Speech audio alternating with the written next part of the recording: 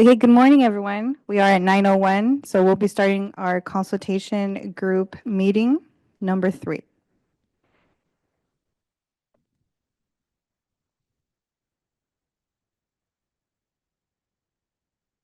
Recording is in progress. Consultation group members attending virtually, if you are not a panelist yet, please raise your hand so we can promote you to panelists.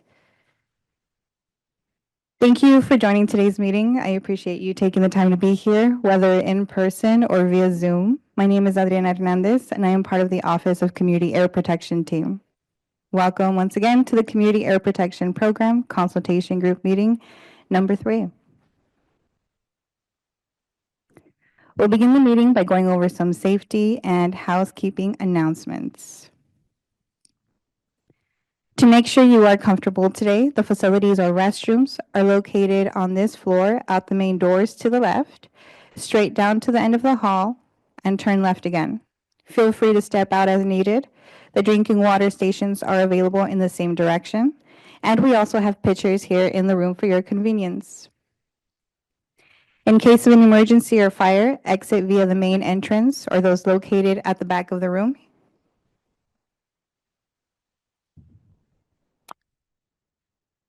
Proceed down the stairs and gather at the front of the building. For medical help, you can flag staff in the room or call 911. Your safety is our priority, so please keep exits clear at all times. Since we are participating in a hybrid meeting format, we want to be cognizant of our online audience by not disturbing the audio. So we ask that only one person speak at a time and refrain from things like paper shuffling or loud noises the mic can pick up since they are live. We thank you for your cooperation. For those who are participating in person, we encourage you to join Zoom on your laptop in case you haven't already done so. In support of creating a welcoming environment for both our in-person and virtual attendees, if you need a laptop, please raise your hand and one of our staff, here Patrick to my right, can provide one for you. To prevent echoes, we request that you click on the caret symbol next to the unmute button as seen on number 1. Next, select Leave Computer Audio as seen in number 2. Also, please make sure to stay muted on your laptop for the full duration of the meeting to avoid background noise as seen in number 3. We ask that consultation group members please turn on their cameras and have them on for the duration of the meeting. This way, fellow consultation group members who are participating remotely and the public can see who is speaking. Now let's discuss how we can all participate in this hybrid meeting format. We will have public comment portions throughout this meeting where members of the public participating remotely will be able to raise their hand on Zoom to speak during this period. Please raise your hand or your virtual hand as soon as you can so that Zoom can place your name in the queue. When it is your turn, the host will ask you to unmute, and after you select the unmute button, you may begin to speak. If you're in person, please be sure to sign up on the sign-in sheet. We will be switching between commenters in the room and on Zoom. We intend to give each public commenter 3 minutes to speak, and we'll let you know if any changes are required based on the volume of comments. For those on the phone line, participants may dial #2 to raise your hand and *6 to unmute. And if *6 does not work to unmute, CARB can unmute you from their end. We appreciate you staying on mute until it is your turn to speak to be respectful of everyone's turn. And remember to please state your name and affiliation when you begin speaking. For the members of the consultation group, the instructions differ slightly. You have 3 options as panelists. You can raise your virtual hand to ask a question, or if in person, you may also stand your placard on its side after each agenda item. Or you can use the chat function to ask questions at any time. Just make sure you select on the drop-down to send to everyone. If any messages are sent only to panelists, staff will copy the message and send to everyone for public transparency. Lastly, if for any reason you require technical Zoom support in today's meeting, please contact Patrick Brecht by email or phone as provided on this slide. As a reminder, today's meeting is being recorded. CARB staff will post a recording to the consultation group meetings and events website in the coming weeks. This is the same website where you can find all meeting materials for today. And remember, the mics are live and are sensitive, so please keep side conversations to a minimum. One more time, consultation group members attending virtually, if you are not a panelist yet, please raise your hand so you can be promoted. This concludes the meeting logistics portion for today, and we thank you for your cooperation. Do we have any questions?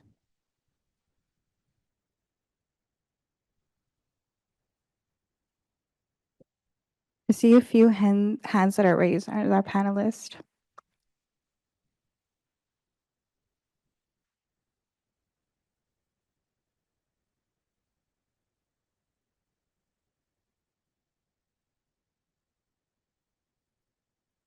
So, CARB staff, if we have any primaries that are on the participants list, please elevate.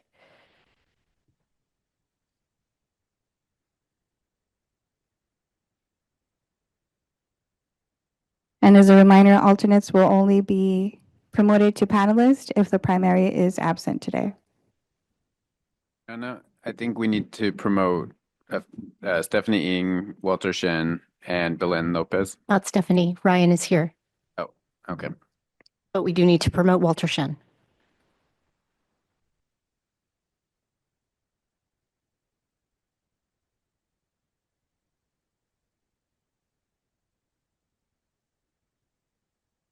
We also have a Will Welker. There will be a time for public comment later in the agenda.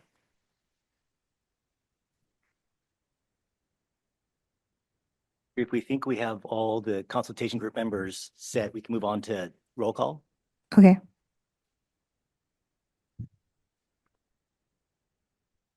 So now I'll pass your attention to Mr. Brian Moore to commence roll call for us.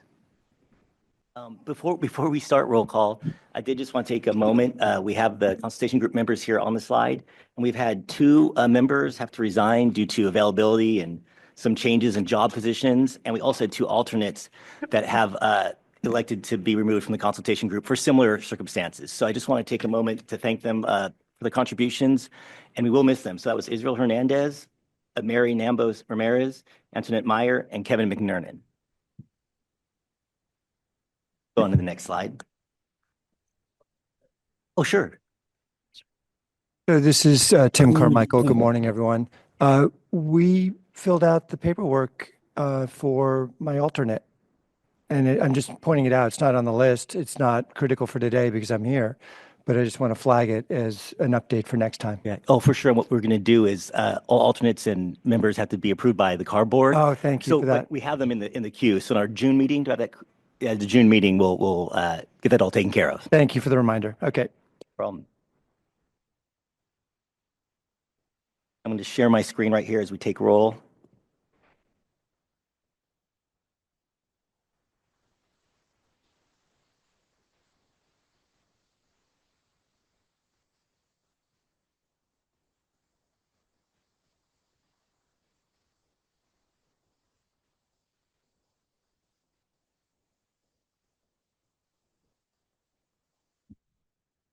Okay, and before we start roll, just some practical stuff.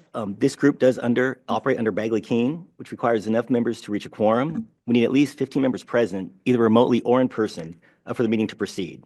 If any primary member does not respond and has an alternate, the alternate will be called immediately.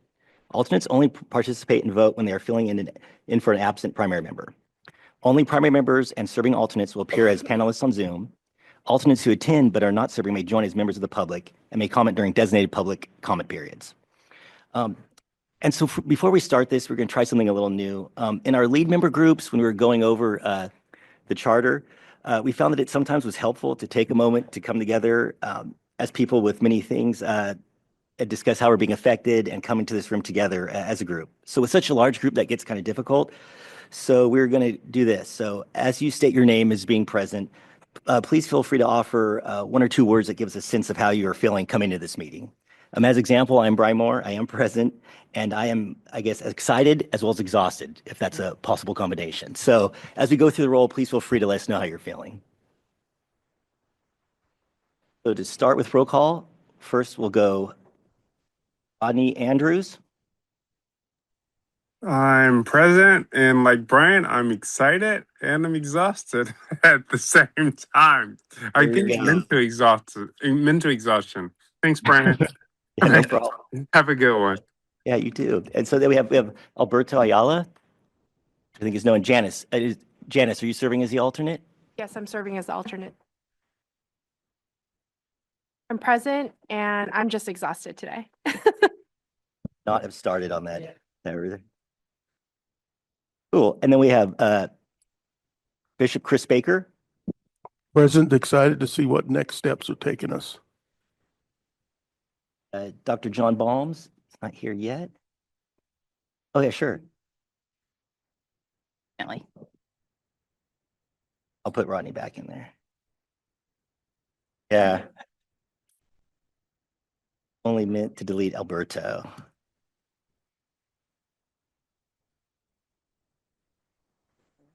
And Dr. Balms is not here yet. Jasmine Beltran.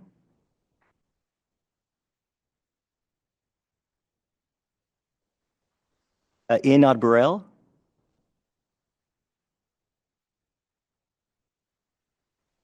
We have, if Inad isn't here, is BK White here as an alternate?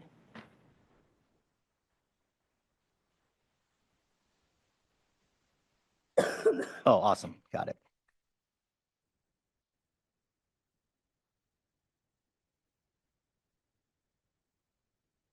Tim Carmichael. Good morning, I'm here and I'm hopeful. Thank you. And then we have Prithi Dior. Hello, I'm here virtually. I am surviving and excited about taking some time off next week. So, Thank you. And then we have Mary Elizabeth. Mary Elizabeth, and I just experienced a car going 85 miles an hour that split a lane on Highway 99. I'm glad to be alive. Unfortunately, that's a common occurrence on 99. I mean, that's my experience. We're glad you're here, Mary. And then Kevin Hamilton.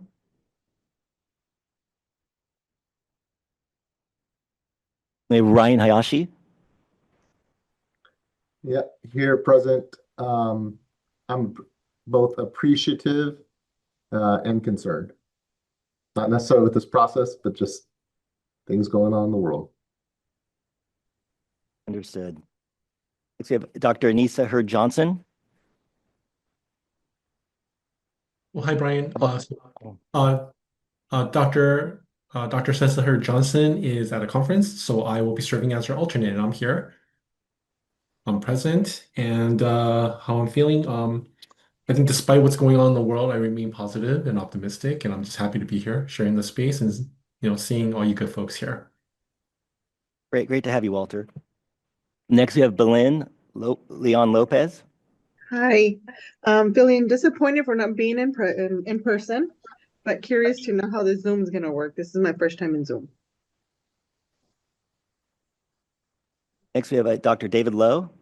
I'm here. I'm grateful I didn't spend the day waiting in line at the airport. And we do appreciate all of you that had to fly up for the day, considering how crazy things can be right now. Dr. Jonathan Lendon. Hi, present in person. I am optimistically pessimistic, or it could be pessimistically optimistic. I get. We're lucky to have Cassie Lopina here in person. Oh, yes. I'm feeling muted. Oh, yeah. That for the record, she said yes, she is here, but she has lost her voice, unfortunately. Next, we have Arsenio Mataka. I'm feeling nostalgic for the subject, this people here, and for the place. So, We're always great to have you back. I still remember you from the Calendar Virus Screen videos. You taught me with those videos how they work. Yes. Yeah. And next we have Kristen Chitel. Apologize if I pronounced that last name incorrectly. Present, Yucatel, Okay. and happy to be here with everyone. Aldwin Moy.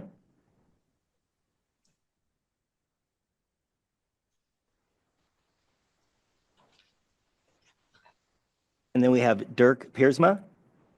Present, just extremely tired. Maximilian Rosa.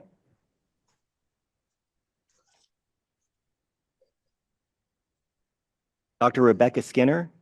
Hi, speaking. I'm looking forward to, going over the edits of the document. And our co-chair, Diane Takborian.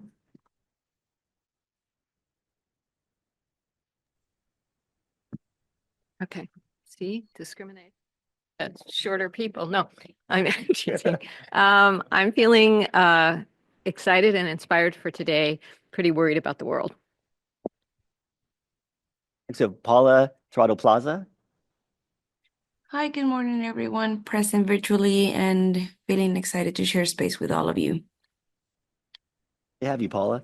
And then we have Mary Valdemar. Yes, I'm present. Frustrated with technology. I'm having some problems with my camera, but right after roll call, I'm going to log off and log back on, see if that helps. Thanks. Oh, we have Domingo Vigil. Good morning, everybody. Feeling many things, bit worried about the world. Also happy to be here in space with all of you. Also sad because we recently lost a member of our team, so that's still always heavy in my heart. But I'm here and happy to be here. Sorry about that, Domingo. It's great to have you here. Christine Zimmerman. Good morning, everyone. I'm Christine Zimmerman, present virtually. I think I share the same emotions that a lot of folks have already shared. Excited to be here today and present the work that our small group did and to share all that. But also just the weight of the world feels like it's on my little shoulders a lot lately. But good morning. Well, thank you all for sharing. It looks like, if I counted correctly, we have 23 people present so that we meet quorum so we can move forward. And with that, I'd like to turn over to Diane Takborian for a welcome. Thank you very much, Brian. We're missing John Balms, who is not on an airplane, but is on a train that is late. So all forms of transportation seem to be challenging us today. But I just wanted to welcome everybody in his stead and thank you all for sharing your thoughts. And I'm glad that we took the time. Thanks, Brian, for having us do that because I know there's a lot going on in the world in people's personal lives, at your organizations and your communities. So I think it's a good opportunity for us to get grounded. I had the opportunity to work with the group, the Chartered Draft Ad Hoc Group. I think it's not its official title, but you get it. And it was super inspiring and collaborative and productive. And I'm really excited to have the opportunity to share, to have them share that with you today, and looking forward to your ideas and feedback. I think we talked through quite a bit. So I'm excited to do that. And also then excited to move on to really looking at the program work, looking at where we have been, where we are today, and where we're going. I think it's going to be really exciting. And while charters are just beyond exciting to dig into, I think all of us are really here for the work in our communities and the way to make our communities better and cleaner and healthier. So with that, I will turn it over to you, Michelle. No, I'm back. I don't know who I'm turning. You know what? I think they're going to have to, but I think our next step was we had shared the meeting minutes earlier with everyone.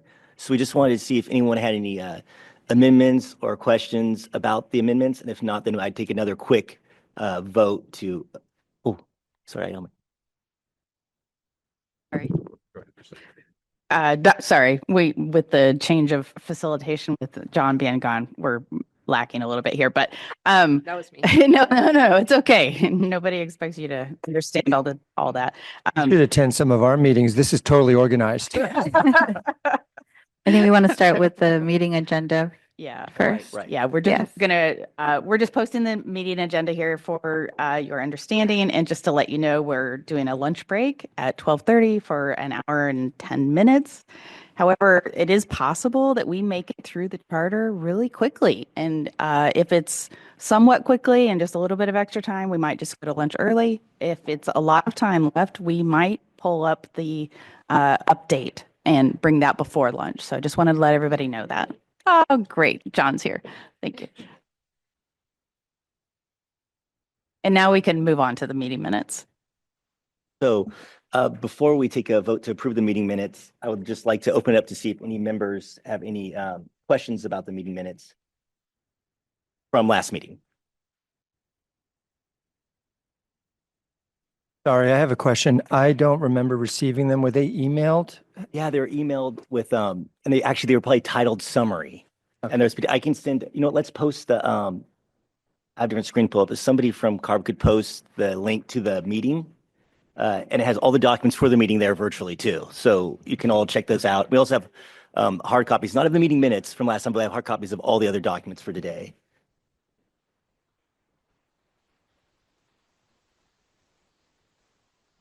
The meeting minutes are attached to the previous meeting. So that's one thing that gets a little bit confusing as far as if you're looking for them online. Mike, maybe you can grab those from the December 3rd meeting and post them in the chat.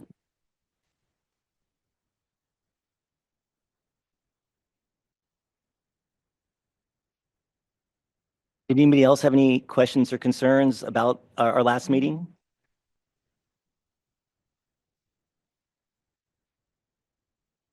Also open to public comment. Oh, yeah, go ahead, Janice. Sorry, I clicked on the link.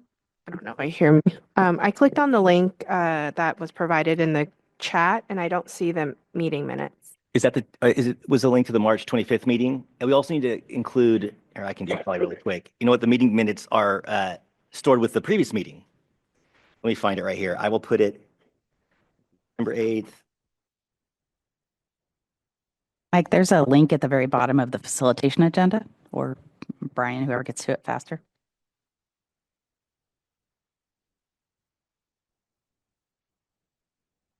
Somebody can supply that link. Now I'm going to the meeting page, and it now looks like that web page is down from September 8th. At least I'm getting an error. Oh. Right.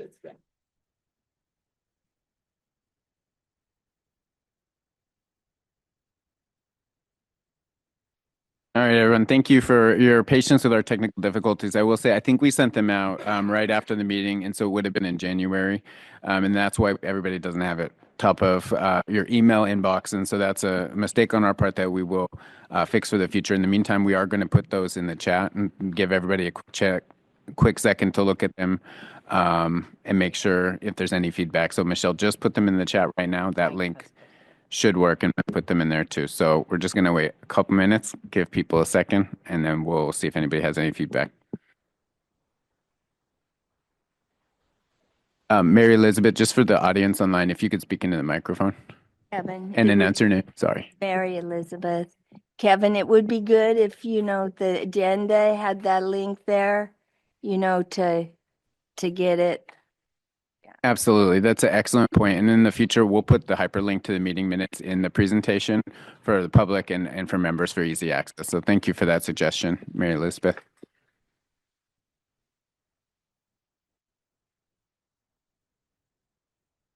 Hi, this is John Balms. Sorry I'm late. You can blame Amtrak California. The train left Berkeley only 50 minutes late. And because I hadn't charged up my EV, I couldn't even go home and drive. Anyway, it's great to see all of you, both in person and on Zoom. And my reflection about our last meeting was that it was incredible. I was really pleased with the dialogue and discussion. So I'm looking forward to a productive day. I think it's probably already been stated that we're going to try to get our charter finished before lunch so we can get on to the work plan in the afternoon, which I'm really looking forward to. I think this is a great group. And again, I'm looking forward to a good day. Thank you for coming or being on Zoom. Well, cool. So if we don't have any questions or concerns about the meeting minutes, I can go through have a motion to approve the meeting minutes from the group. Motion to approve the minutes. I think we need a second as well, right? Actually, we have to ask for public comment. Oh yeah, I didn't see a hand. I should ask for public comment. Sorry about that. I retract the motion then. Thank you for retracting the motion. No Thank you for problem. retraction. I don't. If anybody on the public Zoom feed would like to ask any questions about the meeting summary from our last meeting in September, please raise your hand and we can activate your mic. I also want to welcome our public member who is in the room today with us. Thank you for being here. And at any time during public comment, if you have comment, just raise your hand. We'll call on you.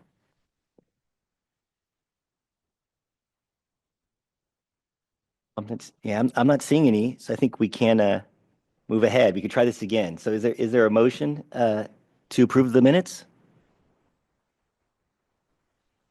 Motion to approve the minutes. Oh, thank you. A little hesitation that time. And a second. Second. Awesome. Thank you. So I'll go through our roll call again. And yes would mean approving the minutes. So first we have Janice Lamp-Snyder. I'm sorry, Brian, just to interrupt. Can we just have clarity on who made the second with the name for the record? Thank you. Dr. Jonathan London seconded. Thank you. And we have Bishop Chris Baker. Abstained.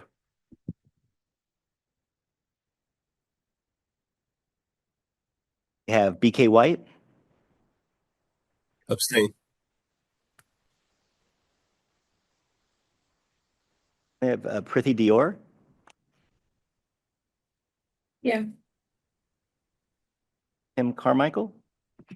Yes. Mary Elizabeth. Yes, I read him back in January. Then we have Ryan Hayashi. Yes. Walter Shin. Yes. Lynn Leon Lopez. Yes.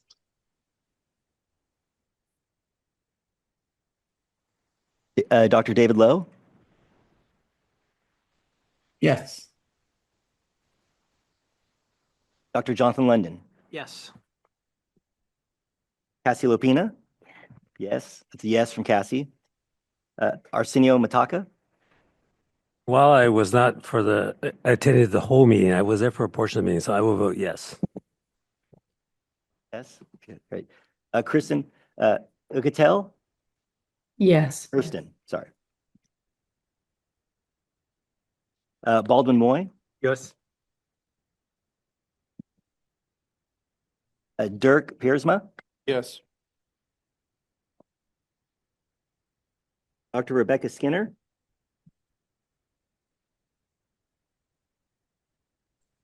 Sorry, yes. Diane Takvorian. Yes. Paula Tirado Plaza. Yes. Mary Valdemar.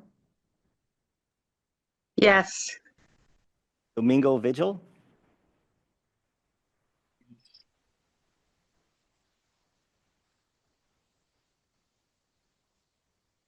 Domingo, are you still with us? Oh, yes. Sorry, I thought I unmuted. Yes. Oh yeah, no problem, no problem. Christine Zimmerman. Yes. And then also actually we'll go back up to Dr. John Balms. Yes. The meetings are officially approved from the last meeting. So I think we're Ianad good to- Burrell is here. Oh, awesome, great. I'm glad you're here, Ianad. You Would you like to? didn't call my name, but yes. So I motioned and then. Oh, and Rodney Yeah. Andrews, you're at the top of my list, and I keep missing it. So sorry. And you motion to approve. That is my No, it's bad. cool. I Yeah, see- no, it's cool. And I see Inad is now here. Great. And Inad, were you also going to, yes, for approving the minutes? Yes. Thank you.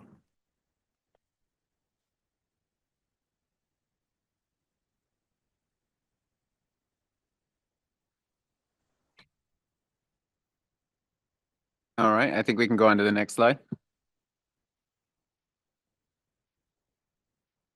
And now we get to begin the exciting process of wrapping up this charter.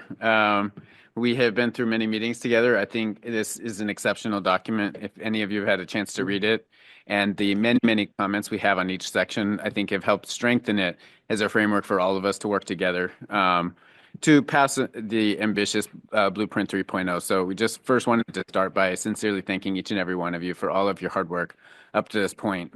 And in our last meeting, we focused on getting all of the comments, reviewing them, getting your feedback. In this meeting, we're going to move towards consensus and finalizing it. And in the in-between, Michelle Byers, who has been facilitating today's meeting, has been really taking charge. Michelle is one of the staff that is on our consultation group and is going to be facilitating our meeting today. And she led us through both ad hocs, so she's very well prepared. So with that, I want to introduce Michelle, who's going to kick off this conversation. Great, thank you. There's definitely a short bias here. A tall bias, I guess, maybe. So thank you. I'm Michelle Byers, and I have been working with our lead member group, AKA ad hoc members, for a couple of meetings in between, trying to help take in all the comments and set up the charter.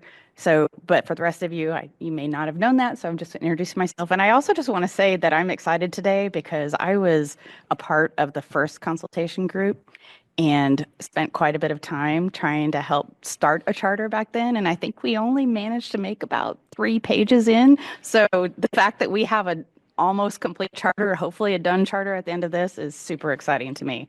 So I just really appreciate all that effort that you all have put into making this happen. And before you go on, Michelle, I just want to thank you for all the hard work you've put into this so far. Yeah, of course. Well, and also bringing in Diane Takvorian, she was also on our ad hoc lead member group, and has been instrumental really in pulling a lot of those comments together and everything. So, and she's going to be here. She's listed here. She's not exactly facilitating, but she is going to step in every time that you all have a big question that concerns the group and whether we're addressing that the way you'd like.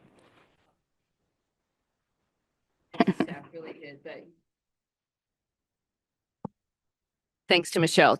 She did really the hard work. And when you look at the detail charts, the spreadsheets, everyone's comment is captured. It really is exciting to see all of the work that you did that then's captured and respected and acknowledged by Michelle and the rest of the staff. So thank you so much. Go on to the next slide. So for this section, can everybody hear me okay? I don't know if this needs to be closer. Okay, all right. So our objective for this section where we're discussing the charter today is we're going to give a quick history of the charter development just to bring us up to where we are now.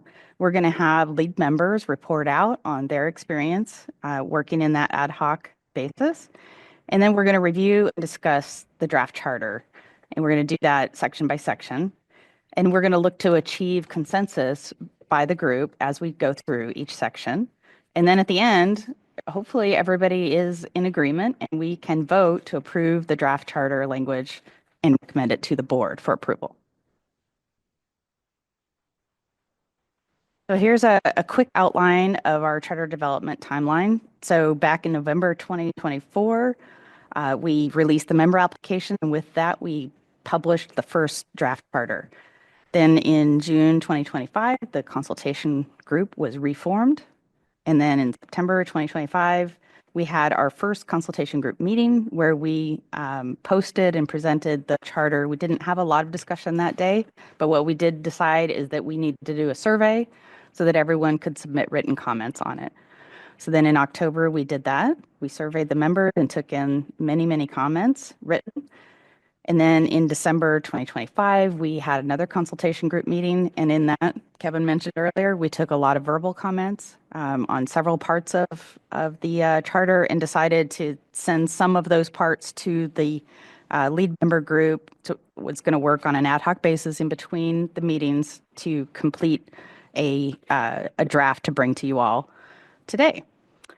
The lead members met for 2 3-hour sessions to revise the charter. It was super helpful. And so here we are today looking at the charter we've got. So let's go to the next slide. So I just want to give our lead members a chance to weigh in on what their experience was and perspective on how this process has gone with having this lead member ad hoc group.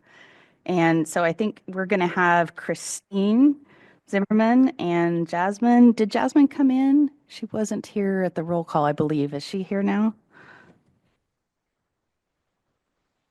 No. Okay.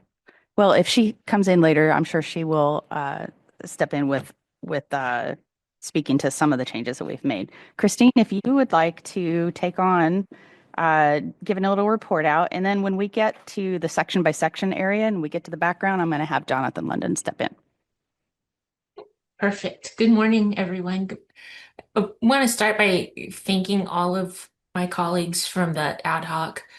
It was a very good group. We got to know each other, I think, even better than we already did rather quickly, because we had such a volume of comments and we each brought diverse perspectives from those we represent into this space. But beyond that, we also got to know each other as people and shared so much about what we wanted the charter to say about who this group is and what service we provide as a consultation group to the CARB board, to staff, to the communities that participate in the process.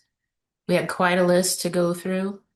I think it went very well. We obviously don't always agree on every aspect of every comment, but there was a spirit of kindness and collaboration and a willingness to listen, and to the opportunity to be heard was there. And I think it was well worth the 6 hours that we spent together. For me, those meetings flew by, and I was proud to be a part of them. And I think that's all I wanted to say, Michelle. Great. Thank you so much, Christine. I really appreciate it. Yeah, I think that we all agree that it was a very positive experience. We worked really well together, and really grateful for that time together to know each other too. Go to the next slide. This is kind of a logistical overview of what we accomplished at those meetings. The first meeting we held, we had the objective of going through the meeting agreements, which in the original draft was blank. So this was set up for us to do together, and the goals section. And we spent quite a bit of time just really going in and revising those words. We came in with a draft and then we revised the words together. And I think that really everybody felt pretty good about that at the end. And we were able to agree on them with a consensus decision-making process that we agreed to. And then at the second meeting, the objective was basically to review everything else, like all the other comments that were provided for the charter that weren't meeting agreements or goals, and did the same thing. We went in and revised. We had already incorporated the things that we could. We went in and revised things as needed on the spot, and then kind of finished up incorporating all those comments that were sort of hanging out there or not completely set, and then to give you the version that you have today.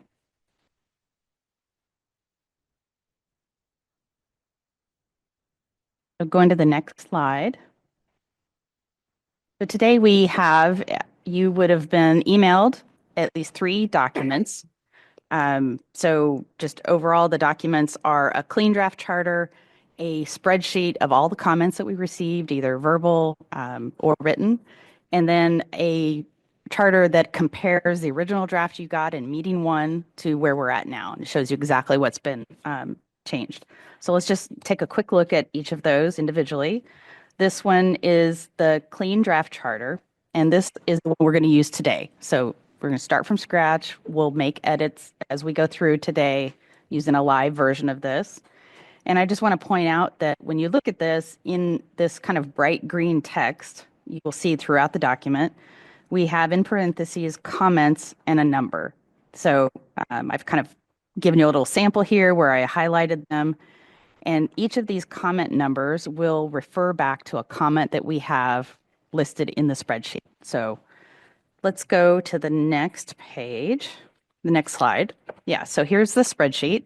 And you can see that I highlighted a column here, and that is where those numbers are found. So if you want to go back to the original comment, who made it, exactly what they said, how CARB said we would respond, you can do that just to have for more context on the changes that were made or were not made.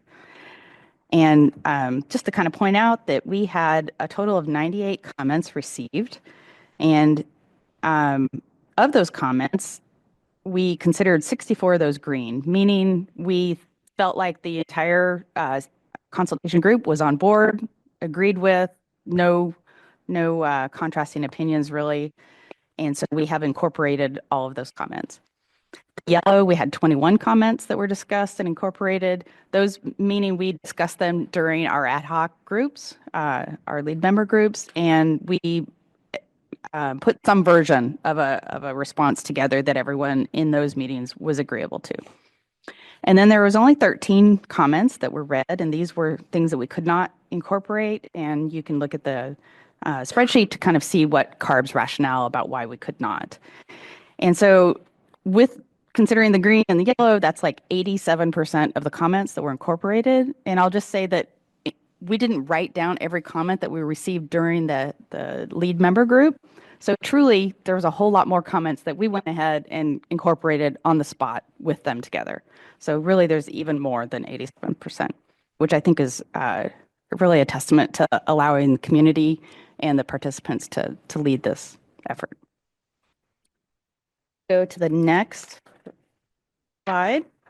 So this one is the comparison version. So this one shows exactly what has changed from the first draft that you all received back at the first meeting to where we're at today. I didn't go through and do things like formatting or some sort of unsubstantial changes. Those are not marked, but all of the text is marked as either added, so it's underlined, or subtracted, and so that it has a strike through. So this is essentially for your review in the background, but we will use the clean version today as we go through. Go to the next slide. I guess maybe I'm going to just stop for a second and see, does anybody have questions or comments they'd like to make so far on what brought us to here today? Mary Elizabeth. So I just would like to compliment you all on one, how easy you made it to make comments, having it in that document with the click, instead of, like copying parts and then writing your comments. And so that was just really good. And I hope that mechanism, that you established for those comments can be shared, with other departments in the state. Thank you. Great. Thank you so much. Mary Elizabeth brought up that broader comment. I wanted to also provide, and also just noting historically, based on the research we've done, these charters are really important, and the CSCs that did spend a lot of time on those tended to, it's like, you go slow to go far. So it seems like a lot of time up front, but it actually pays off significantly in the long term. And I didn't know the history, as you were just saying, Michelle, about the first round of the consultation group not quite having that together. And I do think that played out. There were some consequences of that. So I think it's just really great that you all have created this very deliberative, slow but appropriately slow process to just make sure everyone feels good. All the ideas are in there, and I think that just sets us up really well for success. Great, thank you so much. Yeah. Michelle, we have Rodney Anders has a comment from Perfect. virtual. Go ahead, Rodney. Yeah. Thank you so much. I just want to echo Mary's sentiments. I seen on your slide you were able to incorporate Dr. Sessa's comments, which was awesome.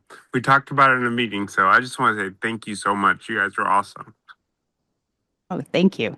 Sess is pretty awesome too. All right. I'm bummed she couldn't be here today. We will have her at the next meeting. All right. I don't see any other comments or questions, so let's move forward.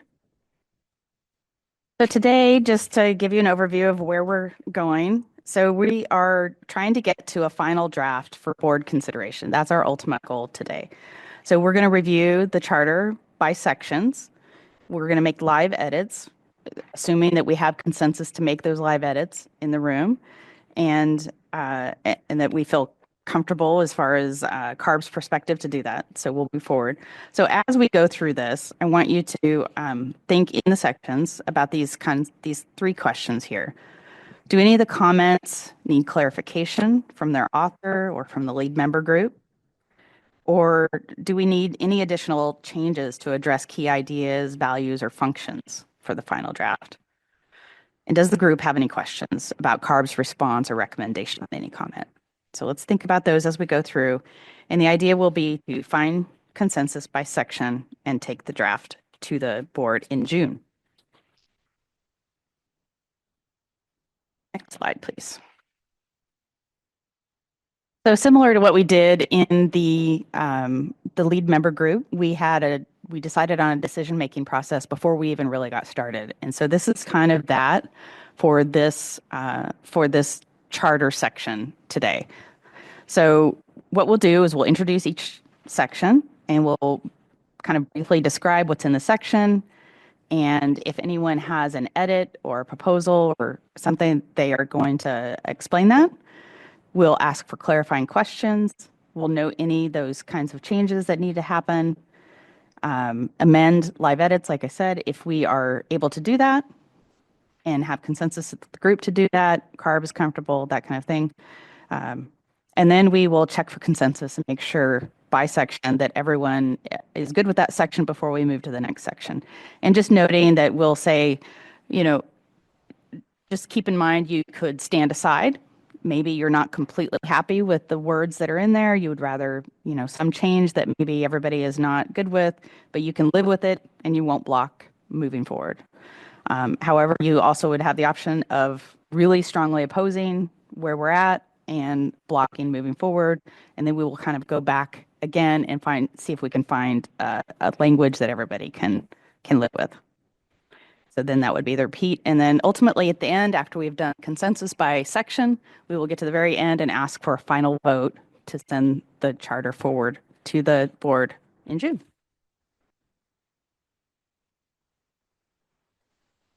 Any questions? Does anyone have a question about this process or a suggested edit to this process? Just give everybody a second. Not seeing anybody in the room. Anybody online?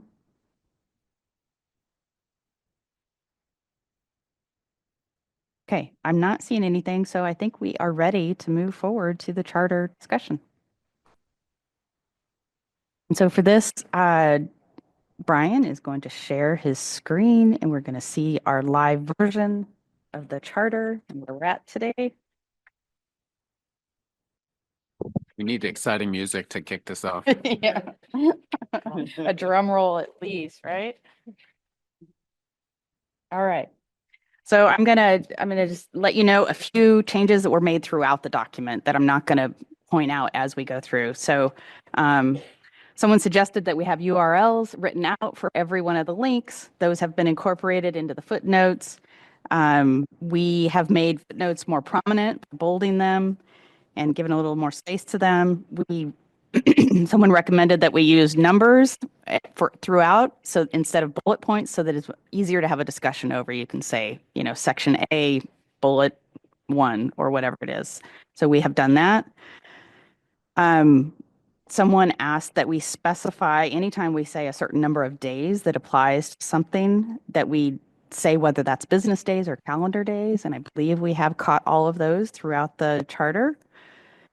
And then I'll just point out, there are a few areas where you won't see the parentheses, that it's somebody's specific comment, and just that CARB throughout sort of taking in everybody's comments together. Sorry, I just realized I'm doing that to my camera.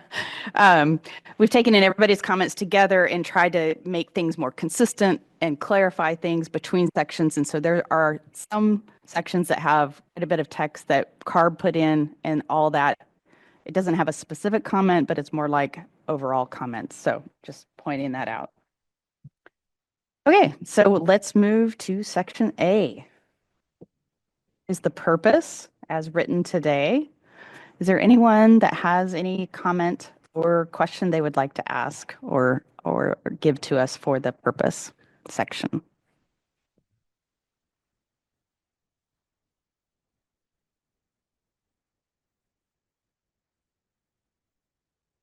All right, I think that was easy. I'm not seeing any hands. So let's go on to section B. And this is the background section. And I'll just note we split this up into two sections for clarity. And Tim Carmichael, I do have a question. Yeah. There was talk in some of the comments in the back and forth about timing of this group, the longevity of this group, and Blueprint 3.0. Yeah. This only references 2.0. Can you speak to that? Yeah, I think generally we try to talk about it in terms of either the blueprint itself or the statewide strategy. And we only reference the blueprint 2.0 retroactively because we want this to be a living document. And so, this will be a charter we use for blueprint 4.0 as well. So I think that's why we didn't call it out specifically. I also want to offer one more thing. We will be talking, apologies. My name is Monica Guerra with CARB. We will be talking about a second ad hoc group later today that will be focused on the work plan, and will include a conversation about Blueprint 3.0. So that'll be part of the agenda. Arsenio Mataka with the Bay Area Air District. So if this body's purpose is to advise CARB on the development and implementation of the statewide strategy, AKA whatever blueprint that we are focused on, maybe a blueprint 3.0 in the future. I'm still confused by Tim's comment, and then I'm trying to understand yours, because why would we need an ad hoc to talk about 3.0 so somebody help me. I see some head shaking. If the purpose of this group is to effectively give advice and offer in the development of an eventual blueprint. I can't square that. So somebody help me.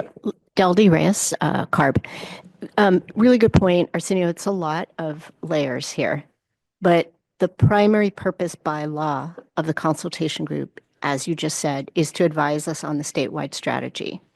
As an aside, I would suggest an edit that instead of saying blueprint 2 or 3, we just simply say statewide strategy so that it becomes more of a timeless document. And to Monica's comment about this afternoon setting up another ad hoc group, the purpose of that group is actually to help the full group prioritize the topics they want to really dig into in order to inform the next statewide strategy, which is due in 2028. So all ad hoc groups do, they don't make decisions on their own. They come back to the full group. And just as we saw how successful the ad hoc group was for the charter, we want to create a similar kind of sub-team that would help the overall group prioritize all of the many, many options that we have of digging in to really, think about what the next iteration of the statewide strategy should be. Great. This is Arsenio Mataka. I agree with that amendment, because that's actually how the law is written, the statewide strategy, not the blueprint. Blueprint is not in the law. And the ad hoc coming back, I guess, then my question is, we're in 2026. then what are we doing for 2 years? Like, are we still providing advice to the existing Blueprint 2.0? Because, or what are we doing? There is so much that you all could do.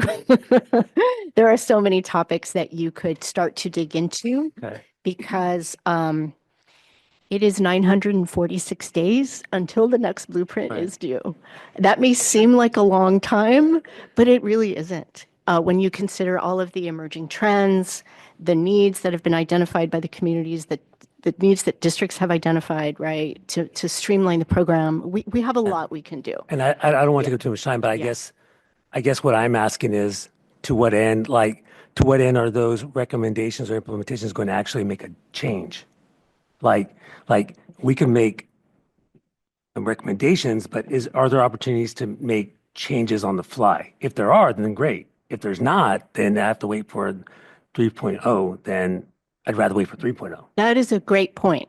And I would say the language in the charter specifically talks about the role of the consultation group in developing informed recommendations and strategic guidance and advice.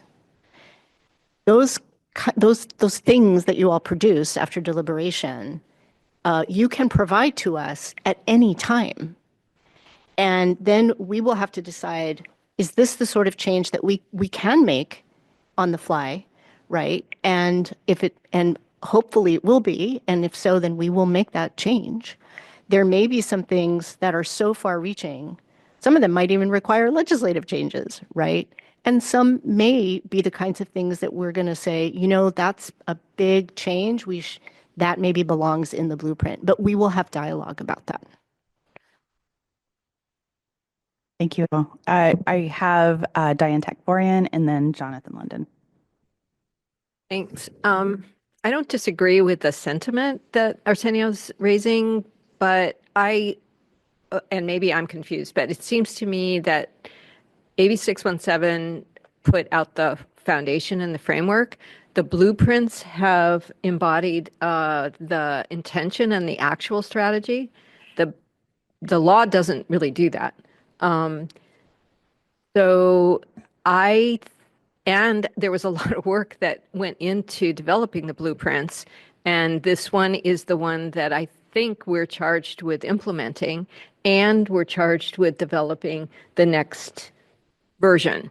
So I don't have a problem with recognizing it as the Blueprint 2.0. I think that's really where we are, and there isn't a statewide strategy without that. So I think I would object to that change just because I feel like this is more clear, and I'm sure we're all going to agree on everything, but I think it's useful to have a document to go back to say, here's what the blueprint actually says about what the strategy is that we're moving forward, and here's how we would agree to change it in the next strategy. But that's where I'm coming from on putting the blueprint in there specifically.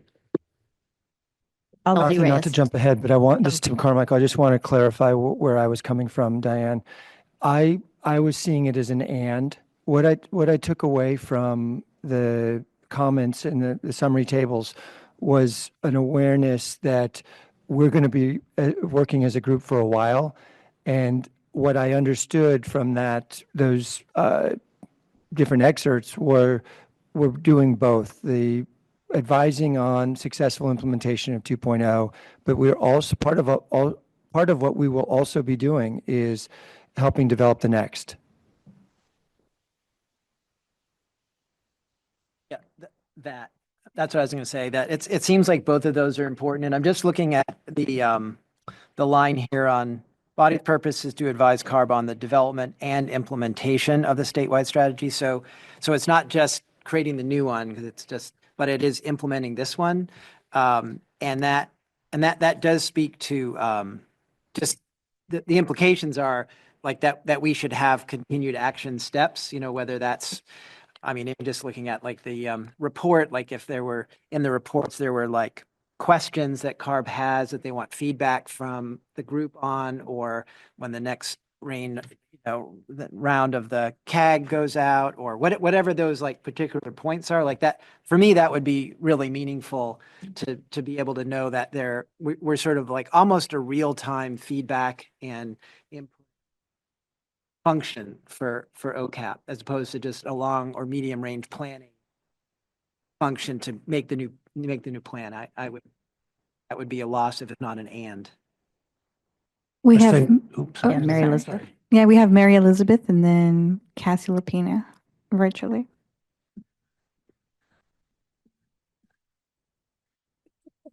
Hi, so I just wanted to interject here. So I agree that naming out that blueprint, maybe you could just put blueprint in parentheses, after statewide strategy, because is the statewide strategy. And if that's the language in the law, then that's a language that we should use.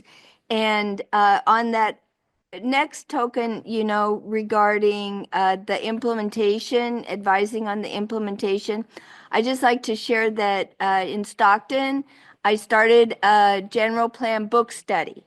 And in that general plan book study, we're going chapter by chapter, reading the plan, and then really observing, and considering whether or not the city has implemented those strategies and goals. And, so I think that, as we're going about, looking at Blueprint 3.0, that we should be looking back at Blueprint 2.0, and being, really with the detail eye, how well is that working? What needs to be different? And so I just wanted to share that because the law is the law. And if we're going to implement the law with the blueprint, then, it should be evaluated, not just a new one made up. Thank you. We have a queue going. So Cassie's next, and then Arsenio, and then Deldy. This is Brian speaking for Cassie, since she her voice isn't working. So these are Cassie's words. Don't blame me. She mentioned similar that you could say like Blueprint 2.0 and subsequent versions. And this is kind of a similar way that the scoping plan is framed, and you just use footnotes to denote to the newest version, or if you're referencing the old one. Yeah. Great. And Arsenio? I don't have Michelle's slide up, but I could let this go, right? But I'm raising this to raise a point, right? Is that's the word statewide strategy is broad. Okay, now CARB has chose to call it the blueprint. But what about guidelines to the 617 program? That's not the blueprint. Does this 617 consultation group, can this 617 consultation group give recommendations to that? Can you say a little more about what you mean when you say guidelines? Do I need to, I'd ask CARB to suggest that. AB 617 implementation guidelines? Or for the overall implementation of the program, our statewide strategy, our blueprint, does constitute the guidance for how the program should be run. Okay.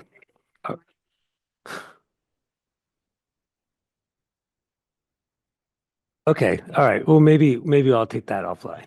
But okay. I'm just saying that the statewide strategy may be broader sometimes, and so I'm willing to let that go, Diane, and we could move on here because I know we want to get this done before lunch. But I do have a comment, I would like to Arsenio. keep the statewide strategy in. I do have a comment to speak to Arsenio's point. It's an important point. The nomenclature.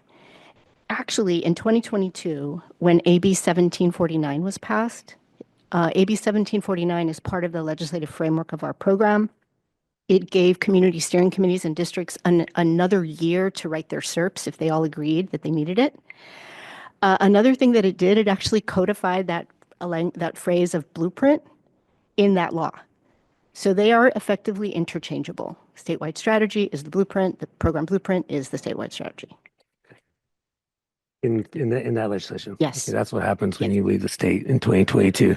I guess they make new laws here. And then I do have one more point that I want to make to be responsive But to. but Delby, but still, even if it's so, then what you're saying here is that effectively, then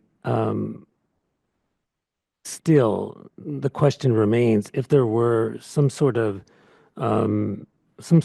other type of process by which there were some guidelines, and let's just say that it wasn't covered in a blueprint document. I'm not saying that that exists, but let's just say it did.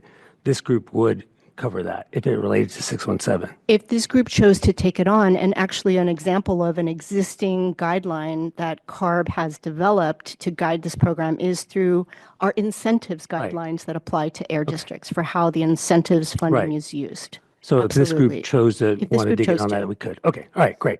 Yes. I do want to make one more important point. I'm sorry, but we really I want to make sure we're being fully transparent here. I really appreciated Jonathan's comment that there is ongoing immediate efforts by the program to evolve that you all can help inform. And of course, there is the blueprint. The caveat to that, though, in terms of ongoing day-to-day work of the program can be found on page 4, right above section D, where we have language that says the consultation group work informs the development of future program blueprints, and within that framework welcomes input and experiences. But note the last phrase, but is not a forum for deliberation of local issues that are the purview of individual AB 617 community steering committees. I just want to make that point.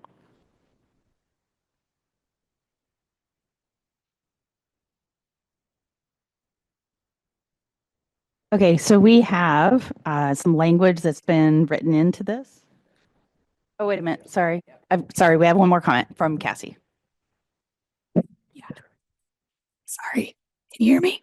Okay, I was going to recommend that you take a look at the EJAC charter and the way that they outline the language where they talk about the intent of the committee is to advise the development of the scoping plan and any other pertinent matter in implementing AB 32. And then it outlines that the scoping plan in the years that it has been adopted. I think that maybe you could just reflect on that, and I think that that would resolve this issue.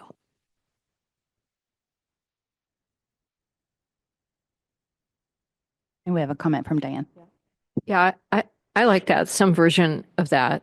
And I don't want to put words in Arsenio's mouth because I've done that in the past and gotten in trouble for it. But I thought I wanted to say that I think that the blueprint, the AB 617, the statewide strategy, and the blueprints do not contain everything that oversees or provides guidance to this program, and there's more that can be done. So I wanted to be sure that I'm not saying that I think the blueprint is everything, and there's more to do. So if that was anything close to what you might have been expressing, I want to express support for that and say we need to leave that open, that we're not bound by just what's there. So, yeah. Okay, I see that Brian is writing in some suggested language on addressing everybody's concerns. Have everybody take a look at that. It's online there in red.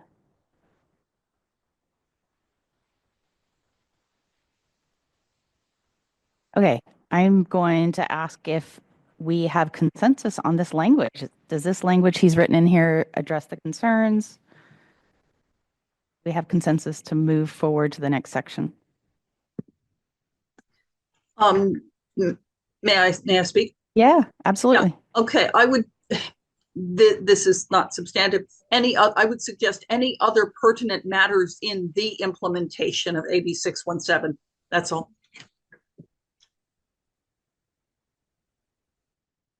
Okay. Not hearing any, what's the word? Objections. Thank you. I think we will consider this consensus and move to the background section. Thank you. Yeah, of course. No, this was important. I like it. All right. And I'm going to ask Dr. London to step in here and talk about the background section. Okay, very good. All right, so I will direct your attention to this very small typed spreadsheet if people want to. In terms of the direction for revising this section. So there were a couple really key points that all relate to creating kind of a bigger context. So one was a statement about what is environmental justice? What is the environmental justice movement? How does AB 617 fit into that?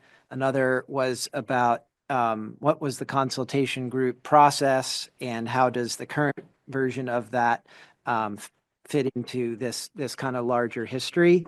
And then there were a couple more details. Some are maybe a little bit copy editing or graphics or appearance. But those are really the two major, I said the two major pieces. And so they're here now. So if you look in the background, there's a couple paragraphs here about the modern origins of the modern EJ movement, or I guess the more modern environmental justice. Full transparency, I wrote this, so very much open to comments and critique. I would say it's short. You know, I had to significantly restrain myself as an academic. You know, I was like, well, chapter 1 could have this. But anyway, I tried to keep it short and sweet, but maybe too short. So if there's comments on that, I also didn't put in citations, could do that. So yeah, I tried to make it short and sweet, but I've got a lot more if people want that. And then prior to this revision process, but also really importantly, there is a background to 7 and its process and its intention.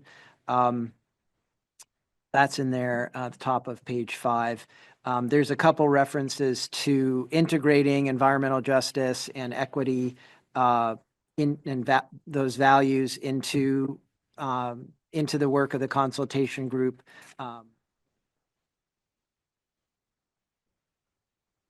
Second to last full paragraph on page 5.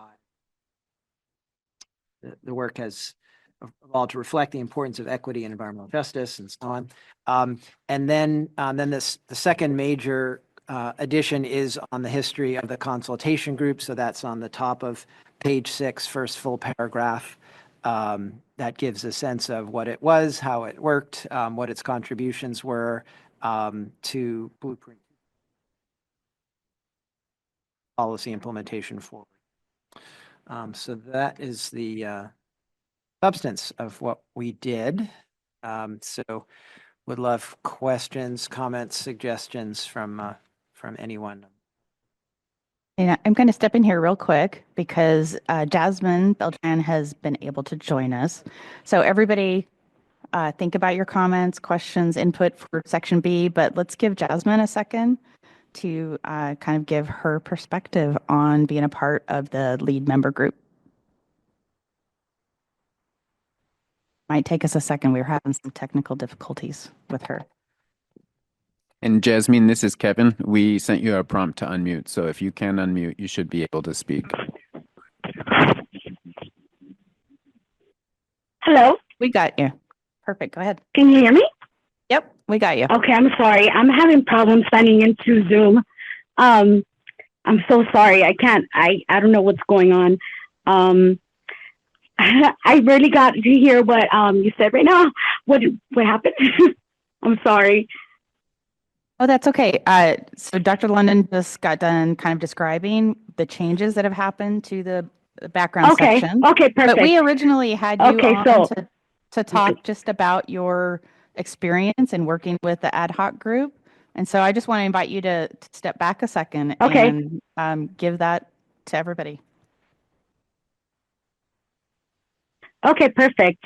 So working in the ad hoc, right? Well, when we started the first meeting actually, was for the ad hoc, right? Okay. I'm sorry, I'm looking at my notes. Okay, so what we wanted to do was make sure that the charter was empowering and involving that our local experience and expertise as community members. And at the same time, we wanted to be able to have like the same weight as like the technical data. So so that we can make decisions in that way when it's rooted with community, right? So that was our focus in the language also. We wanted to focus on being transparent and let me see what else I have. And to make sure that we would leave out all the, technical jargon so that anybody would be able just to pick up, this document and be able to understand it and like in the real way that we talk, because there's a lot of community members that have problem understanding those technical terms. So we try to base it off of like, anybody could actually understand it. So that was for the first part of the charter. So. Great. Thank you so much, Jasmine. Really appreciate your perspective. And I'm we sorry, it's definitely because did. I don't know what happened to my Zoom. Okay, thank no you. worries. No worries. No, I appreciate. I think it definitely is the goal is to have this readable for everybody. So I'm really glad you were part of that and helped us do that. So let's go back to the background section. We have at least a couple of comments already ready to go. We've got Dr. John Bombs, and then we've got Rodney Andrews. So thank you, Jonathan. As a fellow academic who likes to hear himself talk and write a lot of words, I really think you did a great job at being short and sweet. So in overall comment, would not want to see a lot of new words put in there. I know we all could say more about the environmental justice movement. I just commend you for doing it in, I think, a long paragraph. And as far as the background in terms of the consultation group, I also, as someone who's been there from the start, I think you captured that pretty well also. So thank you.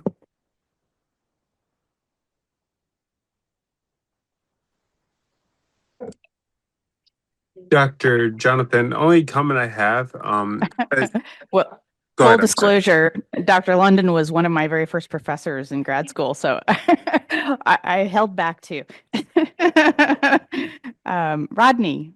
Sorry, Dr. London. I've no complaint. Really quick, when I was reading the first paragraph, it said communities of color. Can we change it to disadvantaged communities? With there was a few of those communities of color, but could we change them to communities of disadvantaged, Doctor? I was just curious about that. Or would that alter too much of the text? So I think it's a really important point, just checking in on process. Do you want to kind of do dialogue here or collect everything or something? Well, to deep dialogue, some communities are affected, period, not just because of color.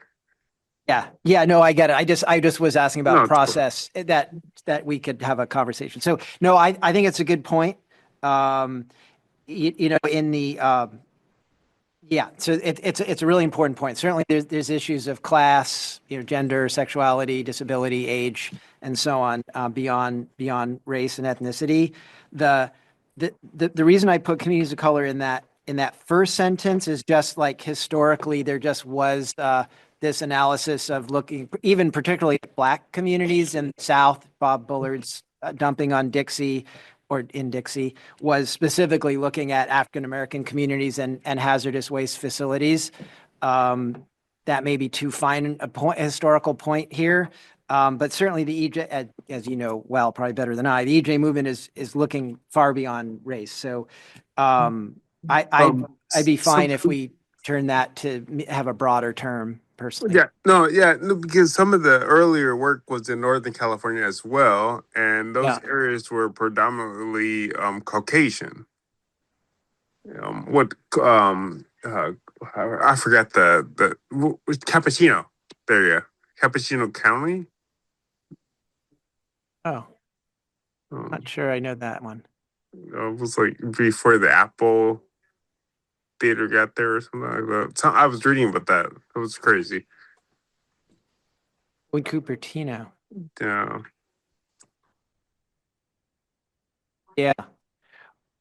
Yeah. I mean, again, I think this needs to feel good to everyone. I mean, community disadvantaged communities. I mean, there's debate about that. Some people don't want to be labeled as disadvantaged. Sometimes people will use overburdened. That seems to be like more common, more recently.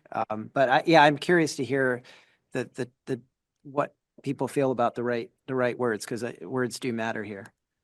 Yeah, and I also just point out that disadvantaged communities is defined by the California state law. So when we use that term, it has a very specific meaning.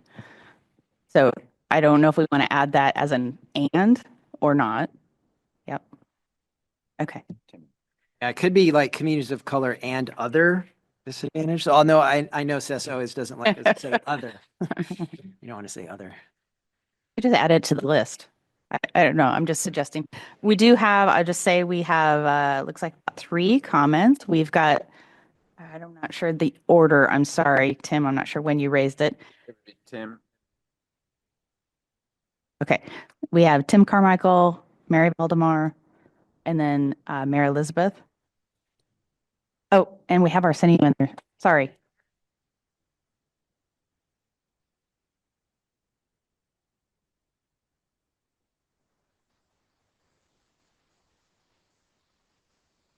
To me, so I recognize the irony of a white guy making this comment, but I don't want to lose communities of color. I like Michelle's suggestion that it's an and. I have no concerns about adding a phrase about disadvantaged communities, but I do think it's important to keep communities of color in there.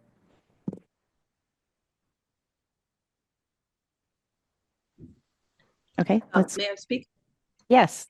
May I suggest, let's see, ... a troubling pattern, communities of color as well as other disadvantaged communities, comma.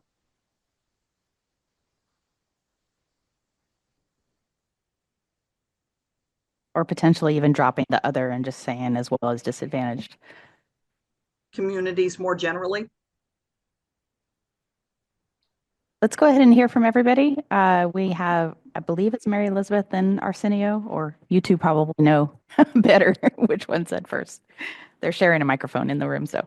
Yeah, I just like Mary Elizabeth. I'd like to keep communities of color because it speaks to historic treatment, and I would also like to add historically overburdened communities to, add another element, that's not, so focused on census tract data. Yeah. And Arsenio?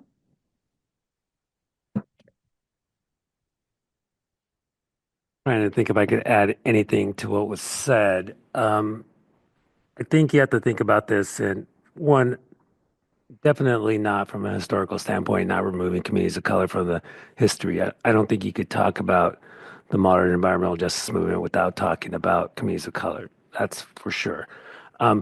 These terms, disadvantaged communities and overburdened communities, we've kind of like have started to use them in this more like modern, policy making, environmental justice inside government kind of environmental. These weren't, these are government sort of environmental justice and through, policy making kind of terms that we've made to build policy in environmental justice. So there's lines that are being trying to, first you're starting with history in this paragraph and then you're moving towards policy. But like others have said, I think, I would not lose communities of color. And then I think it's okay to shift towards disadvantage at some point. But yeah, I would think it'd be awfully weird to not talk about communities of color and environmental justice in an environmental justice document. You and Dirk, are you sure? I think she already went. Oh, no, she already spoke, I believe. Mary, did you get a chance? No, I did not. Oh, I'm sorry. I'm so sorry. I thought that you had spoken. Yeah, I just really want to speak some caution to making a decision quickly about this. I know we want to wrap this up before lunch, but the language that we use here is very important.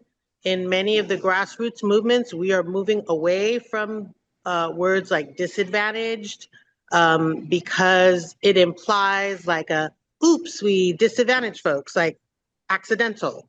And, there is a very rich conversation that's happening with a lot of documentation that I could provide. Maybe in the lunch, I can grab that and provide it for folks. But about the conversation about, making sure we say things that show the intention behind the communities that have suffered, the most oppression and harm, So, for example, and this is not a final, consensus on this word, but in general, folks are moving from disadvantaged to historically marginalized because marginalized implies that people were intentionally marginalized, right? And so, and then the word historical to imply that there's a long history of that, right? So I would just caution us to making a decision too quickly. I also support leaving people of color in there, but I think we should really look at some, opinion pieces about the language that is used, particularly the opinions that are coming from those grassroots communities themselves, right? Thanks.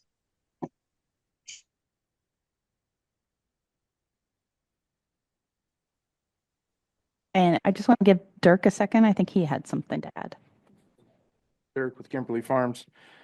I mean, the way that I read this, you started with the historical context, and that's really what drove all of this was the discrepancies against communities of color at that time. I wouldn't change any of that because from a historical standpoint, that is completely 100% accurate. Now, as we move forward, then we can start changing to as far as how different communities have been plagued by, all sorts of different pollution aspect. But historically, I mean, this is 100% accurate. I wouldn't change that one bit. And I'm going to pass this to Jonathan to see what you think after hearing everybody's comments. Yeah, well, this was great. I mean, and words matter. This is really important. So it's great that we're having this conversation. I guess I'm taking away. I'm taking away leaving communities of color in the first sentence because it is as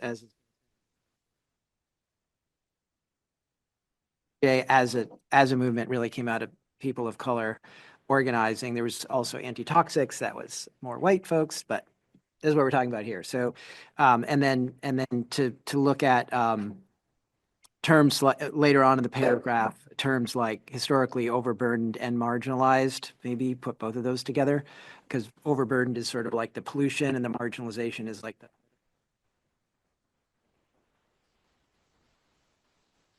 I guess that's what I'm hearing. But maybe not to use disadvantage, but for both because it has a legal policy specific purpose. Flattening. Thanks, Jonathan. This is Kevin. I heard a lot of mm-hms in the room, but is there anybody has an objection or concern to that proposed change? Christine, please. It occurs to me I'm raising this comment rather late in this discussion that we're probably going to try to move on from, but in a lot of the reading I've done lately, we talk about impacted communities that have been impacted. And I don't know if that adjective is helpful in this discussion, but it meant a lot to me when I was reading about it. Thank I you. also want to And add, I'm sorry. Can you hear yeah, me? no, Am I on is this mute? Jasmine? Okay. Yes. We have a little bit of a queue. Can I put you in that? So I'm going to Okay, ask that's fine. Arsenio, and then Jasmine, and then Rodney. Oh, and then we have Chris.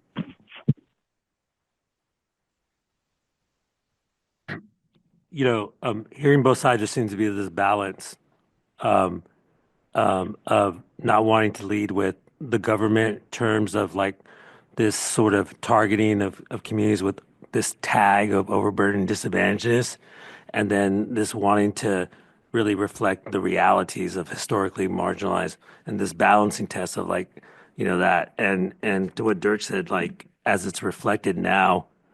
I would want to support a position like Derek said of just leaving it the way it is and not and use those other two sides as balancing and saying like we're not going to resolve those two balancing tests right now in this charter because we've seen this. All of us who've been part of these documents, we've been through this discussion many, many, many times, and we continue to have it. And like I forgot the person's name.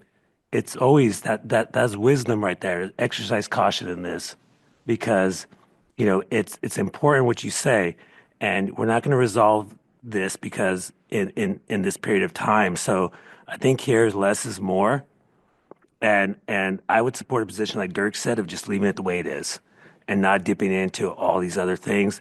I think it succinctly captures what the point is, and this document isn't meant to capture everything. It's meant, and of course there are other things that could be more, but I think it gives us enough to work through. So I'm gonna eventually support a consensus to move forward with the language as is. Okay. I'm going to just remind us that we are trying to work through a consensus process here. There is the ability to not be perfect and stand aside. There is the ability to block if we really feel strongly this has to change in some way. So just with that, I'm going to go ahead and go through the rest of our commenters. Jasmine? Yes, I was about to say, I think in reality, it depends on the context that follows after that.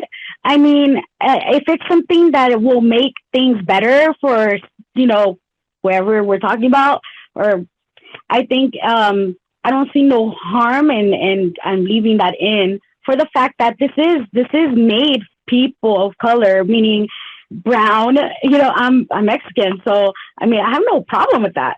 I mean it's for the goodness of ourselves, I guess, as a culture, and it's trying to help us out of some sort of issue. So I think it's the context that comes after that we should be. I mean, we're not trying to get anything, take anything from anybody, is what I'm saying. Thank you. Let's go to Bishop Chris Baker, and then Rodney, you're next. Yeah, this is a great discussion. I just wanted to share. I was on a education think tank in Washington, D.C. for 4 years, and this came up about zip codes of charter schools, and it meant zip codes of color and things of that nature. And we did the same thing we're doing now, but I looked up some notes, what I kept, and I was wondering if we think about disproportionate, because disproportionate means excessive, uneven, inordinate, unbalanced, disproportional, unequal. And what we came up with back then, the folks were complaining. It was a great discussion, but some felt that the African Americans will get more of this and so on and so on. So they came up with disproportionate, just saying those zip codes of those school areas was uneven. So we came up with that and stuck to it and worked out a great plan and great discussion. And I'll go with whatever the board feels is the proper and legal way. Great, thank you. And I'll just point out the next line after community colors has indigenous communities. I mean, it has a list, and then it says bear the disproportionate share of environmental hazards, et cetera. So we do have that word in there. And let's go to Rodney, and then hopefully let's all consider whether we're, do we have another one? No. Let's consider whether we're able to move forward either with the changes proposed here or no changes at all. Rodney. Thank you. So I agree with everyone. However, I just wanted to bring it up as a talking point, and a point we should all consider that I seen it and it stood out really quick. You strode through it really quick, and I thought that and I agree it should be targeted communities. It should be something different and more friendly towards everyone because it's not only affecting and this goes to the Hispanic young lady. I'm from South Los Angeles, so it just doesn't affect our communities of color. It affects everybody, and the EJ was established that it affects everyone, not just communities of color, everyone in the state of California. And because communities of color are not just the only communities in California, that's why I brought it up. But I do go with the consensus and whatever Mary says, I'm going with Sister Mary on this one. Thanks. And we have one more. Arsenio would like to speak. Oh, sorry, Diane. I missed Diane and then Arsenio, or maybe not Arsenio. Yeah, I would go with leaving it the way it is. I think any way we shouldn't be changing history. And the environmental justice movement was dedicated to fighting environmental racism. So it came from communities of color fighting for their communities. And I appreciate, Jonathan, that you acknowledged the research and the work that those communities did to document the problem. So I think that's important. And to the gentleman who just spoke is Rodney. And to Rodney's point, I think that that's accurate and is reflected in the EJ movement's core vision is that all people should be able to live in a healthy, sustainable, and prosperous community. So that's where we actually did say everyone should be living in that kind of a community, and everyone does not. So I think that's the way we bring everybody in. So long circle around to this does a pretty good job. Thank you. So I think with everything that's been said, what we're hearing is most people would support leaving it as is, although we are acknowledging all of these other aspects to the language. Is that what I'm hearing? Does anyone need to Tim Carmichael, clarification. As is what was presented to us as the draft, not the underline Correct. additions. Yeah. So right that now are on the screen right now. Yes, exactly. So right now there's a suggestion on the screen, but I think what I've heard is everybody would be okay, at least they would stand aside if we just left it as it was originally and delete this addition. Is there anybody who wants to block that moving forward?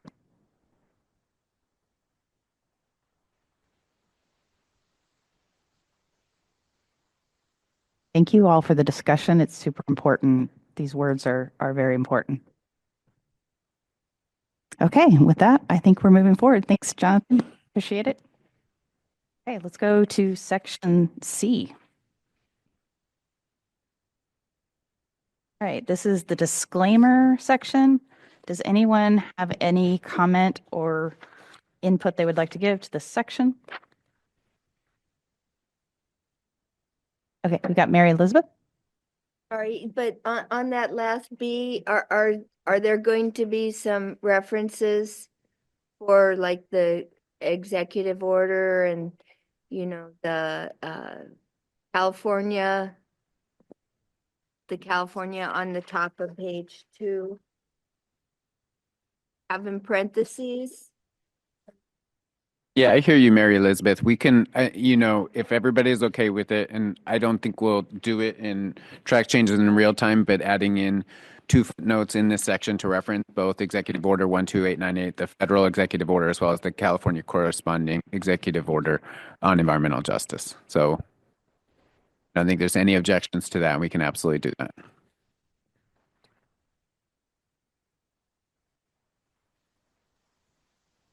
Yeah, so we're going to go on to section C, and just to be sure everyone is following along, what we're trying to do here is go by section and not subsection. So when we get to sections that have many subsections, get all of your comments sort of pulled together for those. All right, so going back to C, I did not see any hands, but I'll give you one more countdown here. Is everyone in agreement and find consensus on moving forward with the language as proposed? Okay, I see nothing. So let's move to section D. Conflict of interest. Yeah. This is Jonathan, sorry. Maybe overkill, but this issue we were talking about before about implementation. So right now that term, this phrase here is just development of future blueprints. But I wonder if we want to say, to have some language that talks about implementing this blueprint section, but right now we've sort of fallen back.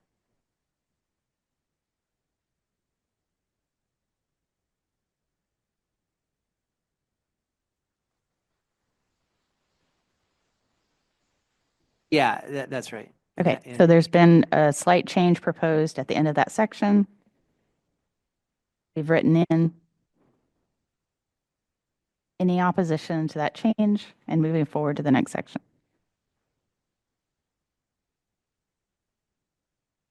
Okay, I think we're ready. I'm not that great with the awkward pauses, so just step in if you think you might have something. Let's go on to section D. So this is the conflict of interest section. There were a few changes made in that. Asking us to announce conflicts was one of them. So we have added language to help with that. Is there any, is there anyone who would like to get input, question, consideration for change? I'm not seeing any. So I believe we have consensus to move forward unless anyone wants to step up now. Oh, we've got Mary Elizabeth. Mary Elizabeth, just wondering here about the DOJ ethics training, if that should be included in there. I'm just, because that's where I learned about a lot of conflict of interest, was that required DOJ training. Did we call out DOJ training specifically? I think what we said is that we would send around training to new members as we onboard them. Is that right? This is Kevin Alt. We don't specifically require only the California DOJ conflict of interest, but that is the one that we shared with members. We do have it listed in membership requirements. We can cross-reference it here in conflict of interest, but we felt like it's more important for members when they're looking at their requirements to reference that section rather than conflicts of interest. So if anything, maybe we'll include a footnote here just to reference that section about the conflict of interest code. Thanks. And just to be clear too, we want to have flexibility, right? In case there's a different name of a conflict of interest training that happens in the future. So we're trying to be flexible here. Rodney, I see your hand up. Sorry about that. There was one really good comment Mary Elizabeth made in the prior meeting, and I trying to pull it up on my computer. I couldn't, and I forgot it. Hopefully, I think Mary Elizabeth probably remembered that, but it's not incorporated in that section. In this section, thanks. Mary, do you remember? I'm pulling up my list of items. Is it on the spreadsheet? Yes, D1 was a comment by Mary Elizabeth on this section. Oh, FAD at the full URL. Mary Elizabeth, I put that comment because I hadn't gotten any notice of any training at that time when we had that first meeting, and so I think it's really important that, everybody comply with whatever type of ethics training is necessary. Really important. And I shared in the ad hoc, that I went through and checked on our committees, in Stockton, and I had over 15 sworn complaints to the FPPC because people hadn't been turning in their Form 700, even in some cases for years. Yeah. So Thank you. I think it's really important. Yeah, thank you so much. And we definitely talked about that in our lead member group. And we did add right in the very first sentence, actually, we added comply with conflict of interest requirements that apply to advisory committee members. And we also made a real point to follow up with everyone to make sure that everyone had their training before coming to the meeting. I don't know if we're 100%. Do you know?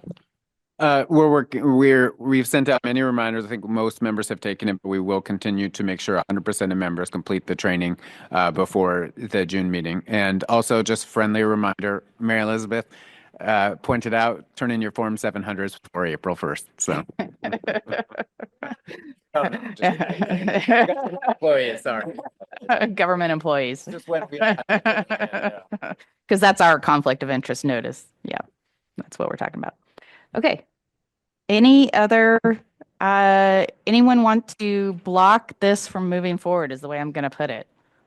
Otherwise, I'm going to consider this a consensus agreement and we're going to move to the next section. All right, let's move on to the goals section. So you all might remember that the goals section for consultation group was blank initially. This is a area that got filled out by the lead member group. And we worked on it line by line, word by word sometimes, and came up with this goal section.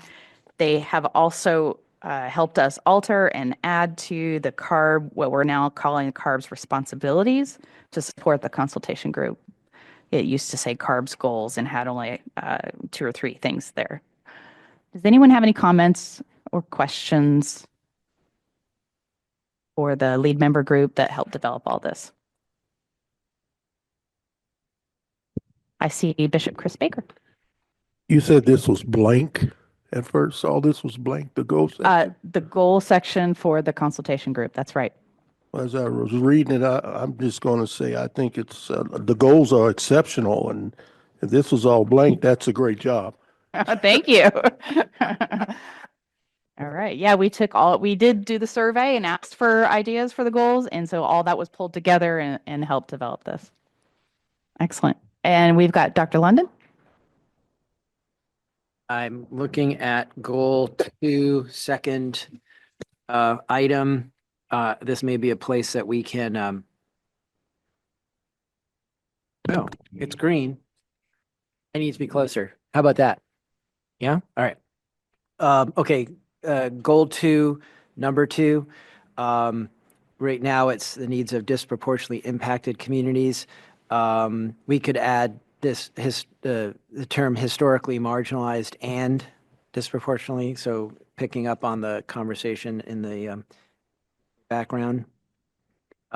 Also, it's a little bit of a grammatical pet peeve, but generally, I think impacted is more like what happens to your teeth. It's usually affected.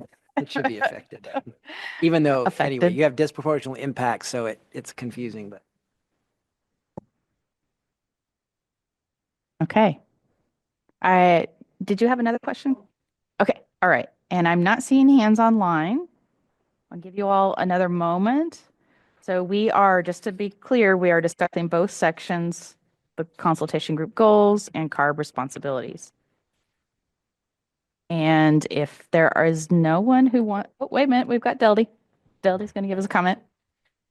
And then Mary Elizabeth. Deldy Reyes CARB. I just want, again, for the purpose of disclosure, just note here, if you look at all of these goals, in a couple of them, you see reference to CARB and air districts. And in some others, most of the others, you just see, to CARB. So I just want to flag that, particularly to note for our air district members on this group, right? And the goals where that shows up are First, goal 4, number 1, advise CARB and air districts on strategies to expand meaningful participation. Goal number 7, provide recommendations to CARB and air districts. Thank you. And Mary Elizabeth? Yeah, so in that same goal 2, it states California native peoples. And so I just was when we looked at it before, I guess the indigenous is just in general all over. And then this is specific for California. So never mind. But it'd be good if that language, was all the same, if it's all referring to California indigenous people.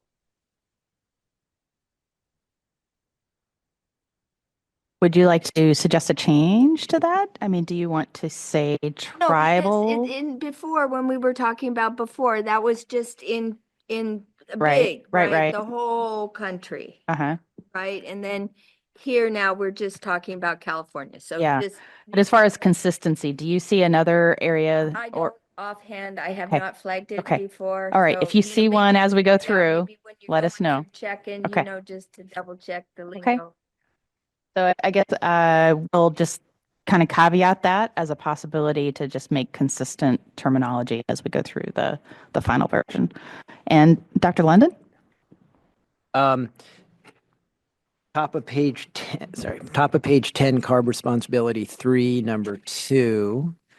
I really like this. Again, key part of our findings is that you need all of these different agencies and entities to facilitate change. So my suggestion is to add the term local governments, but after tribal representatives and before related agencies, just because, the conversations around land use at cities and counties, so which are not agencies.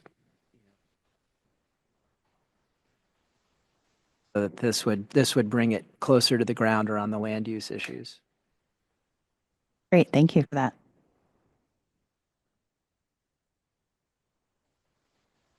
That was CARB responsibility 3, number 2. Okay. Any other comments?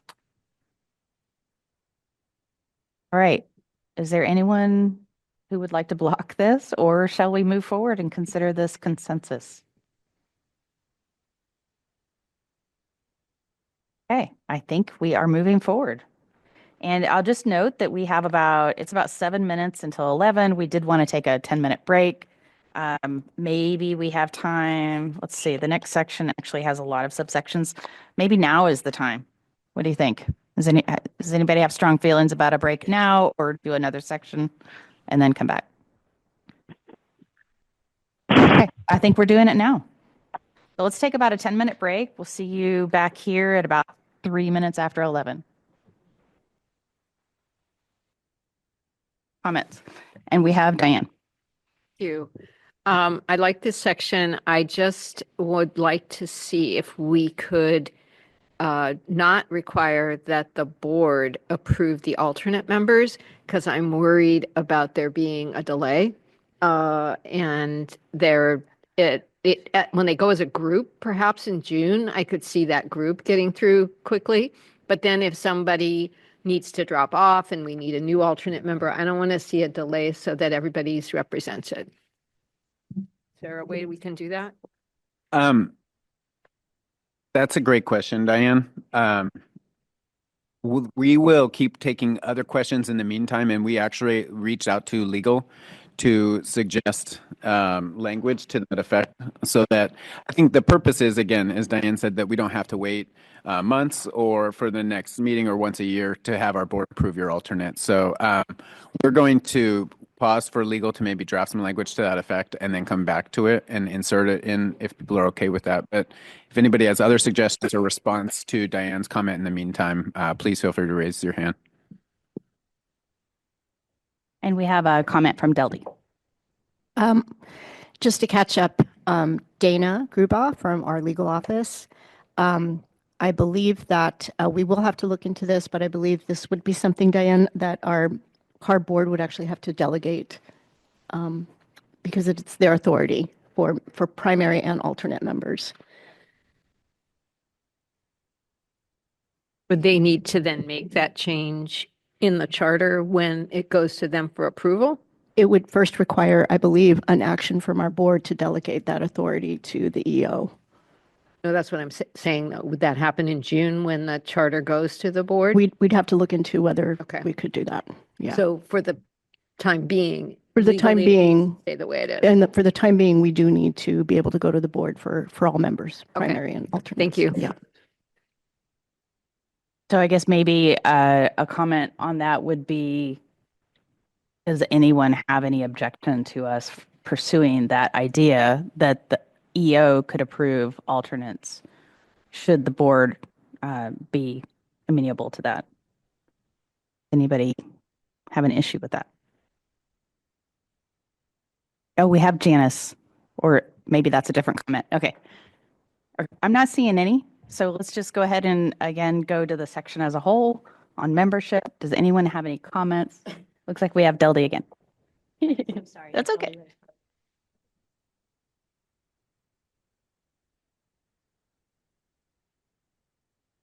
Deldy Reyes Carb. I apologize for this, but this is just a grammatical thing on the first sentence where we say will be qualified based on being a representative from the following categories. I think we need to say from at least one of the following categories.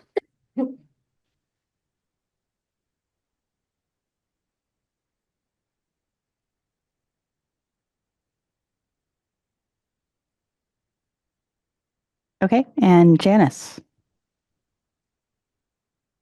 Yes, thank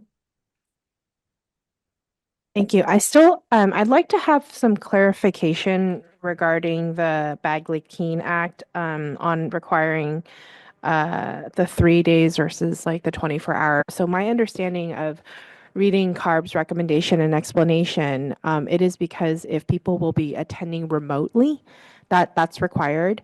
And so say there was something urgent that came up, like say 24 hours beforehand, I don't know, whatever it is, there's a really important decision and vote that needs to occur. Is there any opportunity for people to send an alternate in person if it's not remotely? Great question, Janice. This is Kevin Carb. So first, to reference the language that we revised, because originally the charter said 14 days notice, and we recognized, based on the comments and feedback, that's far too far in advance, and we have the ability to pivot sooner. The reason that we made it 3 days was to give ourselves a little bit of buffer. Bagley-Keene requires that we post all of the list of virtual members 24 hours in advance of the meeting. I think if an emergency happens, though, we at CARB will be flexible. So if it's within that 24-hour time frame, we'll do what we can because we prefer you to be there.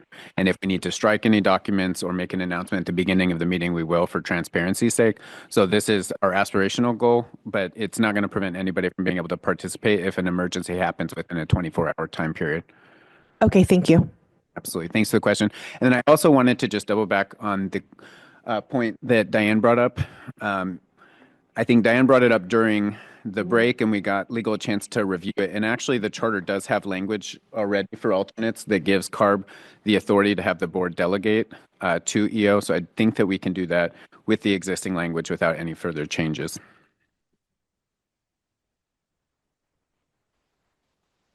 Excellent.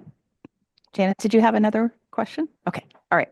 Anyone else? I haven't seen any hands online, but I just want to give everybody a chance. Oh, we've got Jonathan London and Baldwin. I'm not sure which of you put your thing up first. So go first? Yeah. Okay. Baldwin first and then Jonathan. Can you use your microphone? Oh yeah. You'll have to turn that microphone on.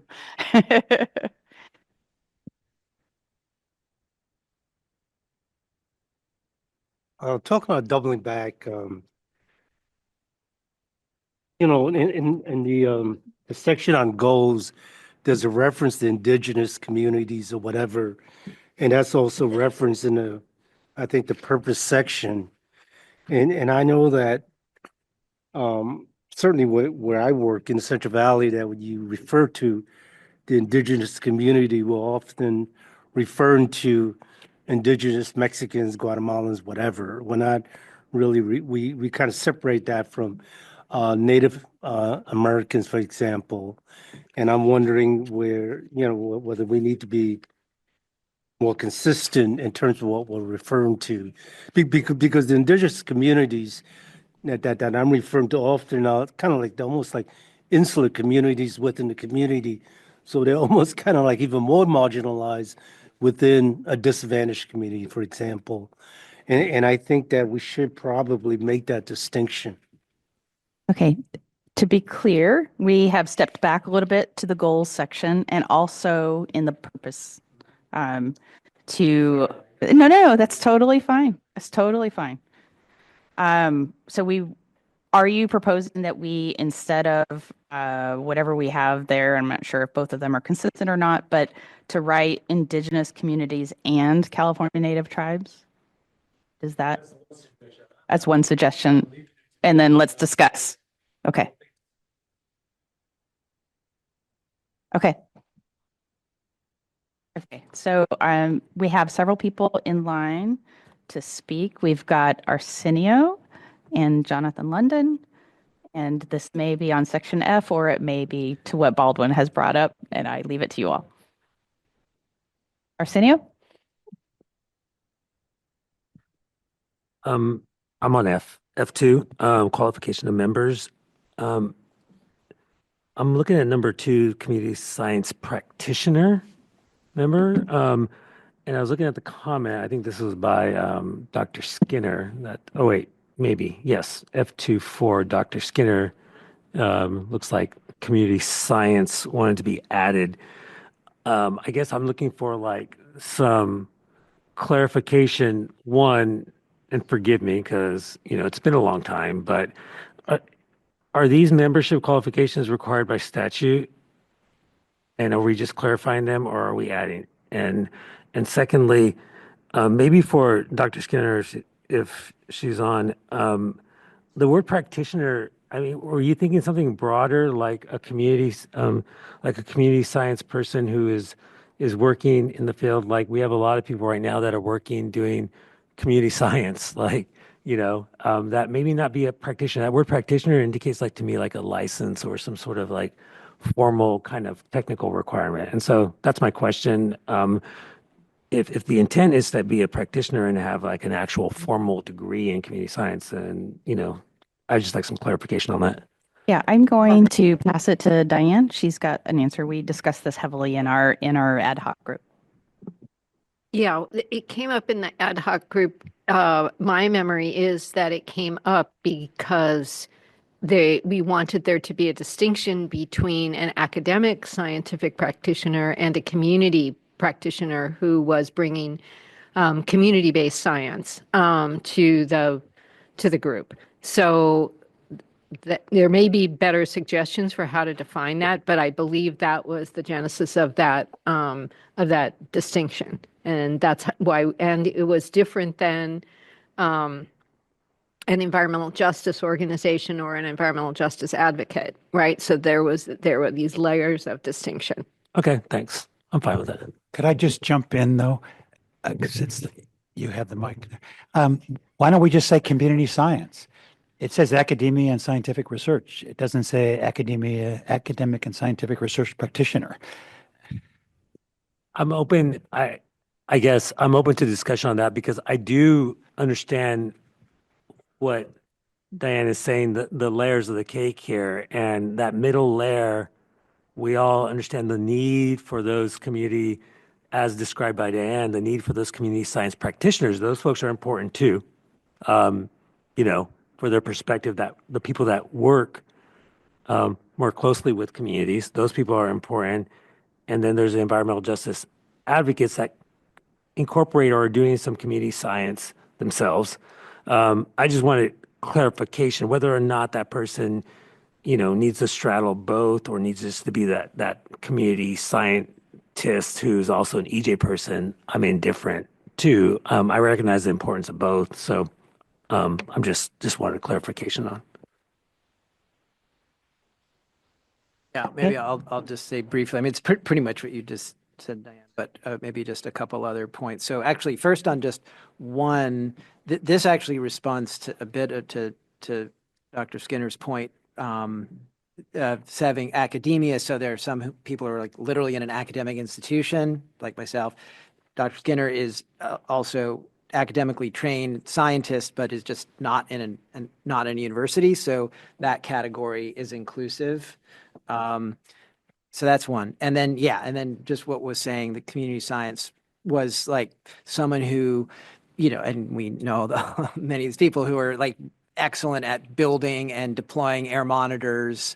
They are doing community science. They may very well not have a certification or something, but they have the expertise. So that kind of person would be a good kind of person to have in this setting.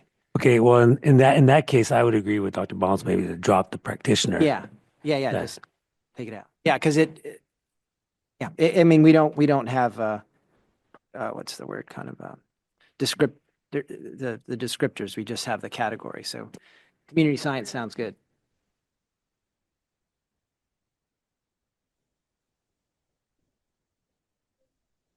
So for example, in Stockton, we have don't have any recognized or non tribes, but we do have a tribal organization called Native Corps, and that all the people that live in Stockton that recognize as Native American are engaged in that. And so I would agree to include tribal nonprofit organizations, because that would take in like a displaced First Nation person that is in California, but that's not their tribal land.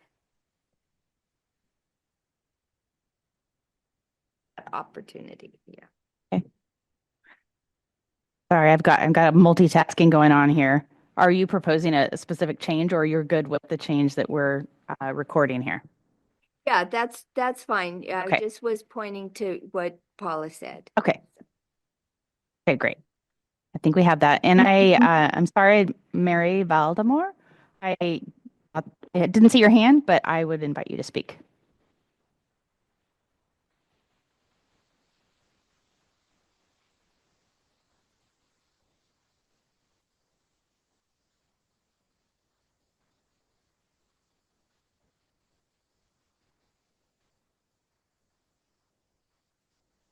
Hope we didn't lose her.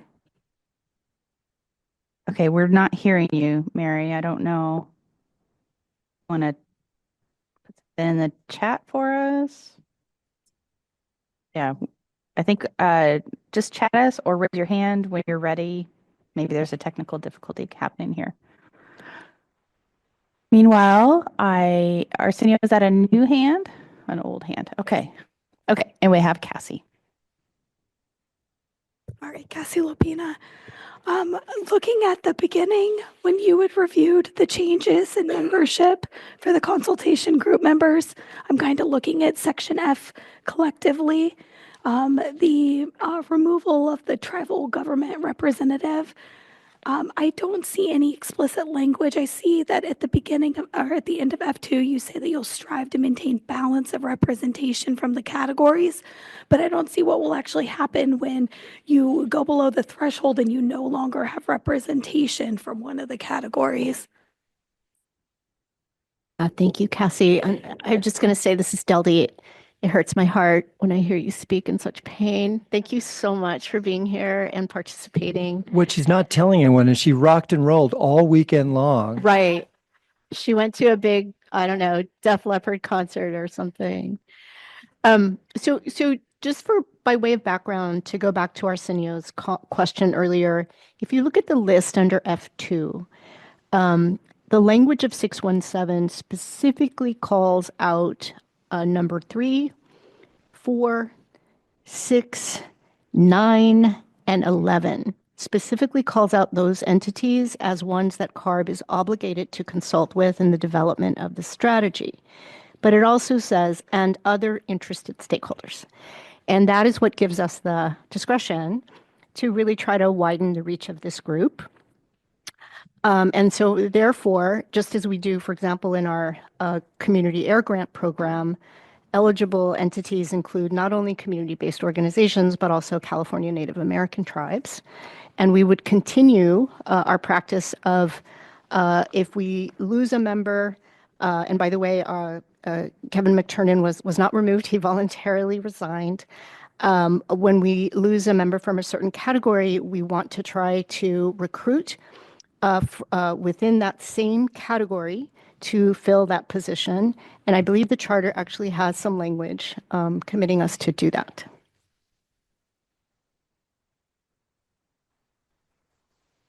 Okay, thank you. Thanks for that clarification, Deldy. And I want to also add that Brian is typing in some extra words here that Paula offered to be sure we call out federally and non-federally recognized tribes.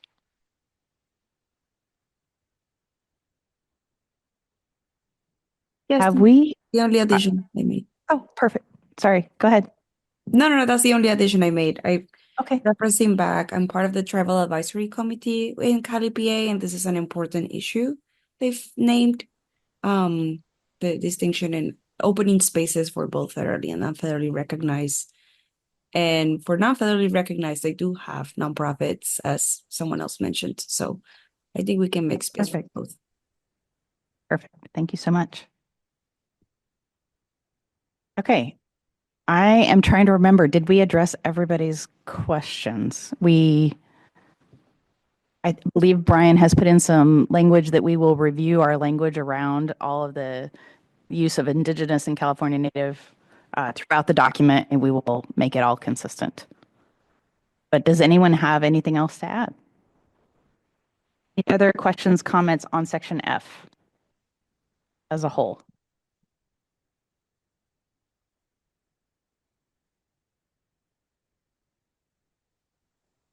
And just one more time, Mary Valdemar, are you around and want to give a comment? We couldn't hear you earlier, but I want to give you a second. I don't see her in the participant list anymore. Okay. Uh-oh, she must Had have to drop fallen off. Okay. All right, I'm not seeing any other hands. So is there anyone who would block this from going forward with a consensus, or do we feel like we have achieved consensus on this entire section of F? All right, I'm not seeing anything, so let's move forward to G.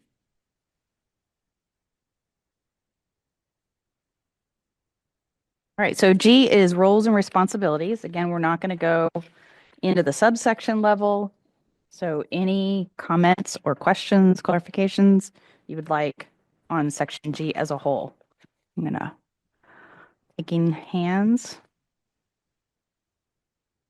Anything in the room? Anybody online?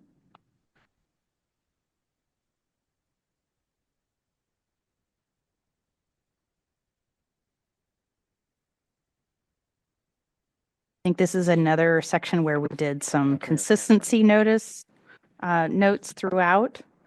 And I see Rodney.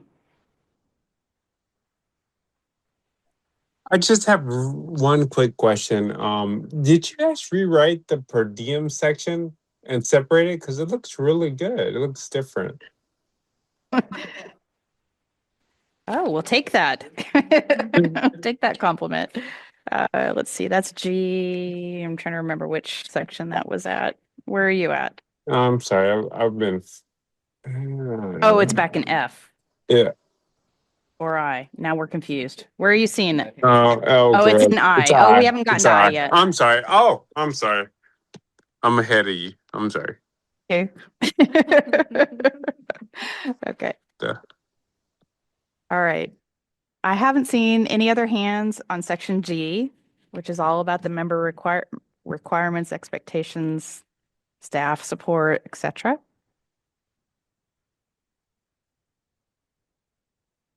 Okay, I think we are going to move forward to H. Section H has also several subsections. They're all about meeting quorum, having open meetings, being transparent, It also contains our meeting agreements. This section was also blank when we started, so a whole entire section is underlined because it was added as part of the lead member group work that we did. Any comments, clarification, questions? Anything anyone would like to say or ask about Section H?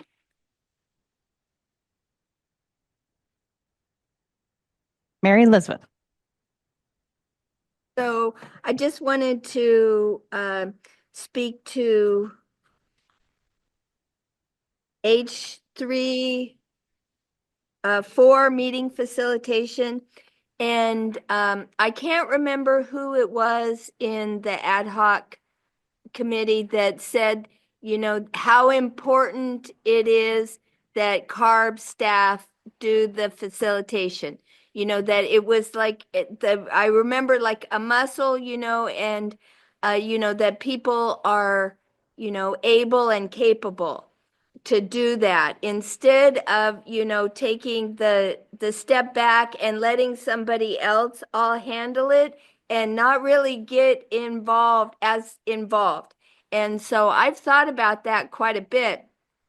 And I really think that whoever said that, because I'd love to give them credit for it, that's really important.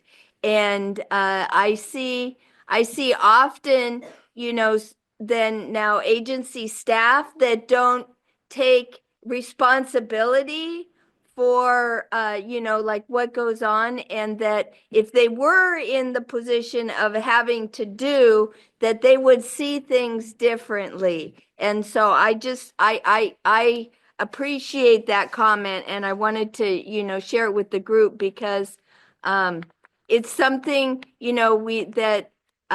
folks, community folks, we think that, oh, it's better if there's somebody outside that is doing that, when, maybe, it's better to get, like the local agency doing it and taking responsibility for what goes on. So that's all. Thanks.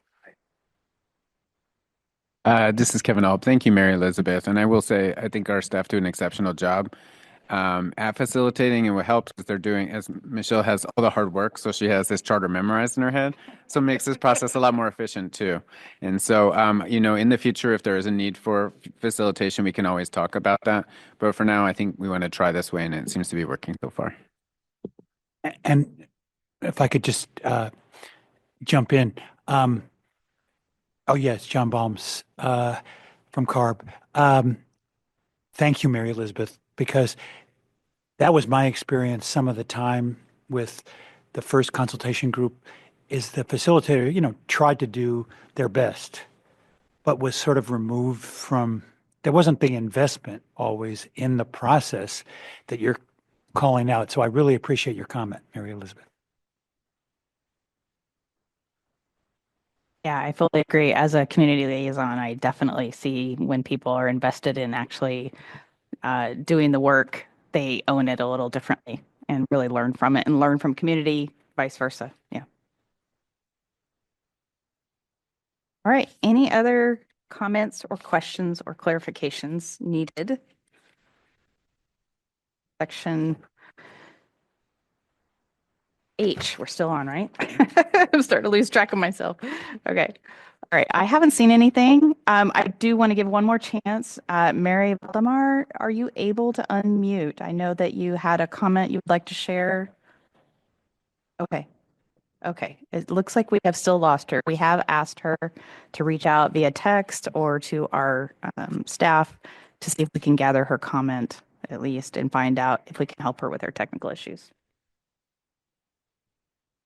Okay, anyone want to block moving forward, or are we finding consensus on Section H?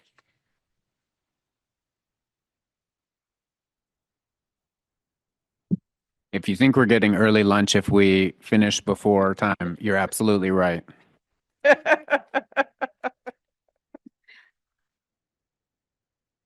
All right, I think we are good to go. I haven't seen any hands. Let's move on to Section I. This is your call, Rodney. Section I discusses per diem, compensation, travel reimbursement, all of those areas. If anyone would like to make a comment or ask a question, welcome to now.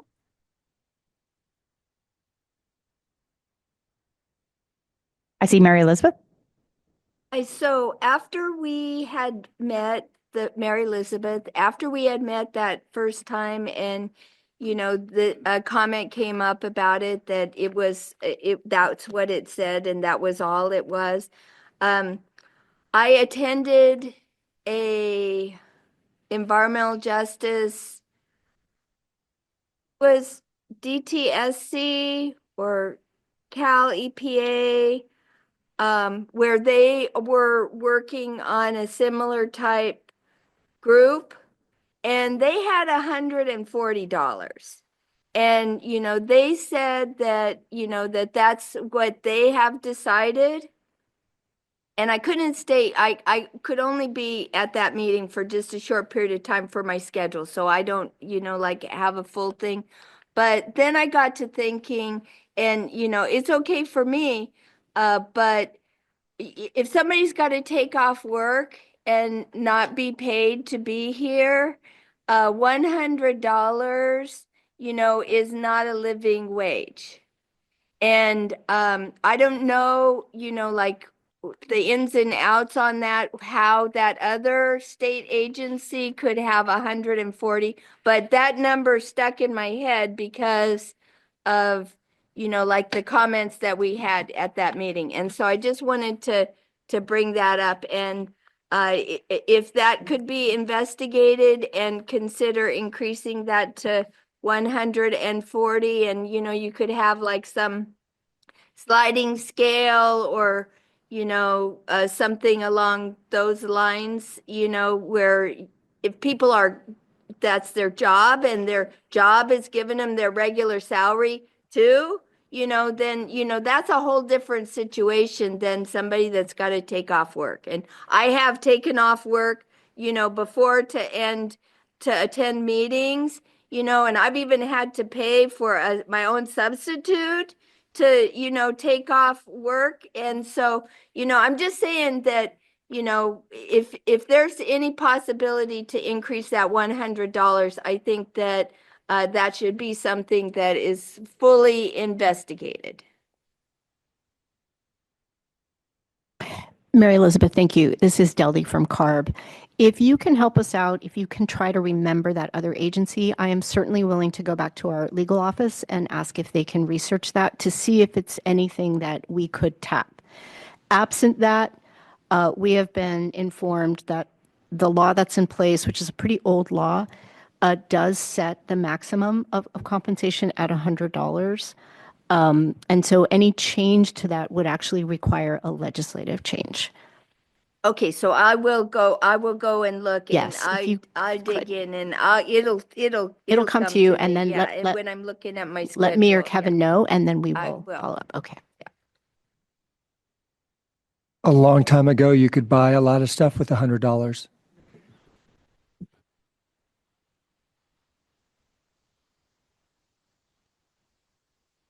All right, thank you. Any other concerns, reasons not to move forward with a consensus vote on this section?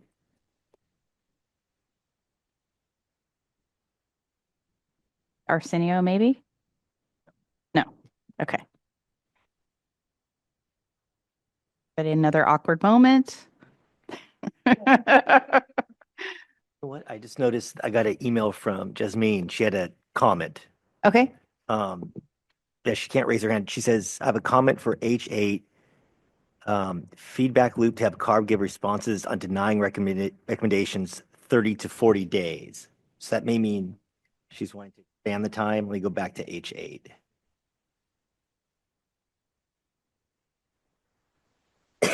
H8. Trying to see where we mentioned 30 days in H8.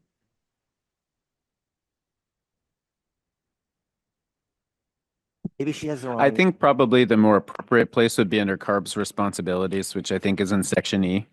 And Jasmine, if I could speak to your point, I think in the ad hoc you made and honestly, during the December meeting, first of all, your concerns around the words around feasibility and making sure that there's real transparency in terms of how CARB communicates when it's not able to move forward with the consultation group's recommendations. I think we put in language saying that we would be proactive at communicating around any abilities to not move forward and why. And we also said that we would, to the best extent possible, in good faith, try to find ways forward on those recommendations. So maybe, well, Brian, if we could go to that section in E under CARB responsibilities, if there's any members they want to comment around appropriate ways of notification around Jasmine's question and potential language.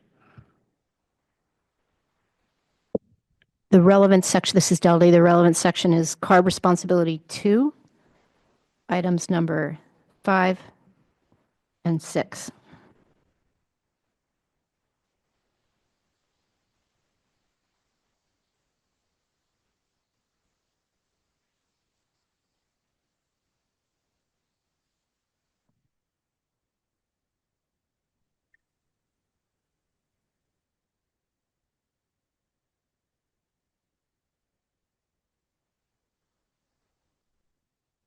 Working to try to see if we can get. Hello, can you hear me? Yes. There we are. Hello? Okay. Yes, I do remember having that discussion with the with ad hoc, and my concern is because there's you know, we want to make this different, and we want to make things more transparent, and that's exactly like I was explained it for me. Thank you so much for doing that. Just because it's concerning for the fact that, you know, we don't want to go back to make the same mistakes and making people not be able to trust us, and that, you know, I think maybe it's a good idea to probably have you know, that feedback loop for the recommendations that are being denied. I just think it's important.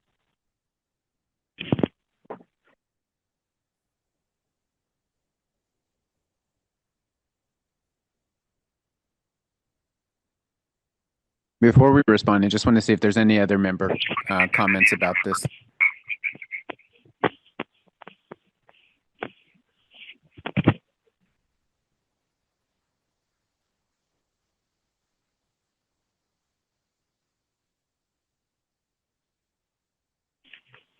Having to clarify, was Jasmine saying that the comments that weren't integrated into the charter that we would respond within 30 days? Or was she mean in general, just recommendations moving forward? Okay. You know, I hear your, well, actually, I'm sorry. I see Arsenio's card is up, so we'll go Arsenio and then, okay. So just to respond, Jasmine, I totally hear you. I think the challenge would be recommendations can come in a lot of different forms. There's not necessarily a formal way every recommendation is transmitted, and sometimes we might be discussing it in the meeting. Sometimes it might be a response afterwards. Did you mean, I guess we do have language in here about timely response as well as iteration, meaning that if there's an idea that comes forward and we can't move it forward directly because of a legal barrier or resource challenge, that we still look for other ways to implement it. Mm-hmm. So I guess a 30 to 40 day window might be a little overly prescriptive, since recommendations can come in the form of emails. They can come in the meetings and in a lot of different forms. And so that recommendation might be a little bit rigid. Okay, because I see what you mean, because I understand it completely right now. I just got confused of where exactly I was coming in with that comment because of the charter. Okay, thank you. But sorry, I will just say, sorry, Michelle, steal the mic from you. I do want to say that very much, and we're saying this on the record because this is very much our intention, that we want to work with you proactively for recommendations. That is the purpose of this group, and we will be very flexible to engage with you in different ways to think about these ideas and how we can move them forward to the best extent possible. Okay. Is this okay? One comment or a question, because of the fact that, okay, I got it. I was confused in how we were doing this. I'm sorry. Oh, no, you're fine. You're totally fine. This is good. Good to have this conversation. And I'll just add too that, sometimes we might have multiple perspectives. And so we definitely want to consider all of those. So that's where the iterative and communication really comes into play with that. Okay. Going back to this section, unless anybody else has a comment, I'm not seeing any hands at the moment.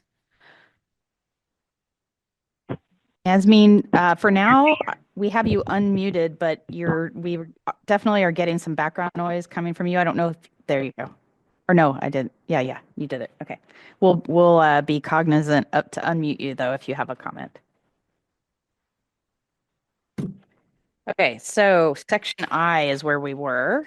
Is there anyone opposed to moving forward with section I as considered consent by everybody?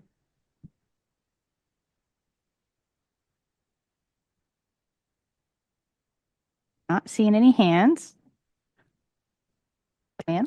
In keeping with the conversation that we just had, so just to make sure that Mary Elizabeth's question gets responded to, that's kind of in the backtrack of questions that are going to get researched. Right, so there's not a change that's getting made to the per diem rate that, but that it's over there. So I just want to make sure that we understand that because it's not getting integrated now, it's getting researched. So, okay. Yeah, and really along that lines, I have a whole list of things that are like that. They've been suggested in our meetings, and I have a list of them, but they're not things that affected the charter specifically. And Deldy? Since we are talking about per diem, this is Deldy Reyes from CARB. We will make this point later in the afternoon, but I also want to just say it here too. Well aware of the sacrifices many people make to participate as volunteers, as residents. In partial recognition of that, when we do go to our board in June with hopefully the approved charter, we will also seek authority from the board to be able to compensate members for participating in the ad hoc. Right now, we're not able to compensate people for the ad hoc, only for these meetings. If the board gives us that approval, then we will also be able to support participation in the ad hocs with compensation. But again, that amount cannot exceed $100 per meeting, per day. Okay. I haven't seen any other questions, no other hands.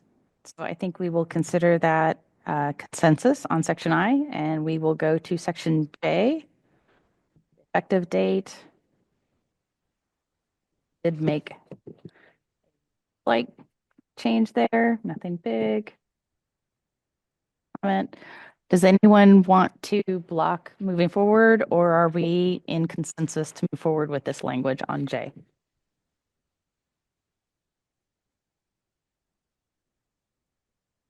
Not seeing any hands. Okay. And okay, our last section. We are there. Acknowledgement and approval of charter. I think this started out blank, and we have added a little bit of language here for clarity. Does anyone have any thing that they want to change for this? We've got Bishop Chris Baker. How many of these pages started out blank?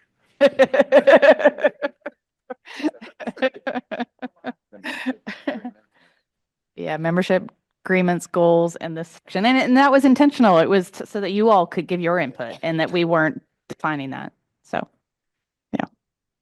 Any comments, questions? If not, we are going to consider, oh, we got Deldy. So picky. This is Deldy from CARB, but I just want to say, because it flashed across my eyes just a second ago, the word impacted, and to Jonathan's earlier comment, I believe everybody agreed that we would change the word impacted to affected. Is that correct? And then does anyone object to that?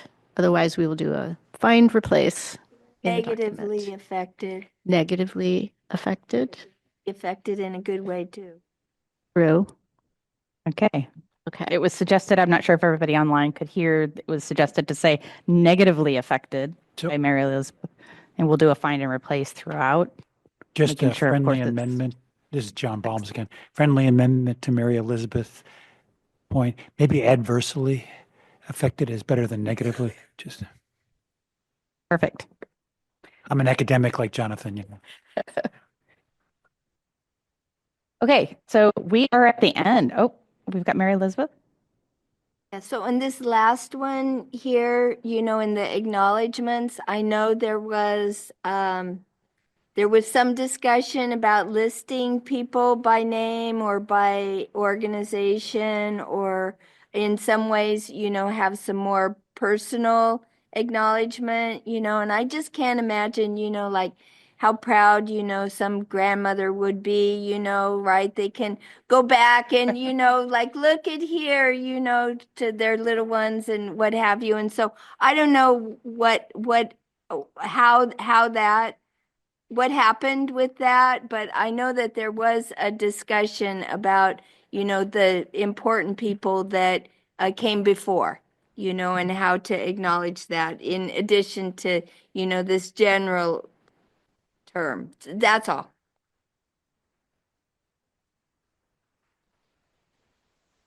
Yeah. Thoughts on, okay. Sorry, I didn't realize I was on. Yeah, we definitely want, I heard that we have managed to get Mary Valdemar back online. Yay. And so I want to open up the space for her to have any comments for anywhere throughout the charter that maybe you were not present for prior to this. Thank you so much. Can you hear me now? Yep, got you. Yeah, just really having technology challenges. I'm here in the Inland Empire in San Bernardino and Riverside, and I'm not sure if folks know, but technology is definitely a challenge out on this end of California where we don't have super strong infrastructure. So, you know, I beg your forgiveness, and that's why I always try to be there in person because it's really a challenge. But I just wanted to speak to the Native, Indigenous, California Native comments and really, you know, help us kind of make sure that we don't group all those groups together into one group, like just using a broad term like Indigenous or, you know, treating it like pan-Indigenous.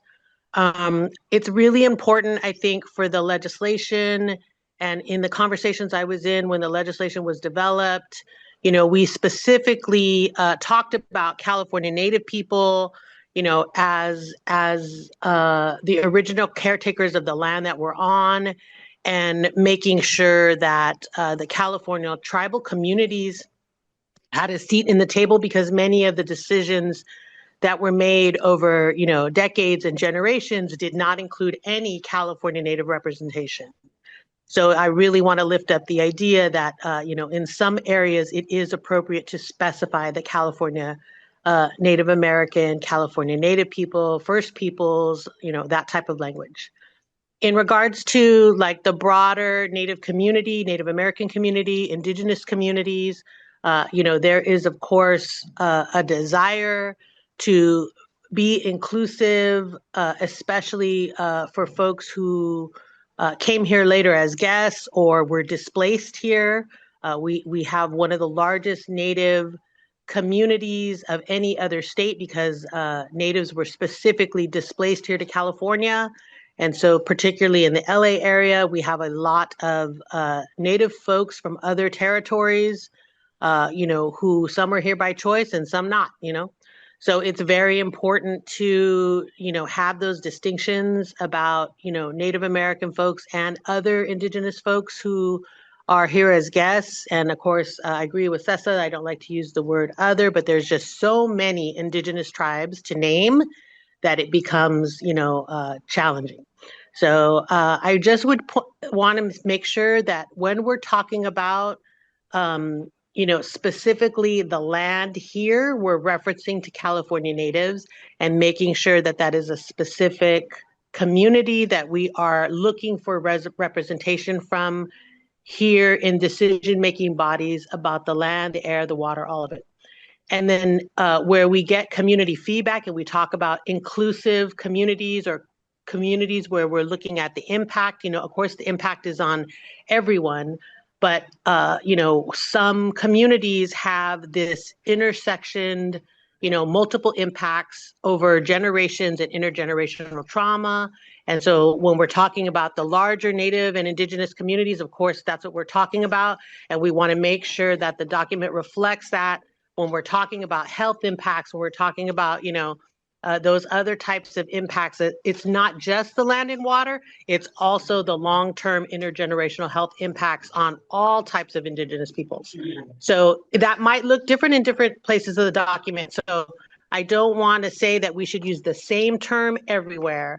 I want to say we want to look at the intent and use the appropriate term there with a special emphasis on California natives because we are in California. Thank you. Thank you so much for that comment, Mary. It's very important. See, we also have Arsenio. Since Melinda and I are here, and we both worked on this policy, in the CalEPA policy, we use the term California Native American tribe. That definition means either federally recognized California tribal government listed on the most recent notice of the Federal Register, or a non-federally recognized California tribal government on the California Tribal Consultation list maintained by the California Native American Heritage Commission. That's the CalEPA tribal policy. That's in fact the definition that I use at the Bay Area Air District as well. Can I ask Mary Elizabeth for you to respond? Do you feel like that's inclusive enough for a definition? Excuse me, Mary Valdemar. I haven't had enough coffee this morning.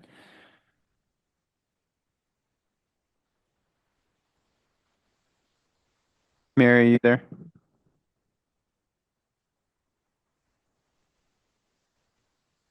Well, I think that is responsive to Mary Valdemar's comment. And I think we can definitely also hyperlink to that definition in the webpage and every time we have a reference. And I would say, more importantly, to that point, the way that we as a group do outreach and consider impacts, consider how communities are affected, but especially tribal communities, placing that special emphasis, I think, is something that is noted and that we see a lot of collective agreement around.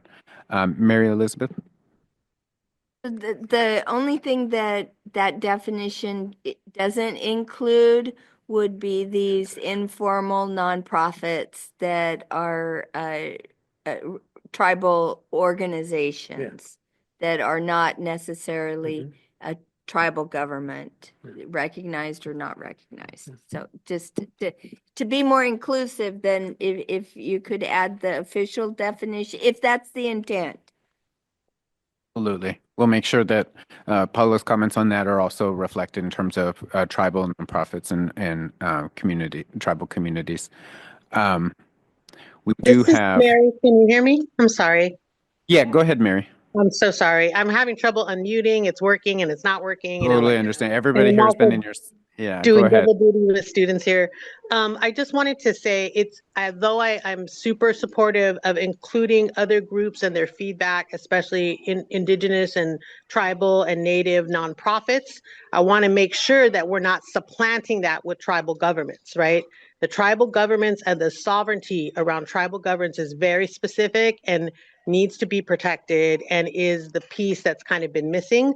We can always do better than the floor, right? That's the minimum. The floor is the minimum, but we can always do above and beyond and make sure it's more inclusive of more Native and Indigenous voices, but we don't want to supplant that in terms of leaving out tribal governments. So thank you. Can I make an amendment maybe? So to that point, because I think that's very important. And I guess the point, the intent, like we're seeking consultation. So I agree with Mary who just spoke, like the tribal government in my mind is going to be a higher sort of priority if we're seeking consultation. We're going to seek consultation probably from the sovereign before we're going to look to the organization. But if we are looking to also get input from organizations, and I can see also the tribes saying like, why are you going to go my thought was then add another layer for tribal organizations. I could see some tribes saying like, why are you adding organizations and why aren't you giving us two? So, I mean, I don't want to, I support number 5 being for California Native American tribal governments or, however it's reflected as I just said in the CalEPA tribal policy. I'm open to the organizations, but I think it could run some backlash, especially as we are intending to use it in the form of consultation with other tribal governments. If it was something like eligibility for grants or something else was our intent, I think it would be a different story. But for seeking consultation, well, that's going to be a higher bar, I think. All right, we have 3 more conters. Yeah. We have Rebecca Skinner online, and then we have Jonathan London in person. Very briefly, what's an informal nonprofit? Someone used that phrase about 2 or 3 minutes ago. What's that mean? Mary Elizabeth. So in Stockton, we have a nonprofit called Urban Core, and they have been organizing Native Americans that are not necessarily tribally based in Stockton, but to represent the heterogeneity of First Peoples that have landed in our community. That would be an example. Okay. So the nature of their tribal identity is not geographically as clear as it might be. Because I thought you were referring to a nonprofit that isn't formally organized as such. Is that what you meant? I think it was the former, that it Okay. was not Okay. geographically located. Okay. All right. Yeah, and I'll mention that somebody earlier had the same comment that sometimes we have maybe what's called urban tribal members that aren't geographically located at their land. Oh, okay. It was referring. Okay. Thank you. Okay.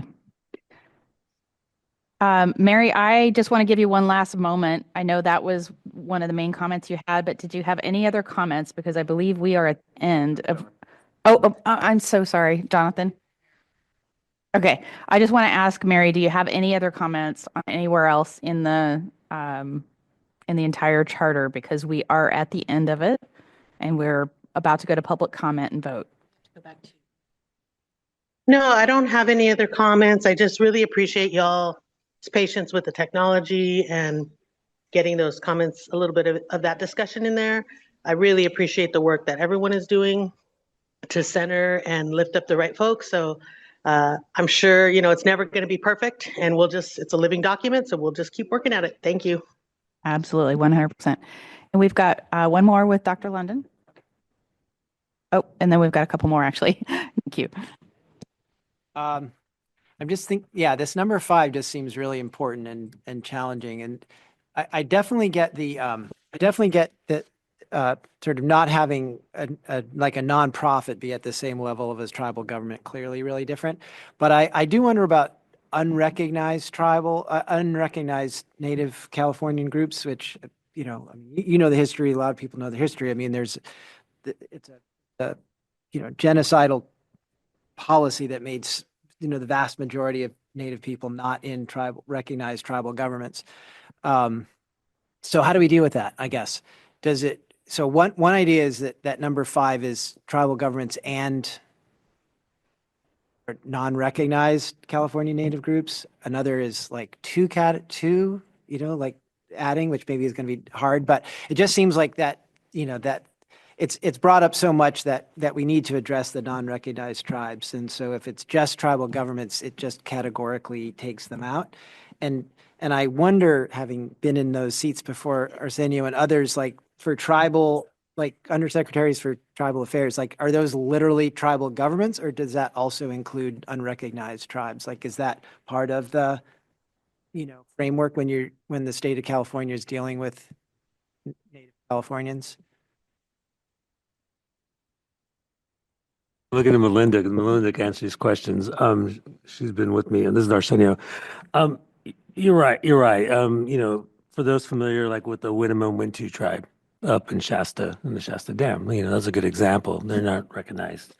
You won't find them on the federal register. You probably won't find them on the California. Maybe I don't know, Melinda. Maybe I don't think they're on the California. What's that? Maybe. So, I mean, to make there is a large amount of tribes are included on the California Native Heritage Commission list. You start there.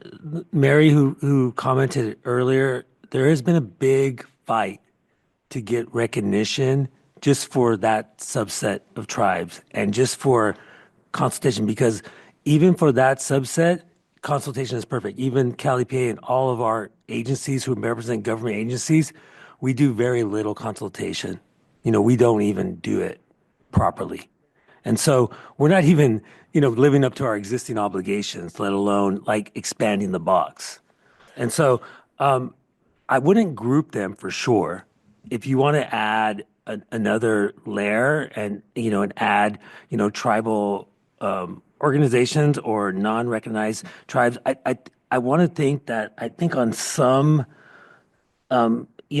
policies or some things we did add non-recognized tribes. We added some ancestral lands. I forget the language. I wouldn't want to do it off the cuff because I'd get it wrong, but there was some language that we have used to incorporate what you're talking about, those that are not recognized. But again, you're stepping in, how closely, tribal governments are watching this. I don't know, but you're stepping into an area of which you definitely probably would not want to group them, and you have to be careful about what you put down here. So I think the safest ways, and how it's codified usually in like state law is like California Native American tribes, not tribal governments. That's the way it's usually codified. But if you want to put like non-recognized tribes and tribal organizations as a catch-all, as like Mary said, to go above the floor, that's fine. And then you'll deal with, you'll have to just deal with the California Native American tribe saying, why are you putting us on par with the tribal organization who isn't the same as a sovereign? And you'll have to deal with that. But that's a choice for this group to make. Del D. Reyes, CARB. So to build on that, I really support what you're saying, Arsenio. Rather than include it in number 5 as a this and this, perhaps we look at category number 9, environmental justice organizations. In my mind, that is a very inclusive, broad category of groups that could include, for example, Baldwin, some of the organizations that you work with in the Valley that are bridges to indigenous populations from elsewhere, right? From Latin America who are here, who are, language isolation is a very big deal, right? And it could also include formally recognized under IRS nonprofits that exist to advocate for tribal interests, right? But I would be cautious about in number 5 lumping tribal tribes, California Native American tribes, with the more grassroots. Cassie first. Yeah, so we've got a few people in the queue now. We're going to go to Cassie. Cassie Lopina. So I was going to say, Duldy, going back to a comment you made earlier about what's required in statute, maybe you actually utilize an asterisk next to those categories that are more rigorously defined by statute and those that you have more flexibility to make an interpretation on. And Jonathan? Full disclosure, AI. Every time I use AI, I have to say I'm using AI. So California has over 50 unrecognized Native American tribes. And there are a lot of them. Wintu is one, but Southern Sierra Miwok, Amamudson, Avaloni, Band, et cetera. So, so I just think it would be an injustice if we only had tribal governments and not unrecognized. And unrecognized tribes are totally different than nonprofit organizations. I would not put those in similar categories. I like the idea of, well, I make 2 points. One is we don't have a tribal representative on the group now. So this is a very problematic conversation that we're having, talking about other people, how they want to be called. So I just want to raise that as a significant that we're having a conversation that I think I'm not sure we should actually make a decision on this today without getting some more tribes. But my recommendation, white guy recommendation, is California Native American tribes without government, and then you recognized and unrecognized. As Arsenio said, the tribes may have some very significant issues with that, and that's an important conversation to have as well. But it just seems like we would be repeating term, but genocidal policy to just only have those that made it through the needle to become recognized. Thank you so much. That's a great way to present that. So many different points. Arsenio? Real quick, I'll be quick. Diane. One, you should put in the prompt, because there's probably prompting for non-federally recognized tribes, but you have to add a prompt to that and probably ask for California. You have to filter out the California Native American tribes recognized, and that'll give you the unrecognized in California, because that's probably giving you non-federally recognized tribes for federal. I would caution against the EJ one too. This is one member for the consultation, and the EJ folks are. Yes, there could be a crossover, but if you have one EJ organization represented on 617, the EJ folks are going to probably want there could be a straddling, but they're going to probably want a very strong EJ organization represented there. No disrespect to tribal governments, but that's the way it is. And so again, you run into problems anytime you want to bunch somebody in another group. If you want to prioritize somebody, put them in another line. And that's my recommendation. All right. Jonathan, is that old hand? Okay. And we've got Tim and, oh, wait a minute. Sorry, Diane, and then Tim. Okay. We're going with Tim. No, we're going with Diane. All right. Okay. So I'm not sure if this is what Arsenio was referencing, but there is a CalEPA consultation policy that CARB adopted in 2018 or 19, and it references the 109 federally recognized tribes and 57 non-federally recognized tribes, not tribal governments, but tribes.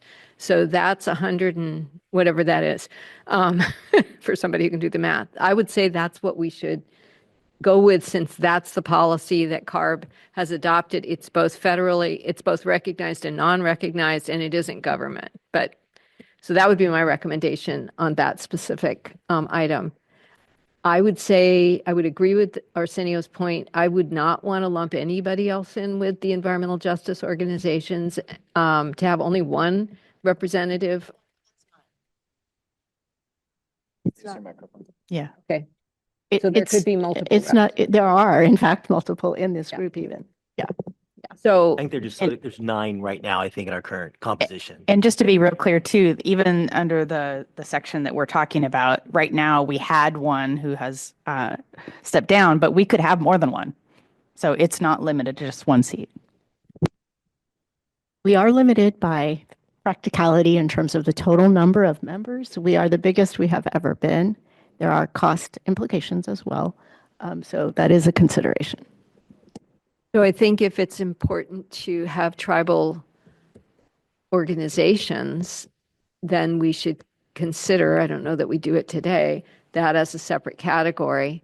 And then not forgetting that indigenous communities are not then represented, to Baldwin's point previously. And I didn't hear you suggesting that be another category, but I just wanted to make sure that we're considering everybody's thoughts about this as to whether or not that would be another category. And Tim? 2 thoughts on number 5, actually applying to the whole list. I think it's in our interests to go broad, or as broad as possible. I like the suggestion, California Native American tribes, and I think that's inclusive, at least for most people's understanding. I'm not arguing against federally and non-federally. I know that's very important to some, but I think it's a good idea for us to go broad. And then my second point is a process question. I know Michelle in particular would love this to be done today forever, but I can imagine in the future, we realize, collectively that we need to make a change. I assume we can come back and make a change if there's consensus to do that, even though we don't want to be doing it on a weekly basis. Okay, so thank you so much for your comments, Tim. I just want to summarize what's been a really productive conversation with what sounds like a couple of recommendations. So first of all, it sounds like there's consensus. I'm sorry. No. Okay, so we have Mary Elizabeth and then Paula, and then we will summarize the feedback that we have heard. So Mary Elizabeth? So, not being Mary Elizabeth, not being a Native American, but having worked on environmental projects where we have sought out the input of Native tribes. And, when you're talking about required consultation of a tribe, and you're not compensating, like, oh, I have to get a surveyor to do this, right? And so you're going to pay that surveyor to do whatever. If we wanted to have a sovereign government review this document and provide input, I think that should be a separate consultation contract, to pay for that tribal input. And so I just want to say this, that $100, for someone, who like is tasked with reviewing this, it's not equitable. And if you wanted a California Native American tribal government to weigh in on this, that should be a separate contract. And they should be paid for the time to do that. And that's all. Thank you.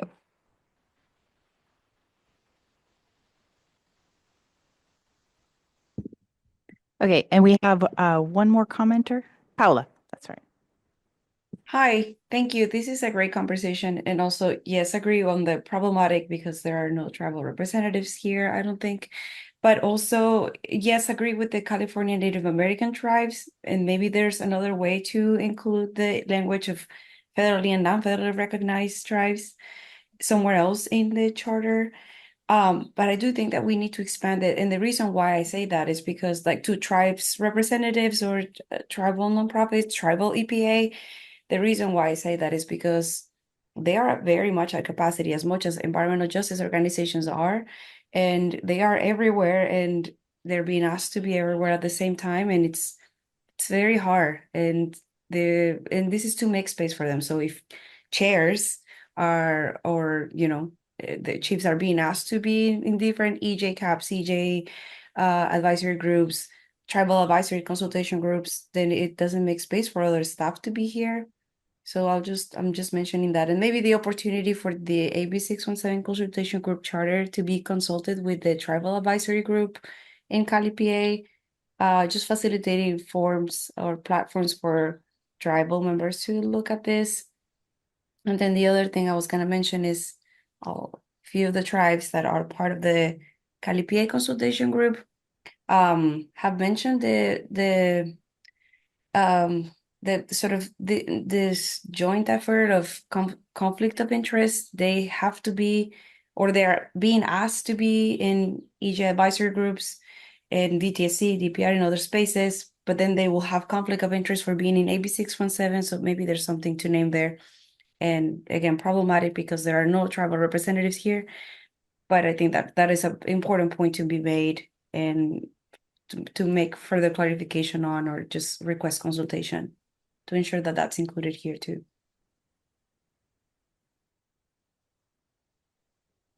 Thank you, Paula. And that's a really, I think, helpful comment to conclude this conversation. And maybe I could just, okay, we got one more comment, and then maybe I could summarize what I've heard so far, just so we can try to narrow it down. But Baldwin?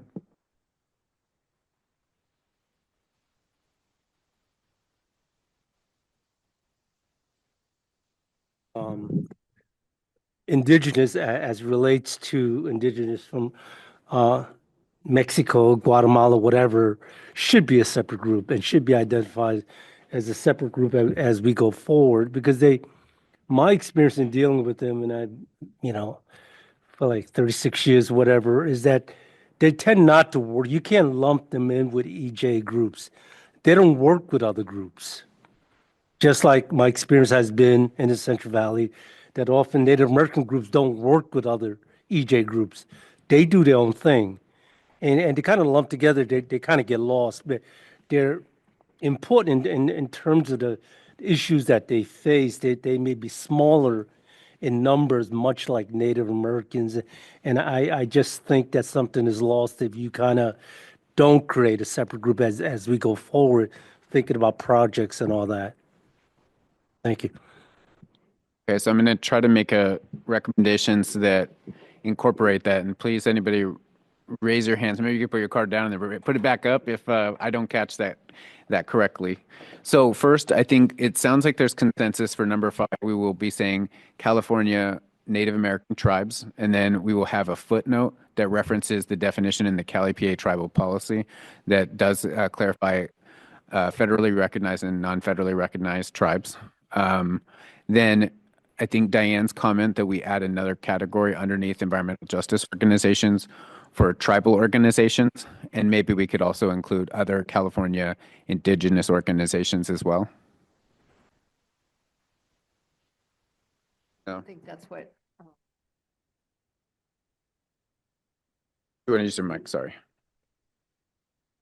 Baldwin Moore CRLA, not organizations, but as a group, as a separate group. So maybe we would add another category underneath tribal organizations that include indigenous peoples as a separate group. So Brian, did you capture all of that? I'm sorry, everybody. Right now, technology is. This is Brian. You all broke my computer. Look, like I'm spinning right now, but no, I think I got it. Of course. Okay. So it looks like it stopped spinning. We're going to try to incorporate those changes right now, and then we will reflect on them. Feldy. I'm sorry, Kevin, but I do need to just be a reality check here. I apologize to everyone, but just to be clear, the charter currently lists 28 as the number of members on this body.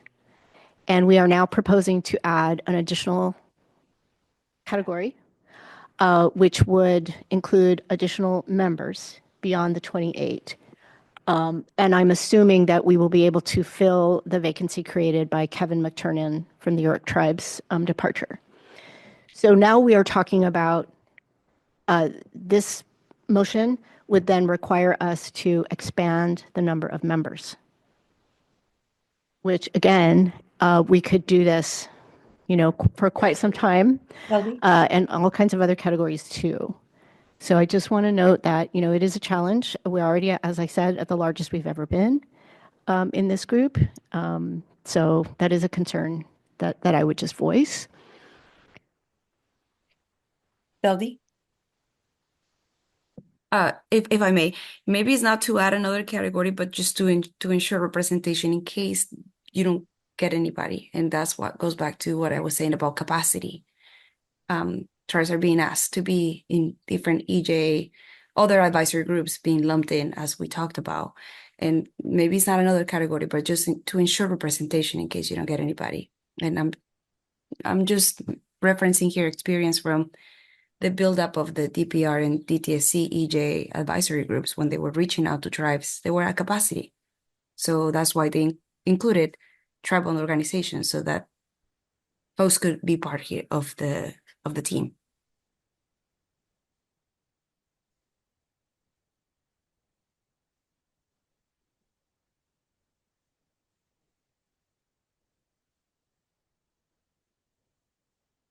But my sense is that this group has determined that it's appropriate not to mingle across those California Native American tribes and organizations outside of the tribal government, and to sort of treat them interchangeably.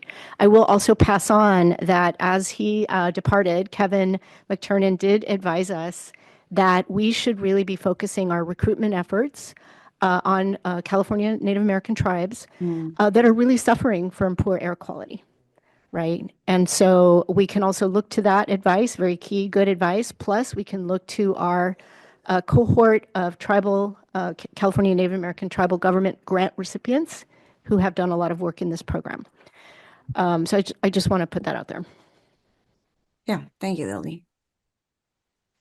Okay. We have a couple more people in the queue. Let's call on Diane and then Mary Elizabeth. To Delty's point, I think we can keep, if the statute says 28. Oh, I thought that's what you just said. The statute is silent on the number. It's in our charter, but there are also practical implications for the number of people in the group that we are able to support. So where is the 28 coming from? From this charter. And before that, it came from our decision in the program to go beyond the original, I believe, 17 or 18 in the first iteration of the consultation group. The law itself, nor the blueprint, does not set a number. Thank you for that clarification. So I would say if there's a practical need to stay at 28, and let's just say there is, then it doesn't mean that we can't add categories. I mean, there's multiple people in some of the other categories. So the fact that we're asking for new categories to be added because they were overlooked in the development doesn't mean that they can't come in and that we can't rotate through. I mean, there's a lot of representatives from the CSCs. There's a lot of representatives from, there's quite a few from the air districts. There's multiple representatives. And so it gets reshuffled. At some point, we have people who've dropped off. Perhaps that's how we refill. But I don't think it means we can't add categories because they weren't considered previously. And we need to keep in mind the practicalities. We could make that work. So, sorry, Mary Elizabeth?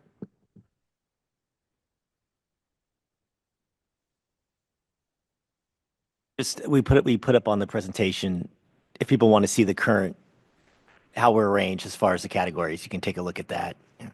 Thanks, Adri.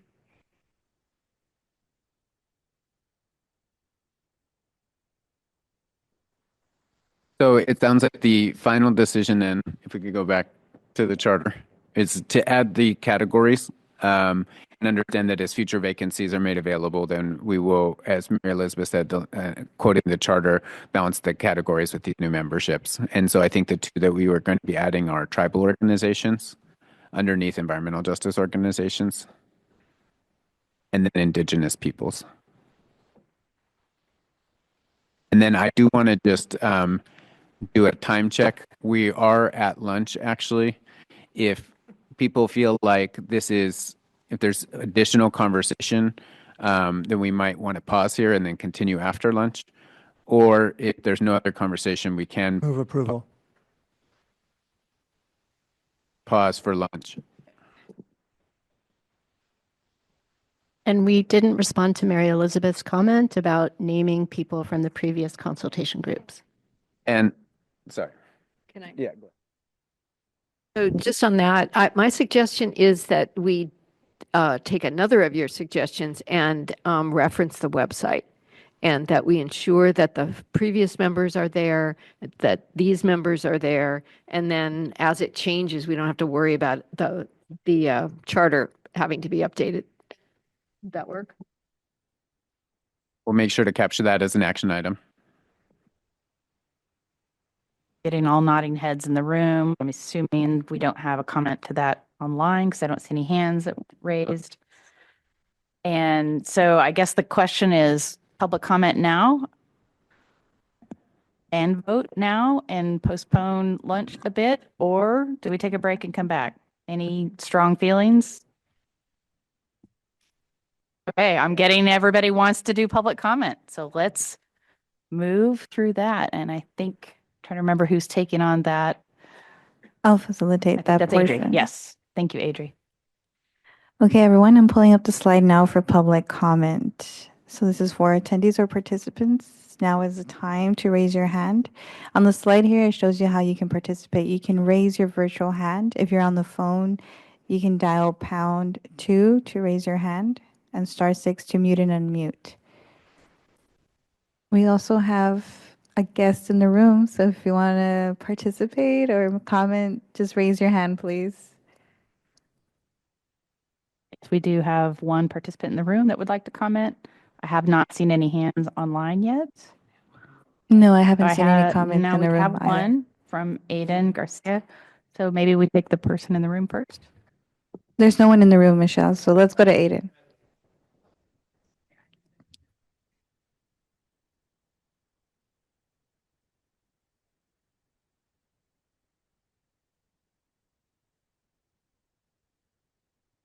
Oh, okay. Go ahead. You chimed in. I'm like, go ahead. You can do it. Aiden, I'm going to pull up the timer right now. And you have 3 minutes to share your comment, please. Yeah, hello. Can everyone hear me?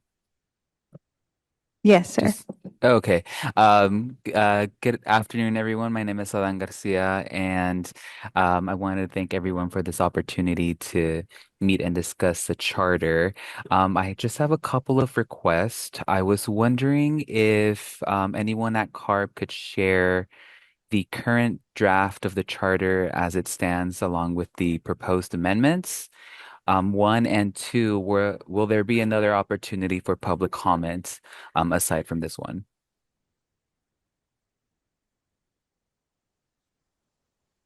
Yes, there will be at the CARB board meeting in June when the CARB board is going to consider approving the charter. At the board meeting, when is that? It's in June, and before we get to lunch, I can give you the exact date, but I don't have that off the top of my head, so we'll get that to you. Sounds great. Thank you. And then if I could have a copy of the draft, that would be great as well. Thank you. Absolutely. We have it on our website, but we can email it to you. Thank you. And the board meeting is going to be June 25th, and the charter will be posted on CARB's website for that agenda item. Okay. Sounds great. Thank you. And if you're looking, were you looking for a charter as it is as we came into this meeting, or you're asking for it for after? As it is right now, with the proposed amendments that we discussed for the couple of I see. hours. Yes. Okay. Yeah. So we'll be posting that later, like you said. Thank Okay. you. Thank you.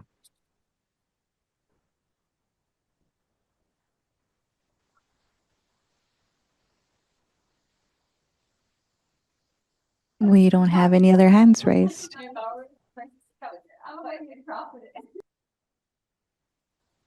Move approval of the charter with the amendments discussed today. I'll second it. I don't see any other public comments, and people want to go eat. We have had a motion to approve the charter as amended. I'm sorry, did I? You want to call his name, the motion, his name. Yeah, Tim. Yeah, I was about to. Yeah, so we've had a motion by Tim to send the charter forward as we have amended it today to the the cardboard, and seconded by Arsenio. And I am going to let, is there any further discussion before we move to a vote?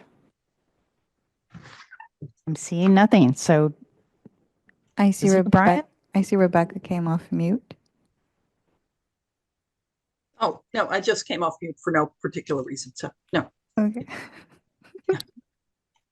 Great. Yes, I'm getting the signal to get this going. So yeah, I've pulled up the roll call. So I'll just read your names again and just please say yes or no or abstain for the charter vote. So we will start with Rodney Andrews. Yes. And the next is Janice Lamb Snyder. Yes. Bishop Chris Baker. Yes. Dr. John Balms. Yes. Yasmin Beltran. Could she? Yes. Can she? Oh, good. We can hear you. Great. And just to confirm here, I think BK White was here at first, but I think Ianad Burrell is now present, correct?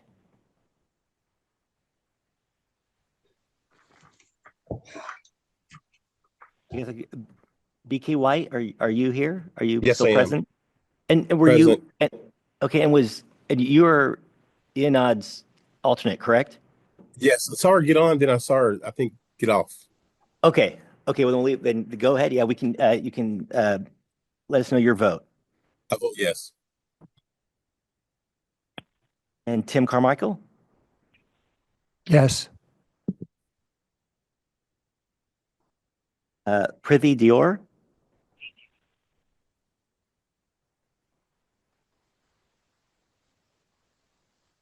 I hear that Prithvi dropped off. Did that?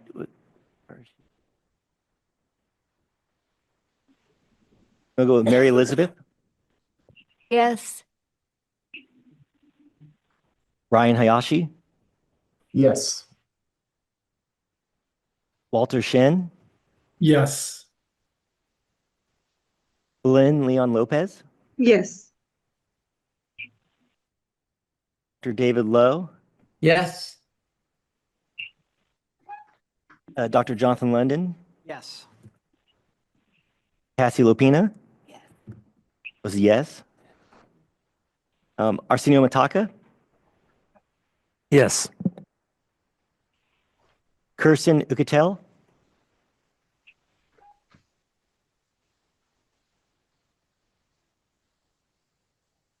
Oh, Kirsten, are you still with us?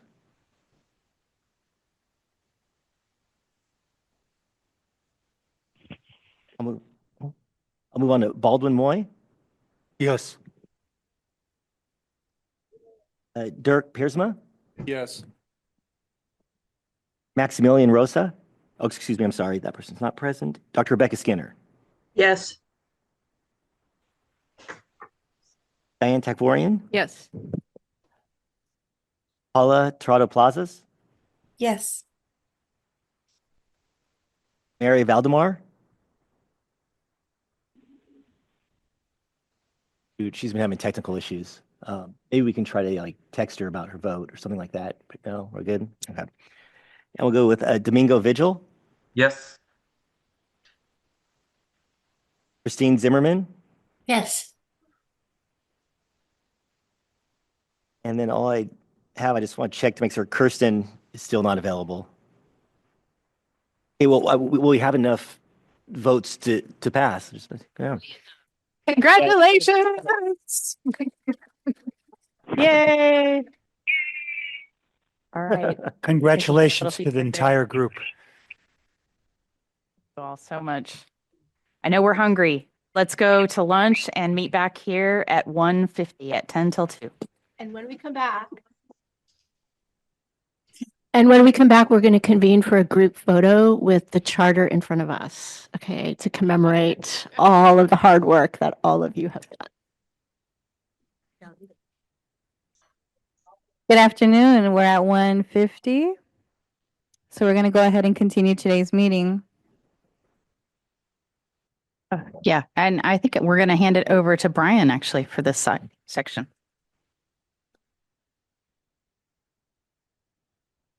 Great. Thanks, Michelle and Adri, for passing it over. I am Brian Moore with CARB, and we're going to start going over our program update that's going to become part of the consultation group meetings. I did want to acknowledge, I see that consultation group member Kevin Hamilton has joined us after lunch. It's good to see you, Kevin.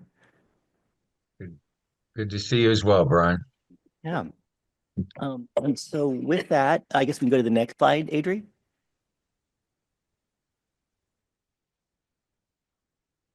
So the way, and again, you all can either follow along. There's hard copies in here. I think everybody has them. They kind of look like this. And online, our progress update. We kind of have four main categories or components of the program update. First, we're going to go over CERT progress. So our 19, kind of the historical pathway, how we select communities and where those 19 communities are. And then we're going to go into how our work is progressing in our consistently nominated communities. And then we'll talk a little bit about updates to our community air grant program, and then as well as how we're doing with fulfilling our Blueprint 2.0 goals and actions. You can go ahead and advance the slide, Adri. So this slide right here for that first part kind of summarizes where we are at with our 19 communities selected to develop CERPs based on AB 617 statute. So we knew from the start that AB 617 would not be business as usual, and it required new ways of working with communities and building trust over time. The table here shows our progress across all those 19 communities, and we kind of grouped them into three clusters based on when their implementation began. So those first 7, those are our initial first and second year communities, or our first years. You could see West Oakland in 2019 down to Wilmington, Carson, Long Beach. So out of these first 7, which were the earliest to adopt CERPs, we had an estimate about a 5-year implementation timeline for that. And in these communities, only a few still remain uninitiated, which has been great. Over 97% of the actions are completed or underway, and 60% of them have been fully implemented. So we're making a lot of progress with those first-year communities. Those second group of communities, 8 through 13 on this graphic, have their CERPs have been implemented, and they're about midway through implementation, and they're all making really steady progress. I think a lot of those second and third year communities really benefited from the lessons learned from the first group. So we were seeing a lot of improvements between those two kind of cohorts of communities. And then those final communities there, 14 through 16, they have just begun their CERP implementation. And then we have 17, 18, 19, that's East Oakland, Bayview, and Sacramento, South Sacramento, Florin. I can't say the community I grew up in. But those 3 communities are really close to adopting their CERPs. And oh yeah, go ahead. And Janet.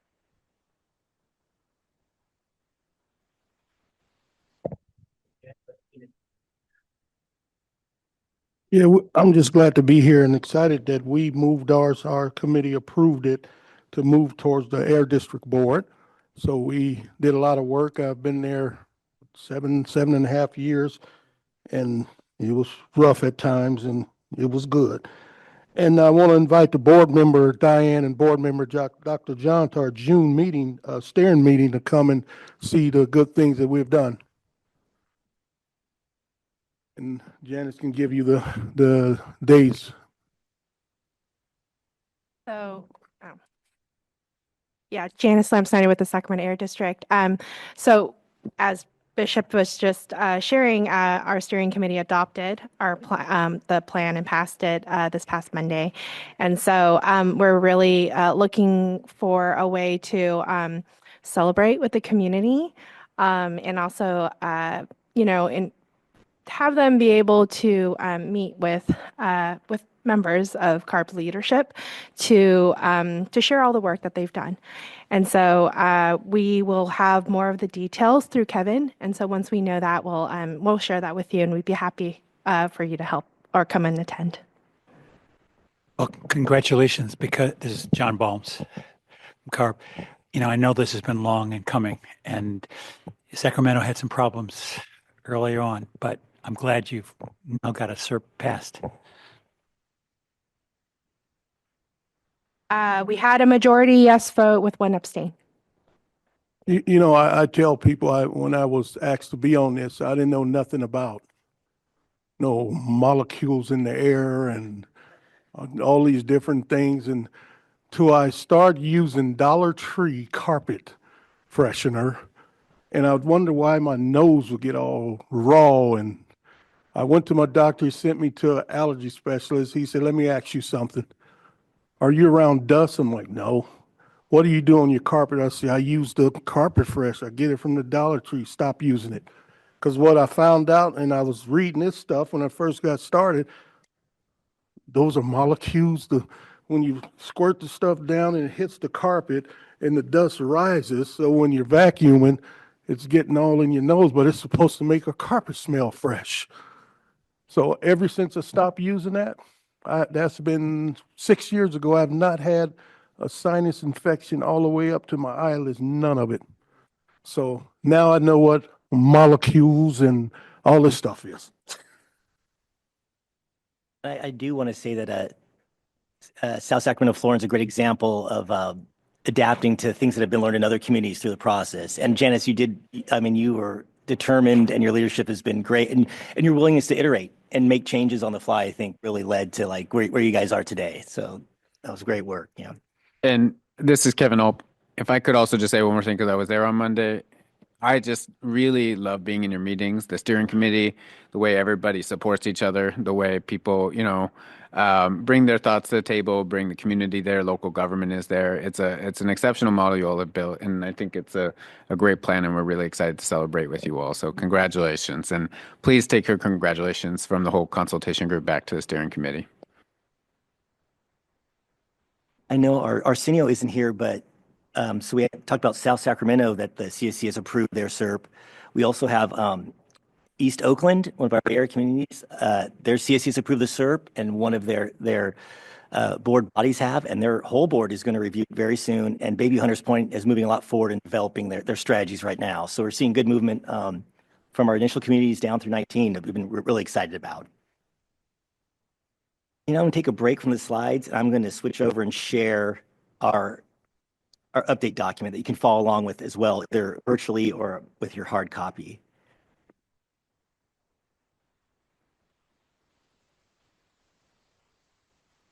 Cool, it is. So just a couple other highlights general on the program.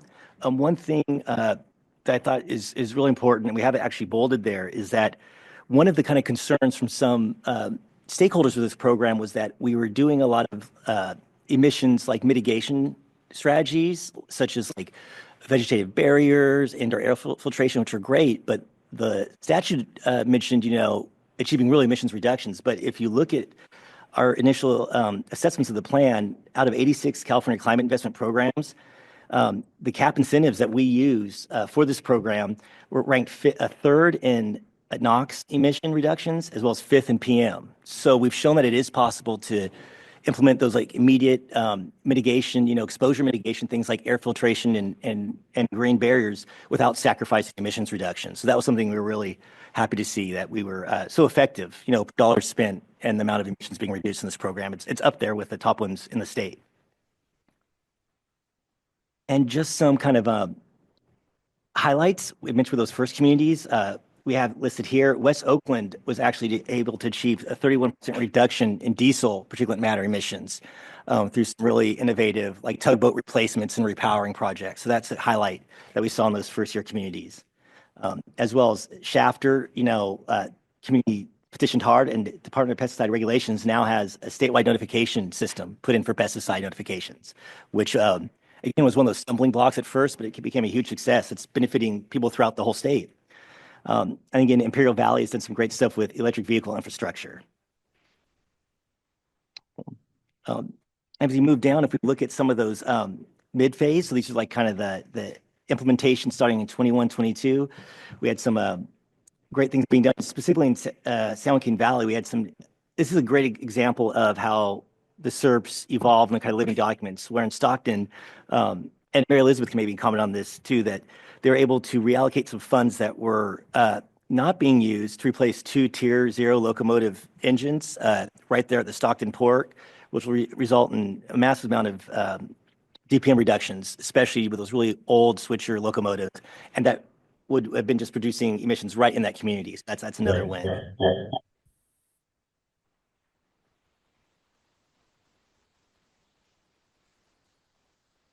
Then here we see for those early phase communities, Richmond, North Richmond, San Pablo, they are doing a lot of those exposure mitigation strategies with dedicating, over $1 million to upgrade for school air filtration, which is really great to see. And our international border community down in San Diego, they really take an aggressive stance on odor complaints with the Tijuana River Valley. So they're actually monitoring for hydrogen sulfide and also supplying indoor air filter purifiers to residents, so over 5,000.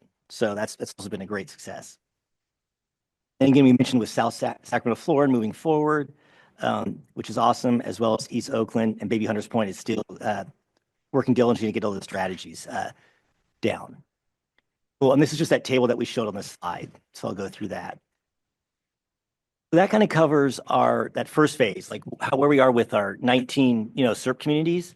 A big push in Blueprint 2.0 was also to try to bring resources to those communities that had consistently put forth nominations for the program, but we just weren't able to accept because of the resource-intensive process we had outlined initially. And so we decided to name these for what they were. We called them consistently nominated communities. And we've identified over 60, around 64 communities throughout the state that are deserving and had nominated themselves for the program that they were not able to. Kind of put them in the queue for resources as they became available, even outside of our normal selection process.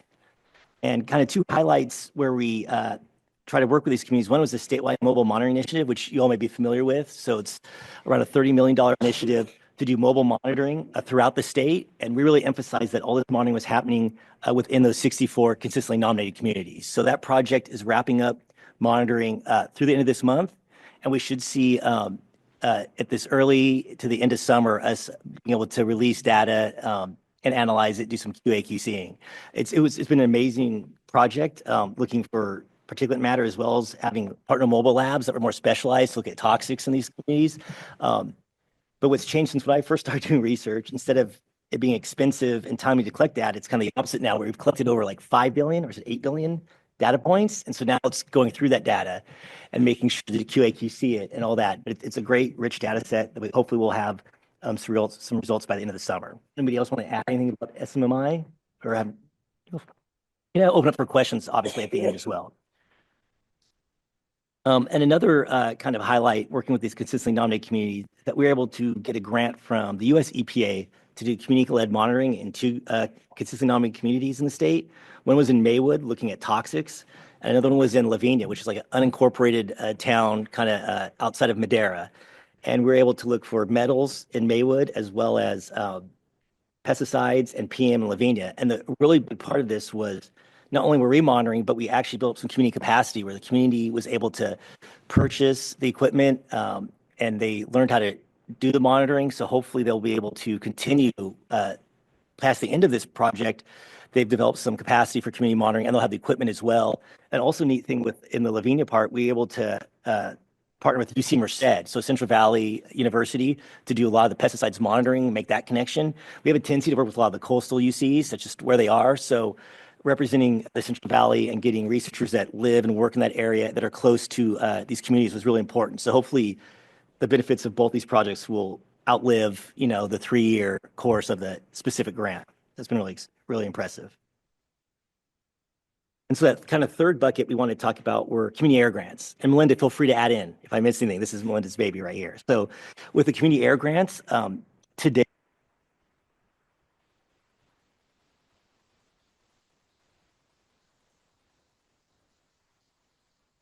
air monitoring, capacity building, partnerships, educational programs. So this is really successful where this money goes straight from CARB to these community-based organizations to perform work.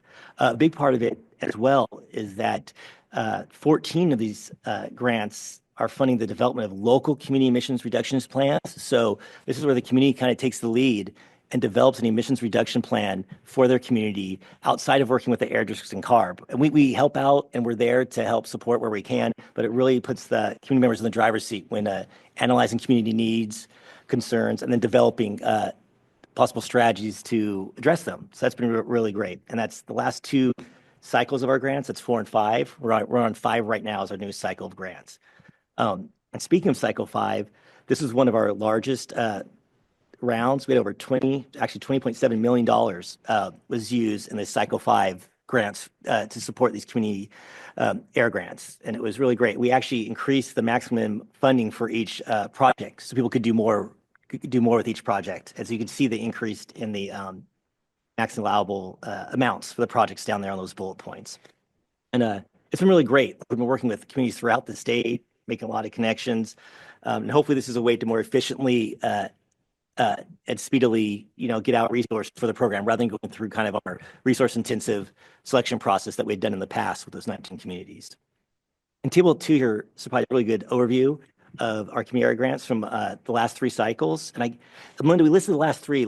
Cycle 3 closed and cycle 4 is just winding down, I guess, the end of this month. This month, yes. So you can see there kind of some stats on the cycles, the funding and the distribution of where those grants went to and the types of projects being performed.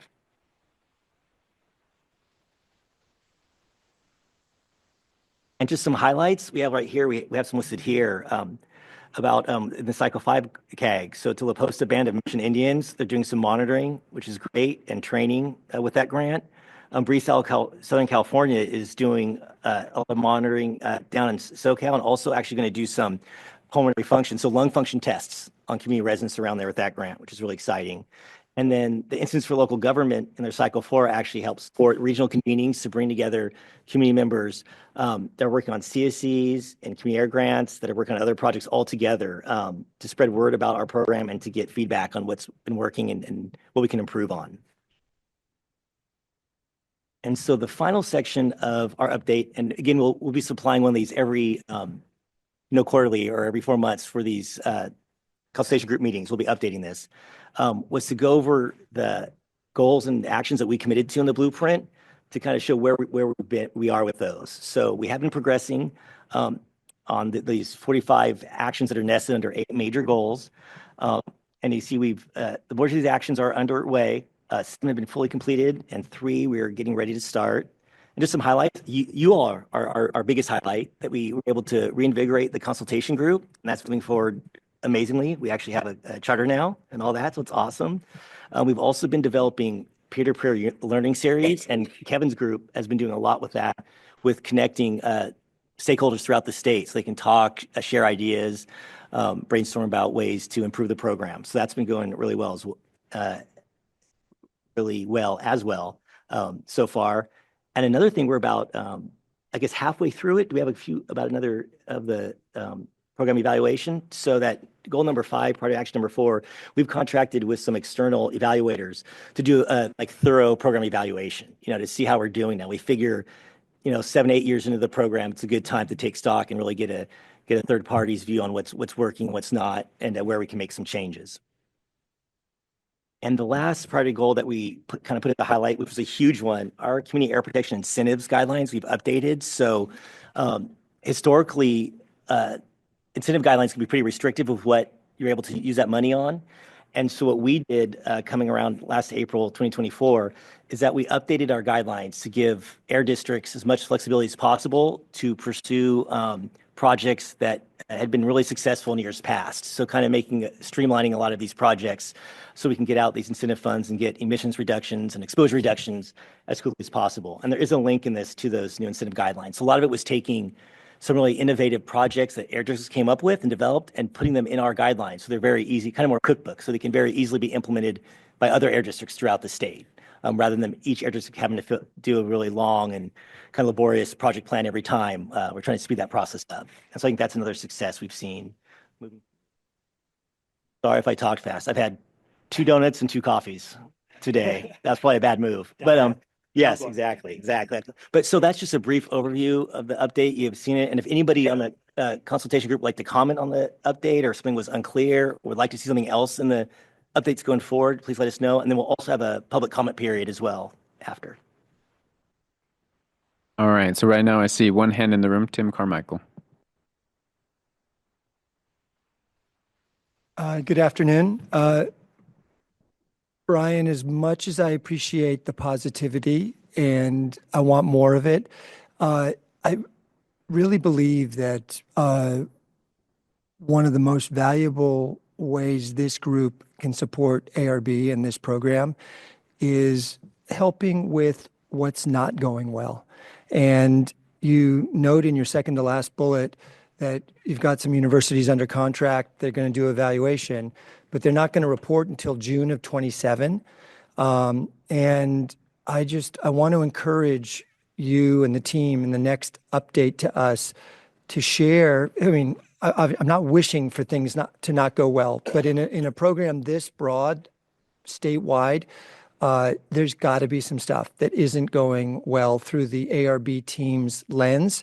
And we should at least be talking about that because somebody around this table or, in this group might well have a really good solution or be able to connect with a solution and that to me is going to be just as valuable as us cheering you on and saying everything's perfect.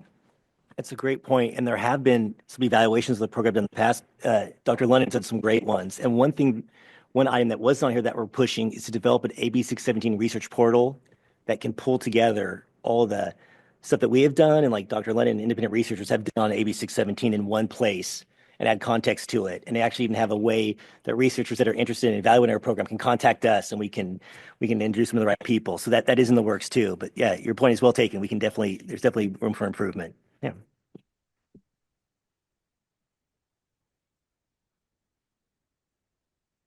Dr. London?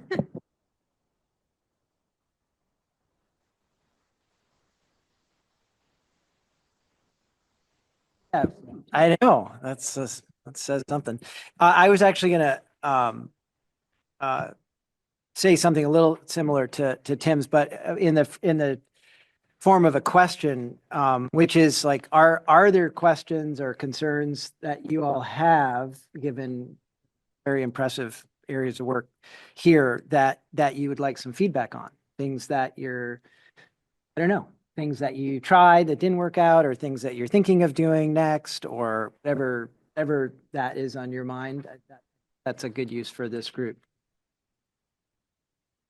Deldy Reyes Carb. Yes, absolutely. And later, as we continue with the presentation, we're going to be sharing with you topic areas that we would like you all to consider as priorities. And we know that you're going to have other ideas as well. As an example, our community air grants would be an area where we would love to come and share with you in a little bit more detail, not only, some of the successes, as you heard Brian give a quick overview, but also what are some of the challenges? What do we need in order to improve our community air grants program? And to have a conversation with you all about that. And I think we would approach any of the topics that you all decide you want to prioritize in that same way. We are obviously, with the program update, wanting to, present a consistent format in terms of what progress we are making. So it certainly was not intended to be like, all good news story. In fact, the other way that this group can really help is in March of 2027, we will be required to report to the legislature as a result of SB 352. And that statute, which was passed last year, gives a specific list of headings that they want to see in our report. And one of those headings is lessons learned through program implementation. And if I could also just briefly respond, I think, we heard the comment from you, Tim, from CARB's perspective, what's working well and what's not. And, Jonathan, you're asking what things are important to us. But I think we also wanted to bring this to you all to hear from everybody what's working well and what's not. And sort of as a group discuss those. And then certainly, and in terms of what's important, the same. And then I think we're also I would love to hear from the membership on this list, what items are most important for you all to jump into, especially in the work plan conversation. I'll finish before I turn off my mic. What two things that jumped out at me from the report, in addition to how a lot of really great work. One was I'm really curious more about the LSERPs, because I think that was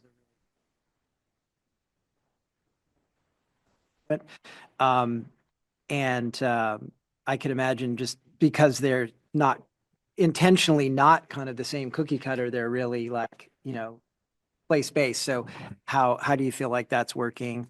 And then I was just curious about the ILG convening, the wording, sorry to be a grammar police here, but it says will support, but then it says they have featured. So I wasn't sure, like, have they happened yet, or what? Yes, it is a Cycle 4 grant. As Melinda noted, Cycle 4 is closing out. So by the end of this month, they will have completed their work. They have actually produced reports summarizing the regional convenings that have been held. And we would love to make those materials available to this group, because it provides additional sort of, grist for the mill in terms of lessons learned. And again, if that is something this group would like to discuss together, we would prioritize making the time for it. And Christine, I see you have your hand up. Good afternoon, everyone. I have a few different thoughts. I'd like to start by saying this quarterly report document you shared with us today is extremely helpful. It helps us take information back to our respective stakeholders and do a better job when we reconvene to share feedback. Also, I think in keeping with what Tim and others have said while we've been having this conversation, it highlights opportunities for other things that we can do. Many years ago, when I worked for the Department of Energy at Yucca Mountain through University of Nevada, we wrote a quarterly report as researchers, and then that would ladder up into the government's reporting process. It would be neat to see what these UCs are doing ladder up into your report in a way that just gives you a quarterly snapshot of what their research is, how it's going, areas perhaps where members of this group or of the communities can collaborate or can provide feedback and additional resources to what the universities are doing. So those are the first things I thought, and then I wanted to share. Thank you. Thank you. And we have a little cue. John, I'm not sure when you entered it. Are you? Okay. John Baum's CARB. I just wanted to let people know that a doctoral student at UC Berkeley, who I worked with, recently submitted a paper that was based on her master's in policy. She's actually an interesting person who's both combining policy and environmental engineering. We need those kind of cross discipline researchers. Anyway. You mean people that can use both sides of their brain? Yes, exactly. And there was a lot of help from OCAP for her project, and she's already presented it at a CARB sponsored seminar.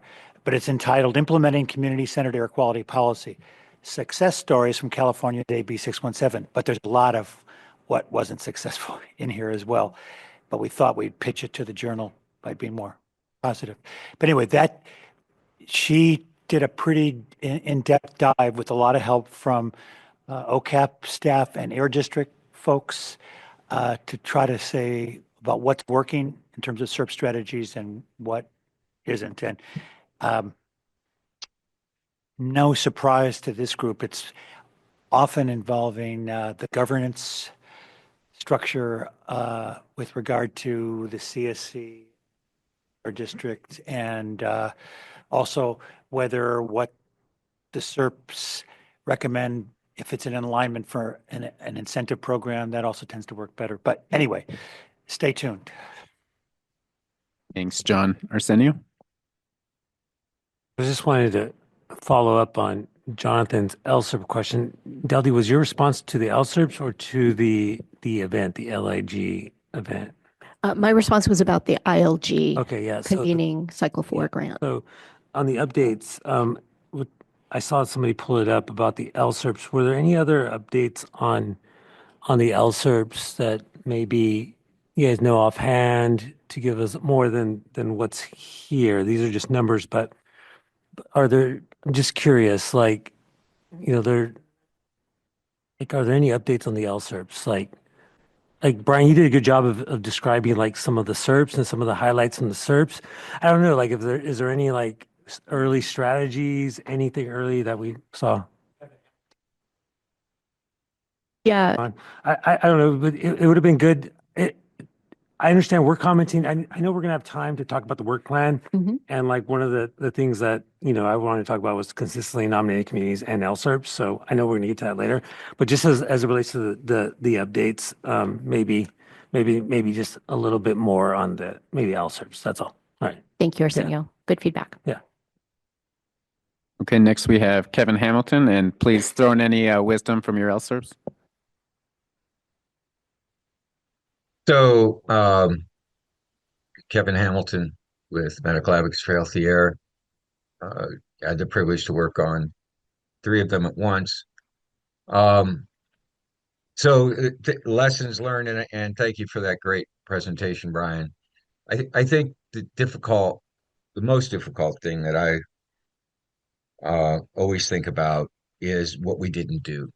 I celebrate what we did, and some great things have happened. It's been remarkable, and in the space where we've had those successes, um, is just amazing. The fact that residents could get together with an air district and CARB and develop some tools and get some really important things funded and make some changes that were not anticipated in the district's planning or CARBs, and getting them to make those changes as community has asked has been a real experience and has happened.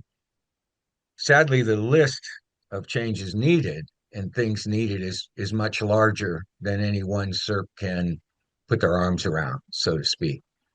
So I always figure, we probably bit off about 10% of it, maybe 20 on a good day, depending on the size of the community, more than anybody ever has before, and good start. We've got a long way to go. And in the existing communities, just getting a SERP is not implementing a SERP. Implementing one of the um, new ideas in the SERP is not fixing the whole problem. It's a start. So we just have to keep that in mind before we run up and claim victory. That this is a work of years, not months or days. I think most of us realize that. And again, note that, and I see this especially in Southern California and the LA basin, where there's more people congregated together than there are in most parts of the world, or certainly in the United States, with a lot of very difficulties there, and the same up in the Bay Area. And then we can't forget the rural communities whose problems are just as big, but are more diffused and spread across a much larger geographic area. And the fact that it's so spread out that it's more difficult and costly to fix as well. So, keeping those things in mind, it's been amazing what we started this 8 years ago, 7 years ago. It's been really remarkable. But again, a lot of work left to do. It's great that we have this sort of 5-year blessing to continue with this program. How we keep those investments going and keep that relationship going with the air districts as some of the SERPs sort of expire, if you will. How do we make this live and create change long term? So I don't think that's been answered yet. So, but it's been great. I wouldn't change it at this point. So, thank you. Thank you. And we'll go to Tim.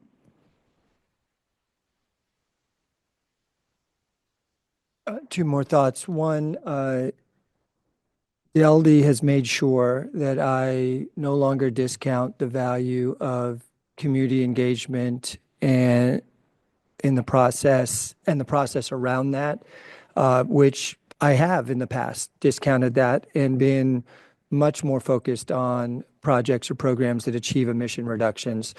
I'm going to continue to push and try and highlight the projects and the programs and the dollars spent that achieve the emission reductions, but I'm no longer discounting the value of the community engagement portion of this entire effort.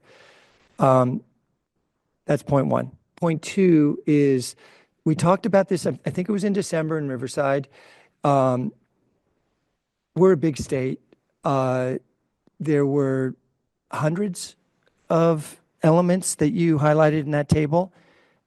One of the things that I want to make sure that we, the Royal we collectively are doing is making sure that when something's working well in San Diego or in a border community, that other parts of the state that may be working on a similar issue in a different geographic area, but similar challenge, are aware of it, become aware of what worked well somewhere else. And I know one of you responded to this in December, but I honestly forgot what the response was. But I do think there's a high value in some sort of structure or process to make sure that beyond this table, communities that are engaging in a variety of projects hear about things that are working well in other parts of the state.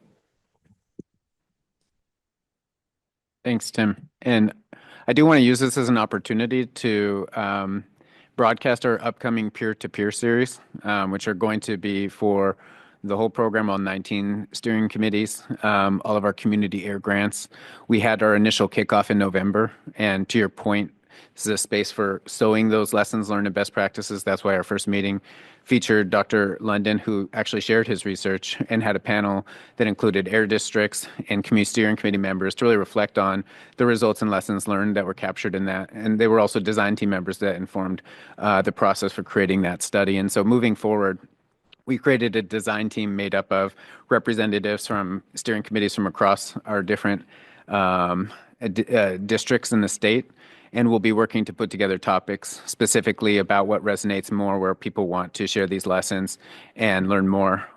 We also have this consultation group as a place where we want to be marinating on those and also what's important for us to incorporate into Blueprint 3.0. And I think we'll want to make sure our consultation group members also, of course, respecting Begley Keene, get invitations to our future peer-to-peers or recordings to get that feedback from those conversations. So we are looking for more places where we can break down divides. I think air districts are doing more meetings where they're bringing their steering committees together because we're recognizing that there's value in building relationships and also sharing knowledge across our boundaries.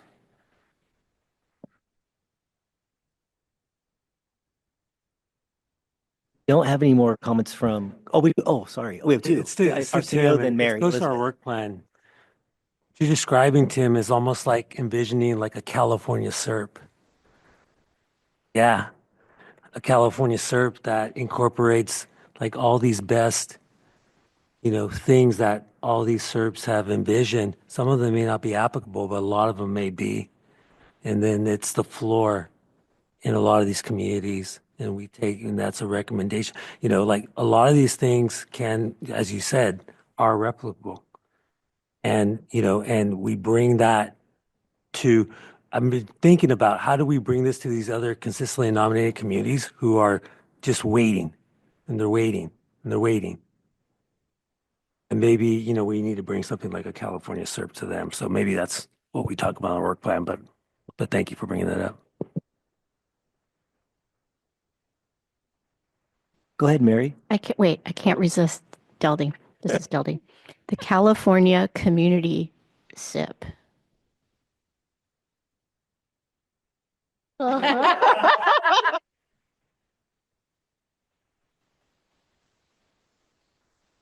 So one thing that I heard and one thing I'd like to ask is I heard, can we get some deliverables. So in those contracts that you have with those academics, I'm sure that there must be, some deliverables, periodic reporting. And I think, oftentimes I see those deliverables in those contracts as like secret knowledge, where it's not readily shared with everyone until the end. And so I think that that's a great point that, that as these projects are being implemented, these evaluative projects, that, folks are getting access to all of those deliverables. Another thing, that I would really like to see, and maybe this is something for the work plan as well, is, in these LSERPs. And so I see those as like the next step. How do we go from, these like very structured meetings that have facilitation and some involvement with the Air District and CARB and then the community members. How can we have, more local leadership in there, not that involves local government. And so I wonder, like how vested different community municipalities are in the program and how that affects success. I think that, that's something that would be very helpful. And also, like for next stage, so, those structured groups are going to, be ending, but the problem is not going to end. How can everybody learn from these LSERPs so that they can have a sustainable community oriented action focus?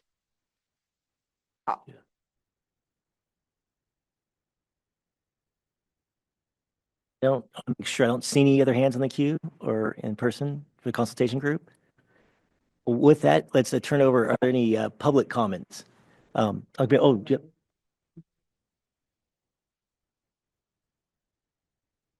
Yeah, that was the end of it, I believe. Yes. Yes. Yes.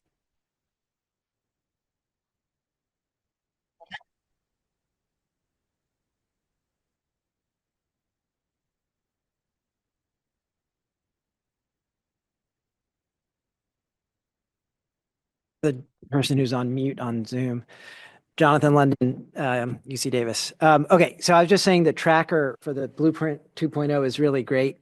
I'm excited to see that. And I think that's a useful thing for this consultation group. It's a good type of resource for us to have to be able to track and then see, what's still in progress. And maybe you could even, if you want to be that transparent, note like where the challenges are there or what next steps are there, because it's such an ambitious bar that you've set for yourself with that document. And I do think that this group, again, it seems like that's our job, is to be giving you feedback on how you're implementing that. So, yeah, anyway, so it's both a compliment and then also a request for more detail and to kind of work that into our process. That's a great point. We should share that tracker we're updating fairly regularly with this whole group and make it prominent. And Kevin Hope is putting it in the chat if any of you want to check it out. It's a dashboard that kind of updates us on our blueprint progress instead of a static version like we have here. And actually, sorry, one more thing on the LSERP. Does the Berkeley, Oxy, USC eval, does that include the LSERPs too? It does not. Should do some research on the LSERPs, because that just seems like a really cutting edge element of where you're going, and be really good to be tracking those outcomes. But somebody should do that study. Thank you for that positive feedback, Jonathan. I do want to give credit. By the way, this is Deldy Carb on the tracker, because we did borrow from the Valley Air District, which was one of the first air districts to start publishing a tracker for each of their SERPs. to support accountability for each of their 4 CSCs. So we took that idea and applied it to the commitments we put into the blueprint.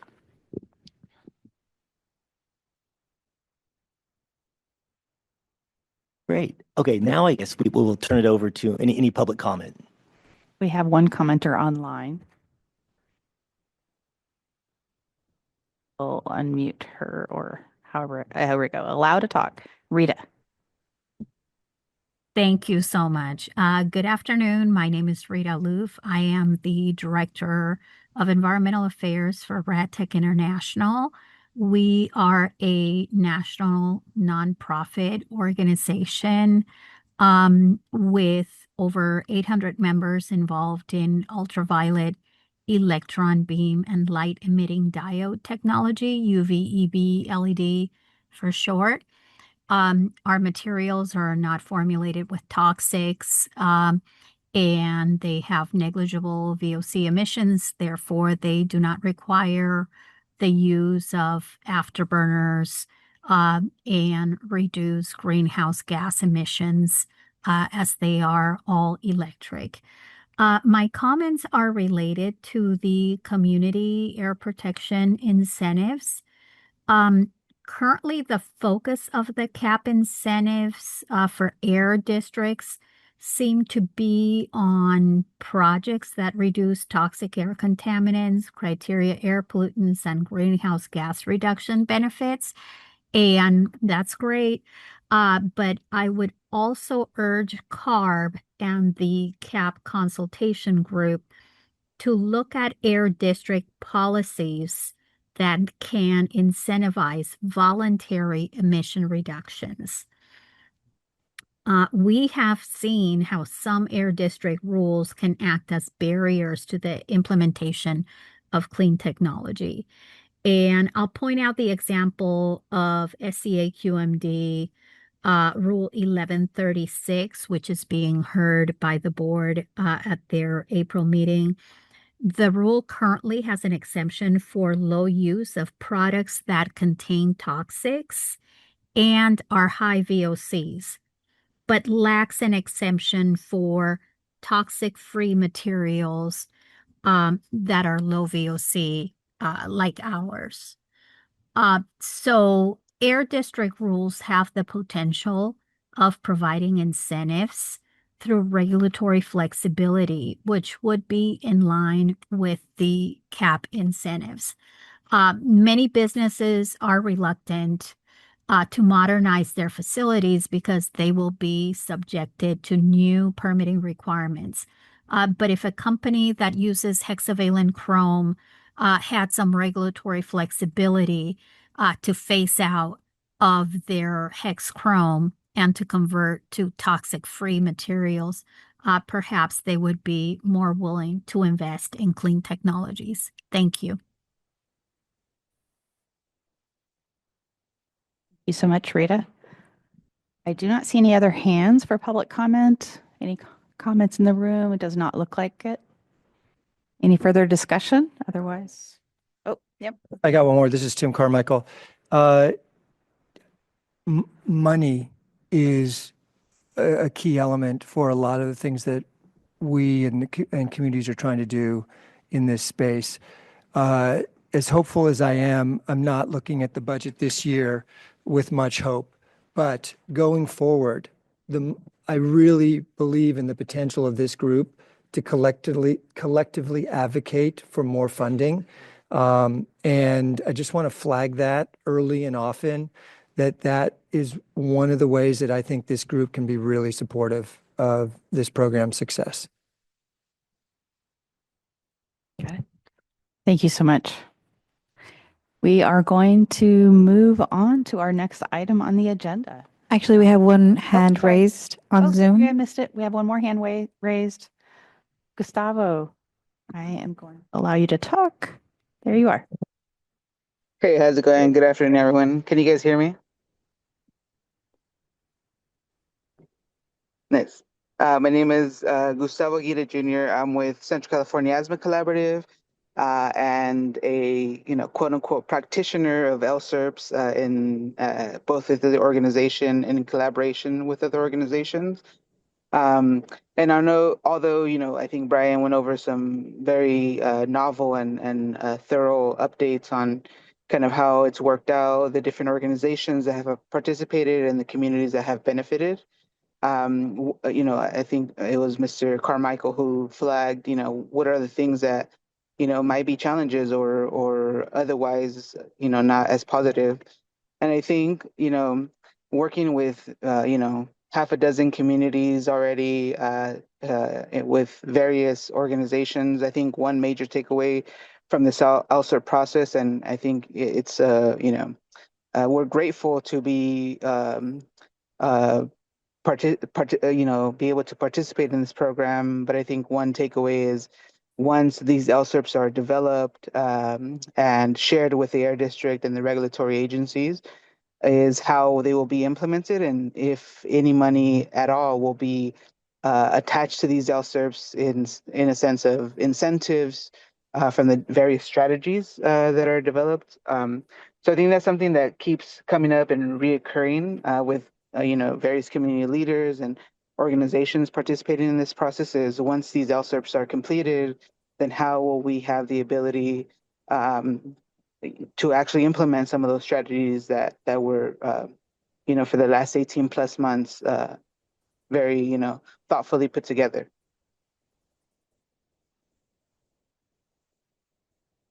Thank you so much for that comment, Gus. Appreciate that. We also have Vincent Cuevas.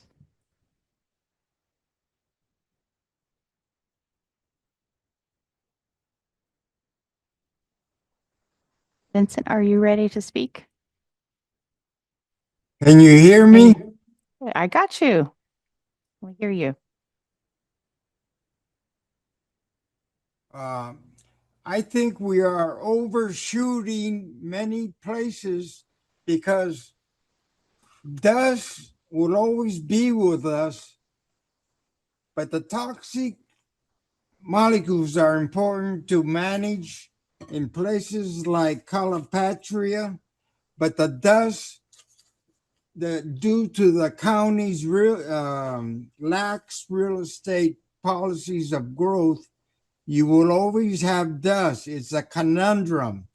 What you need to attack are the toxic molecules, not the dust. That's my point.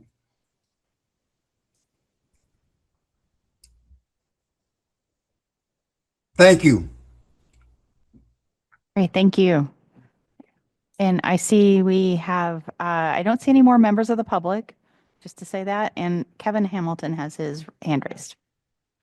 Yeah, I just wanted to carry on what Gus brought up and pull that uh, out a little more.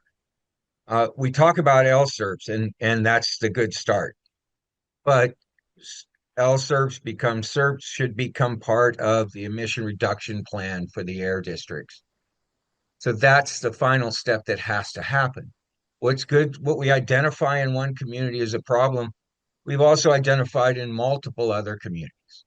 So there needs to be a way to substantively transfer what's in the LSERPs to regional air district planning. And in some cases, that's happening a little bit, but we need help with that. That's a critical piece. There's a lot of things in the LSERPs, again, that we could go in our region from town to town to town and be the same thing. So it's crazy to think that you could even do that. That's never going to happen.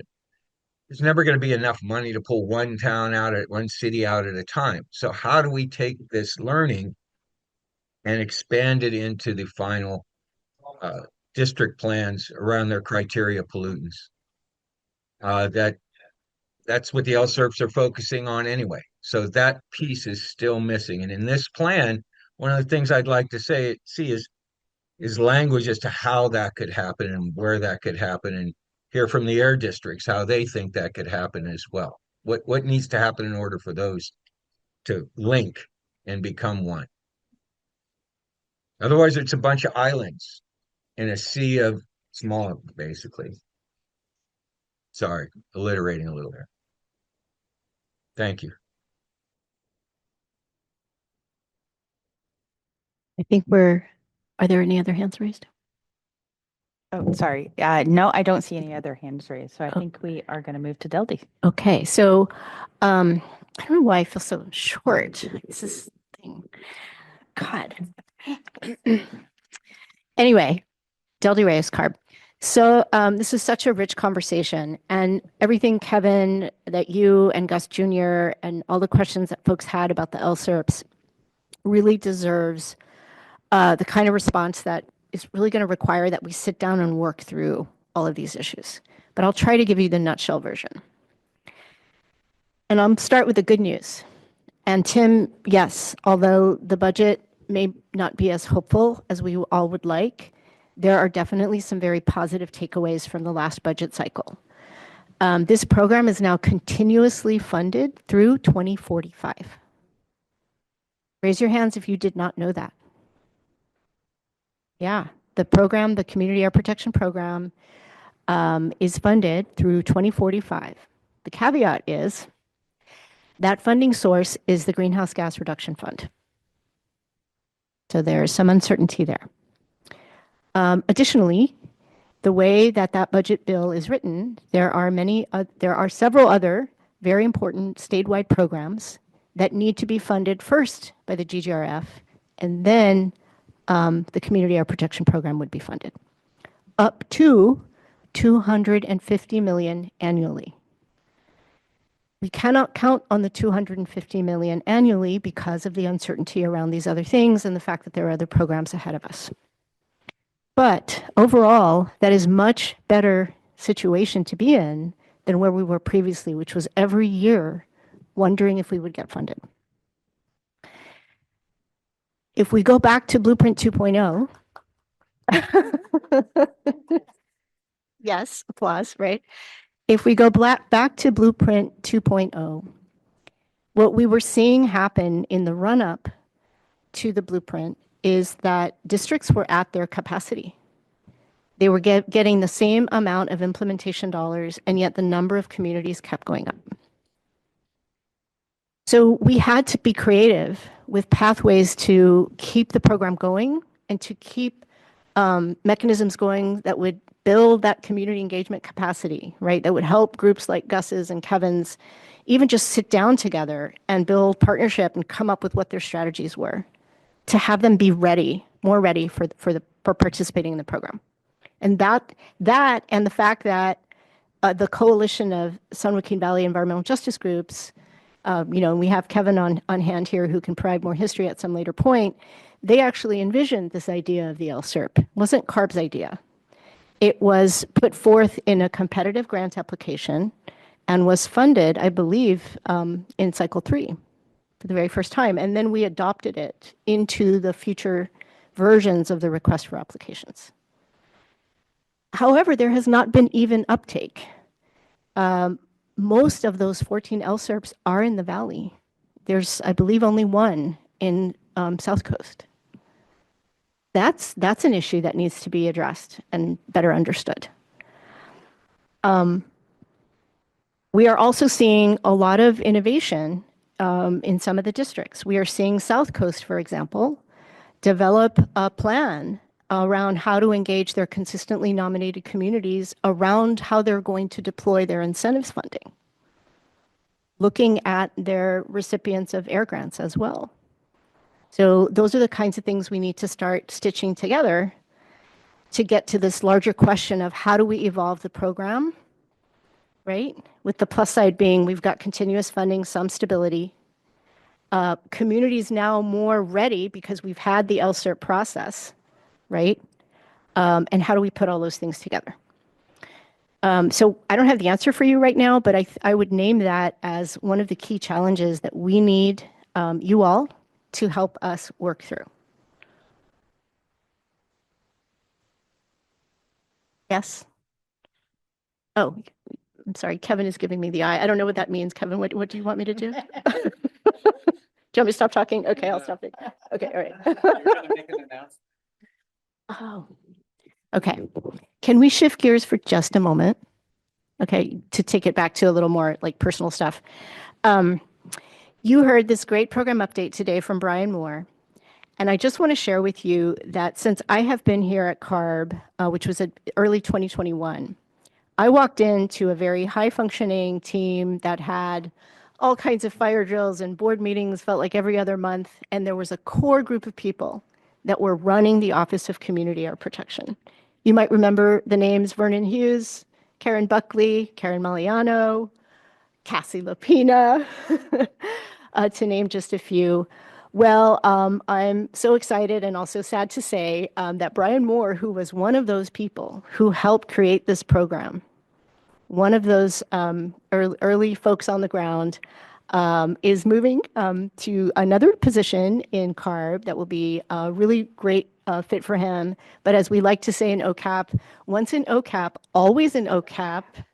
So we know where he's going to live. And all of the great experience that Brian has built, he's going to be taking to his next role. And we now know that we have another ally in another part of CARB, in our very amazing champion, who I will just say to you, Brian, I have learned so much from you in terms of your empathetic leadership style, and the way you support your team, and the way you just pitch in and do any little thing that needs doing, and your creativity. I will tell you this about Blueprint 2.0. If it were not for Brian Moore, I'm not going to say we wouldn't have a Blueprint 2.0, but it would be very, very, very late. So thanks to Brian, we were only 1 month late on the 5-year deadline, and we would have been a lot later without him on board. So thank you, Brian, for everything you have done for this program. Right, and Brian, you can't say anything because Okay, there's a real- number of hands up before you respond to everybody. But I just 2 seconds. I just want to say to everybody at OCAP, it's been a little bit like a mourning, like a funeral, all the one-on-one conversations. Brian's the kindest person I've got a chance to work with. He's very thoughtful. He travels all over Northern California. He's so humble, you know, he does so much. So it's a tremendous loss, and we're going to miss you a lot. And talk for just a second. I'm going to jump the queue too, because I think I've worked with you longer than Dildy, no? Yeah. And so I just want to second everything that Dildy and Kevin have said. It's been great working with you. I'm going to miss you in terms of OCAP, but I agree with Dildy. We'll have an ally in another part of CARB. I have to find out where that's going to be. Super quick, I want to say that even though I'm excited, like, I don't think I'll be able to replicate this type of work environment. My colleagues have been awesome. Groups like this are awesome. Working with community members has been amazing. The last 8 years have been like a life-altering experience, I'd say. And it's changed the way I interact with my community. It's changed the way I try to raise my kids. And it's been super enlightening experience, yeah. So I think I probably took more than I gave, but I still appreciate it. And that's it. Janice Lamb from Lamb Snyder from the Sacramento Air District. We had the pleasure of having Brian as one of our liaisons for a long time. And I will say that having staff at CARB that is very empathetic and problem solving is crucial in the success of like our partnerships working together as a state, as a local agency, as well as working with the community. And I have relied on the guidance and advice in the partnership that I think Brian was able to share with us to really get to where we are here in the community. So you're kind of behind the scenes and you don't show too much, but your work is greatly appreciated at the local air district, and I'm really sad to see you move on to another was it division, but also very excited that we do have another ally to rely on in these other in this other space. So thank you so much for all of your work, and it's been a pleasure.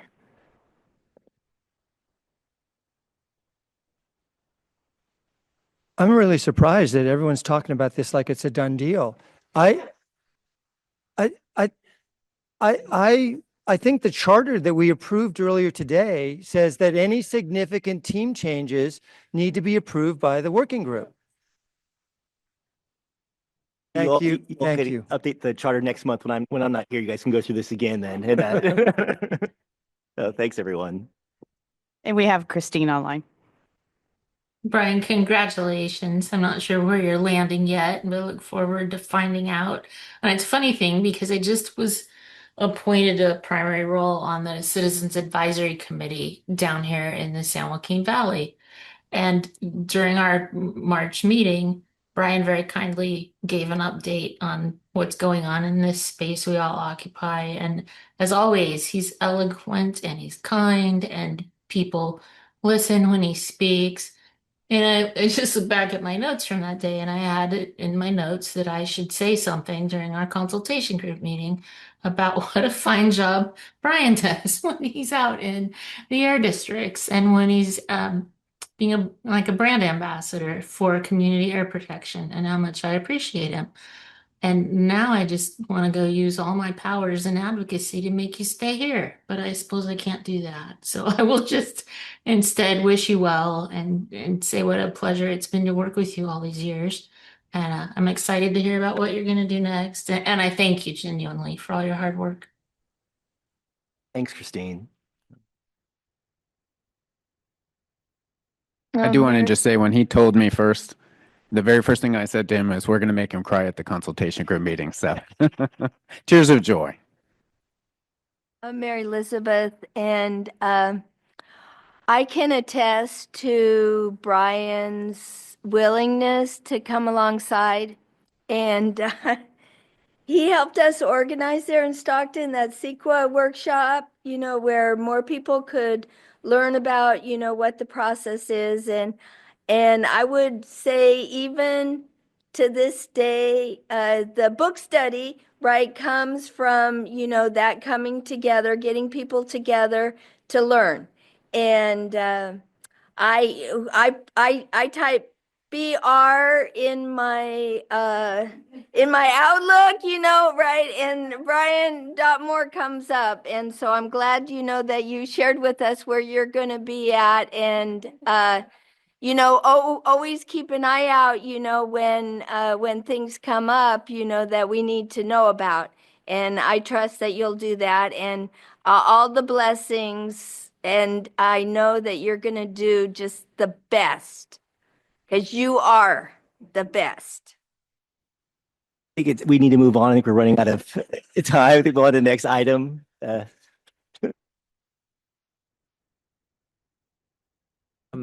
I just want to say, Ryan, just adding on here, where's the tissue, by the way? But with the BR, just making me think about, so, we had, I don't know, 300 pages of reports or something on our evaluation. And I know Brian read every single page, because on most pages, there was a comment from Brian, some edit, particularly when we were looking at the survey design. So very, very appreciated. It gave us really good food for thought, and it definitely made the reports and the overall evaluation so much better. So I really appreciate our partnerships.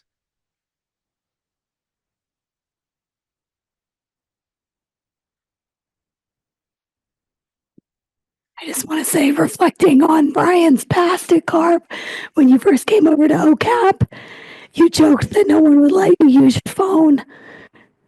Remember, you said that no one would let you use the phone before, and then you were in charge of community engagement, and they shipped you off to the first community meetings in Stockton. And I remember you calling and saying, I'm walking around at night downtown Stockton. I can't find the meeting. And I said, Brian, don't walk around at night.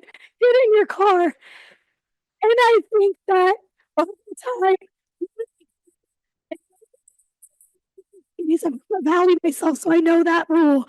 But I'm so happy for you, and I'm really excited about all the drayage truck funding you'll be finding for the community members in your new role. It'd become a lot more efficient once Cassie left, because she would hijack my computer with a hidden USB port and control my mouse when I wasn't looking, and I'd call IT to help me out. And yes, so it was great working with you. It's great. I'm glad you're here. It's fun.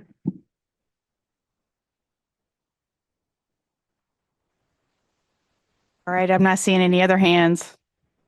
Brian's already heard my spiel. I'm incredibly sad to lose him as my boss. So Ready to move on to the next one.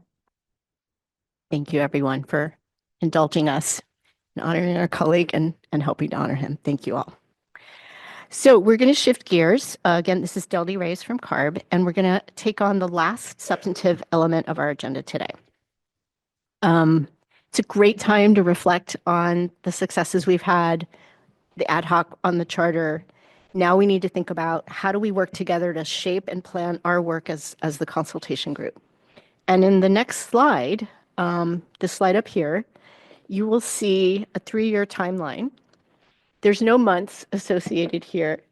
There's simply sort of, generally just imagine if it's close to the left side of the bar, it's kind of in the first half of the year, and you get the point, right? And I want to just highlight very big picture what is coming down the pike for this program. I'm going to start at the bottom bar on the very far right. You already heard me say today, Blueprint 3.0, 946 days away. We can do it. We can do it. And in order to get there, there are so many conversations that we need to have. There are so many important topics that will come, that certainly come to our mind, but I know they'll come to yours as well.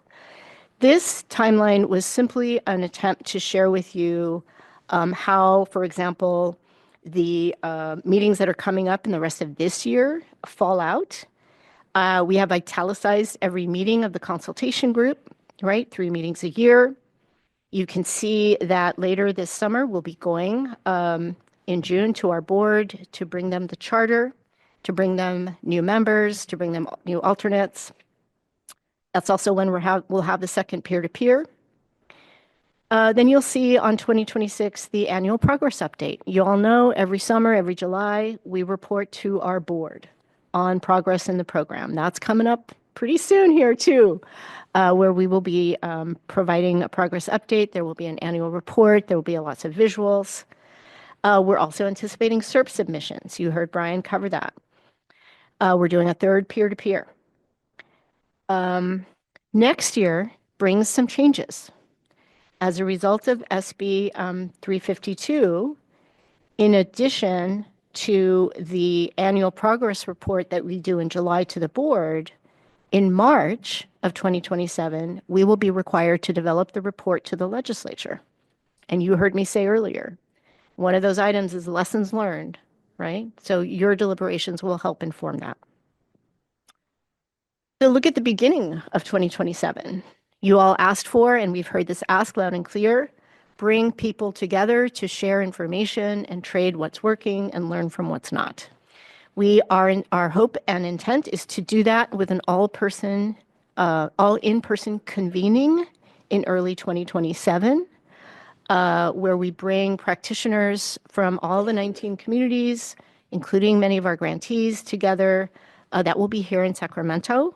Of course, there will be planning with these folks that we want to have come and participate. So similar to our peer-to-peer, where we'll have a small group of folks representing the various communities, help give us feedback on what they want to see in the convening. That will have to happen. We also will be kicking off our 6th cycle for grants. In about June of 2027, the project period for the contract for the program evaluation by UC Berkeley will have ended, and we will have deliverables. And by the way, all the deliverables for the previous evaluations, such as ones that Jonathan's team has done, can be found on one of our web pages. I've asked my team to make sure to put that in the chat. Also, you'll see a statewide monitoring plan update in 2027. The requirement for this is also new for us, and it is contained in SB 352, which was passed last year. SB 352 not only told us that we have to report directly to the legislature, it also said, CARB, every 5 years, you should update the statewide monitoring plan. And it's not a plan as in a camp, like here's a geographic area where we're going to put monitors. Rather, it's an assessment of the effectiveness of all of the community scale air monitoring systems that are in place now. Back when we did the very first version of this plan in 2017, 2018, there were not that many community monitoring. Now there are over 100. So our statewide monitoring plan update, which has to go to our board for approval, is going to take all of that information into account. And that plan now, just kind of like our blueprint, has to be updated every 5 years. The other requirement for that monitoring plan update is to include recommendations where we think communities are that would benefit from additional monitoring. And then thinking about 2028, nothing new there other than Blueprint 3.0 at the end. These are only the highest level things. There's all kinds of interstitial things that will be happening, of course, over the next few years. But we just wanted to give you a big picture taste of what the program is looking toward.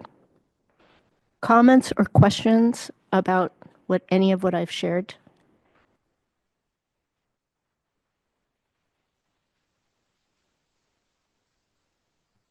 We have a hand online. Sorry, I accidentally unmuted on my Zoom. That was my fault. Rebecca? Yes, hi. I have questions. What are does anyone know precisely the specifics of the second and third peer-to-peer events? Yeah, I'm happy to answer that. So our first meeting is going to be at the end of June, and I'll put the webpage that has the dates for both of those meetings online so that you can access them. We are convening a design team. Is beginning to meet in the first week of April, and we're going to be meeting on a bi-monthly basis with that team to put together the plan for the first and second meeting. So if you have ideas or more questions about them, please reach out to me over email, and happy to engage with you about that further. But as soon as materials go out, we have a listserv on the page I'm going to put in the chat, and we will be publishing all of the information about those upcoming events as soon as they're made public. Thank you. Yeah. Let's see. Okay. I think Mary Elizabeth was next. Hi, so I was wondering on the statewide monitoring plan, what was the name of that legislation? And I just got a notice about some additional monitoring in San Joaquin County related to pesticides.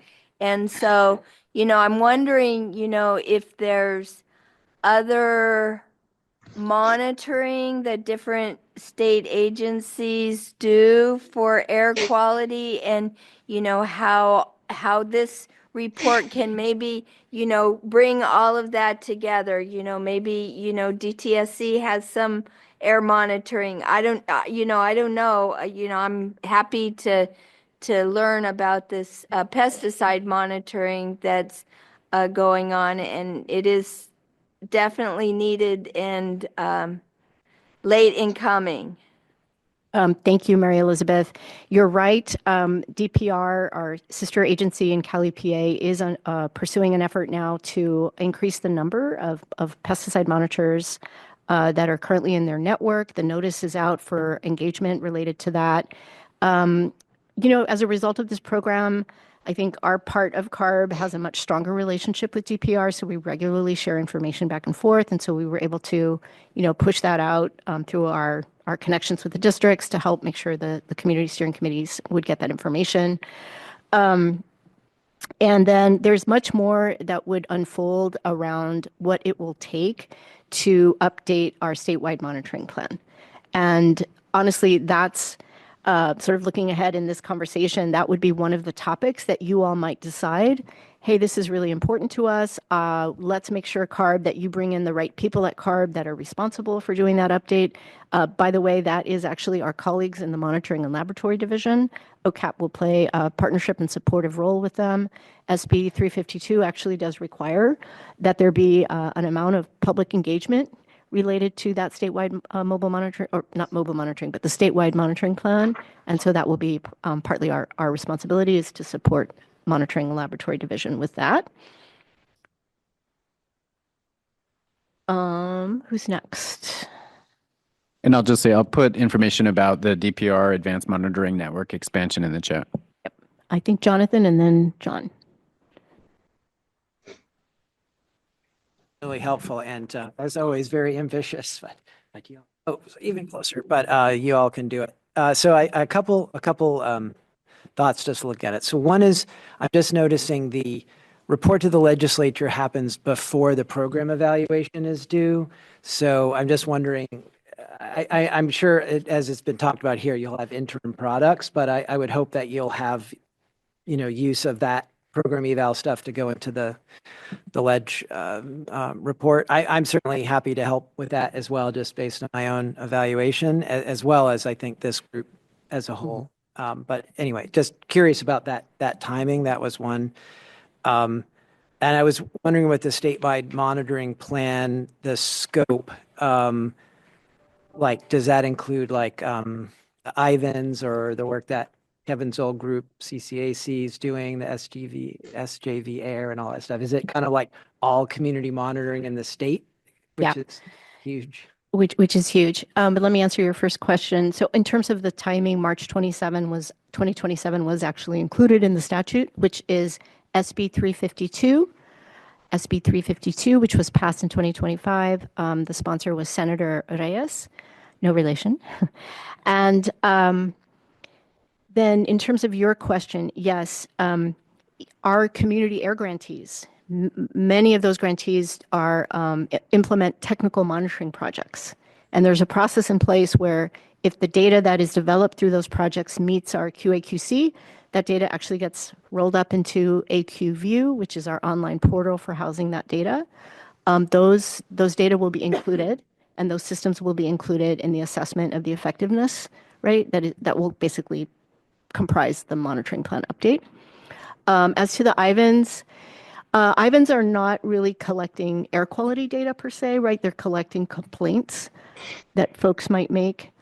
There's that air quality monitoring network. The Air Now, SJV Air Now, yeah. Well, Ivans also do. Oh, okay. Yeah, they have networks of groups that are doing air quality monitoring. Correct. Also. Yeah. Correct. And of course, all the camps, all of the CSC Community Steering Committee camps will be included. And then what about Deldy, that like the program eval being able to feed into the ledge report? We will use everything that we have, including our July 2026 program update, right? So in the first bar, you see July, not that far away, we will have an annual progress update. And then that will help inform plus whatever we decide in this group, that will inform our March 2027 report to the legislature. I would also say, as any state agency, anytime the legislature asks us to report on things, we will be there. It's simply that, so it's not in any way anything new. It's just that it, kind of makes it very explicit and it gives us a time frame.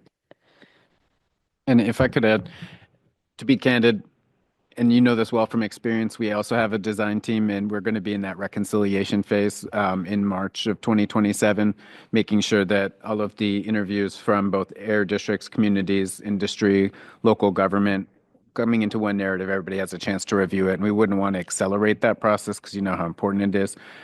This is an annual report, and so we will have the ability to bring it to the legislature, and I think that'll be really critical. And I think we're also really excited to share those findings with this group as well when they're ready. John. Well, a couple of things. First off, just Mary Elizabeth probably knows this, but there have been monitoring of pesticide air levels, air concentrations of pesticides in the San Joaquin Valley for a long time. They're just expanding the program. And I would like to say that we probably deserve some credit, meaning AB 617, especially the Shafter SERP, which sort of improved, as Deldy said, our relationship with DPR, and that statewide notification program really came out of the Shafter SERP. So it's really a highlight of our program, which we always highlight, we always mention when we can. With regard to the statewide air monitoring, for program. The monitoring division is going to be working with. Do they have adequate resources to do that? This is a big lift, and there's a lot of data. It is a very big lift. Thank you for asking that important question. The language in 352 does include a caveat that the plan is to be developed based on the availability of resources. And yes, it's going to take a lot of people power to do this assessment. And so we are currently exploring options for obtaining additional resources in order for us to have that people power that we need to do the work. Tim. It's been a while since I've worked on monitoring, but it jumps out at me as another area where it would be great for information sharing up and down the state. Not all of the equipment works as advertised. Not all of the organizations, even well-trained, use the equipment as instructed. And so those sorts of do's and don'ts, lessons learned, what worked, what didn't, is another area where I think it'd be incredibly valuable for people to share their experience. Thank you, Tim. Absolutely. And I know if my colleague Walter Ham were here, who runs the Monitoring Lab Division, he would make a point, and I certainly support it, that part of our engagement is certainly going to be to partner with air districts, where we see a lot of expertise in this area, Bay Area and the monitoring group, South Coast, right, with all their experience in validating local community sensors. So we will definitely be working closely with the districts as we develop that plan. Okay, so I want to turn now because I'm sorry. Go ahead, Arsenio. Well, I'm sorry, what were you going to turn to? Oh, I was just going to turn to Monica. Okay, that's where we're going. We're going to the work plan. Okay, Diane? I just really appreciate the timeline being laid out like this, and this conversation really highlights that it's so much more than a timeline. It really has to do with how all the work is being integrated. And so I know this bleeds into the work plan, but I really am, what I'm seeing is that we have, I don't want to diminish it, but the process concerns that we have about how the CSCs work, how the work is happening in each of the districts. And a lot of that was evaluated, I think, with your work, Jonathan. And I think it's really important for us to take a look at that. And I hope that we allow time for that within this group to have that conversation. And then I'm really interested in the statewide monitoring plan and how that plan, how the outcome of it relates to monitoring that was occurring early in the 617 process. And that relates to the reductions, the emission reductions, I think. And so for me, the program evaluation includes at least those three major components. And I would love to hear you talk about how we're going to get there, because my other least favorite, but important topic is how the impact of the federal administration, what that impact is on the ability of the SERPs to actually achieve their goals at this point. And I know you have that in the work plan, and we're going to talk about it, but I think it's really important for us to take a look at it from a outcomes perspective, because so many, just speaking of the San Diego SERP, which I was quite involved with, is a lot of those emission reductions are not going to happen now because of the basic cancellation of ACF and other limitations that the current administration is causing. So how we capture those and how we then talk about those as a board, then putting on my cardboard hat, I really want to hear that, because I think that really can influence where the board goes and also hopefully where the legislature goes in terms of the narrow band we have right in this moment. So I know that's a lot, but I really think this has stimulated me to see the integration of all of this and how important that is. Right now, I do have a point. Yeah. Well, that's why way back when we started this meeting, I was thinking about, like, where are our bites? as a consultation group, like where can we and when are our bites? And when are they most like strategic and important? Mhm. And I don't know. Like looking at this, I'm not sure. It seems I kind of agree where Jonathan, where that right before between that program evaluation and that report to the legislature 2027, it seems like this body, that's what I was getting at, like before we go all the way to the blueprint, like that's what I was trying to wrap my head around. What are we going to like do in before all that? And so it seems to me like I don't know how many meetings we have, maybe not many before that point, but it seems to me like we should, and this is what we're going to talk about in the work plan, we should sink our teeth into something before that time. Because there have been issues that have been raised in the legislature that have been critical of AB 617. I had to do those site visits in the legislature. And I think, you know, if there are things that we could sort of give some advice on that may be important as they turn the corner in 2027. So I'm just trying to process, like Diane was mentioning, like the timeline with our entry points. I don't know how many bites we get because soon in 2028, we're going to be gearing up towards the blueprint, and that's going to consume us. So, like, I don't know if it's 1 or 2 bites we get here before, or maybe I'm looking at it wrong. But anyways, No, I think you're looking at it in exactly the way we hoped everyone would see it. You've laid it out very well for the next part of our conversation, which is even before we talk about the work plan, we should talk about how we work together at an ad hoc level to support the full group in being prepared. And so that's actually what Monica's going to lay out here to do. Thank you, Delty. So Arsenio, just for context for everyone, as a consultation group, we meet 3 times a year, right? This is second meeting. This is our first meeting this year. We'll have 2 more meetings, one in June, one in, is it November? December. And then assuming the 4-year term that everyone has, there'll be a total of 11 meetings, right? So just kind of keep that in the back of your minds as we have this conversation. So the goal, purpose of the ad hocs is really to help us dive much deeper into specific topics that align with the broader goals of the group, because we won't have reasonable time to do that, right? Meeting 3 times in the course of a year. The charter, I think, is a really good example of how we can do that and use that ad hoc group strategically to focus on a topic, right? Work through it in a couple of months. It is a subgroup, right? Bring back ideas to the larger group, be able to discuss, and hopefully get to a point where we can agree, approve, and move forward, and maybe target, go on a second bite or have a third bite of something else.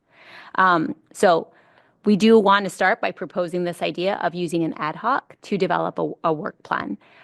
Similar to the same process that we use with the charter, we'd ask for a group of volunteers, expect to meet a few times this calendar year, with the hope of coming back to this group in June with a draft of that work plan, and have a final version by the end of this year. All right. So again, we have 2 more meetings as a consultation group. So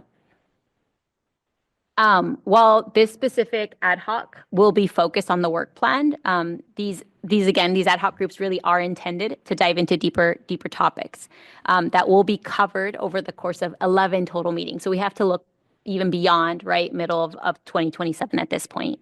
The work plan will drive the agenda for your work, for all of your work as a consultation group, and ultimately shape how the Community Air Protection Program evolves over the course of the next 3 years and even beyond that.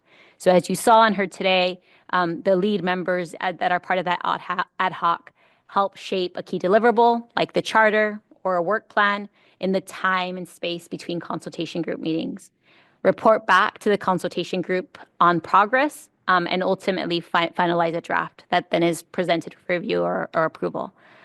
So as part of that, we did want to share a list of the kinds of items that might be covered as part of meetings. And this gives you a very broad overview. And again, this really is part of the legacy that you all leave as part of your term, because I think you all came into this really thinking, hey, we're not just showing up to meetings. You walk away being able to say, hey, we accomplished this. I'm not going to go over all this list because I know in the interest of time, but want to lay that out. I know what you're all hungry for, right? Is thinking about what kinds of topics might be covered. This is just a snapshot. This is not the things, but Deldy did present that timeline. If you go to the next slide, please.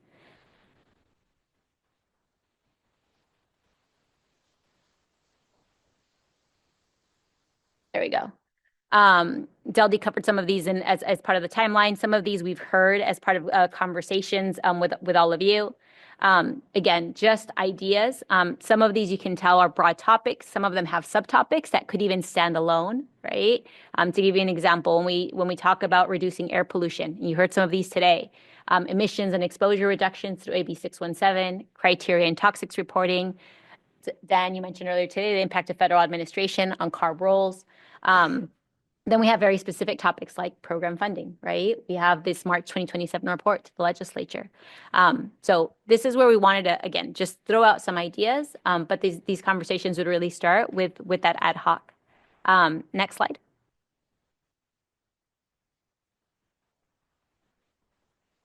So based on the charter, the way the ad hoc would be set up is, again, we'd ask for a group of volunteers today.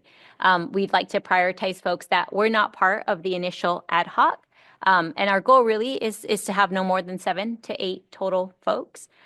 We expect to meet a few times, about every other month, through the end of this calendar year. Again, coming back in June with a draft to present to this group and a final version by the end of December. Any questions?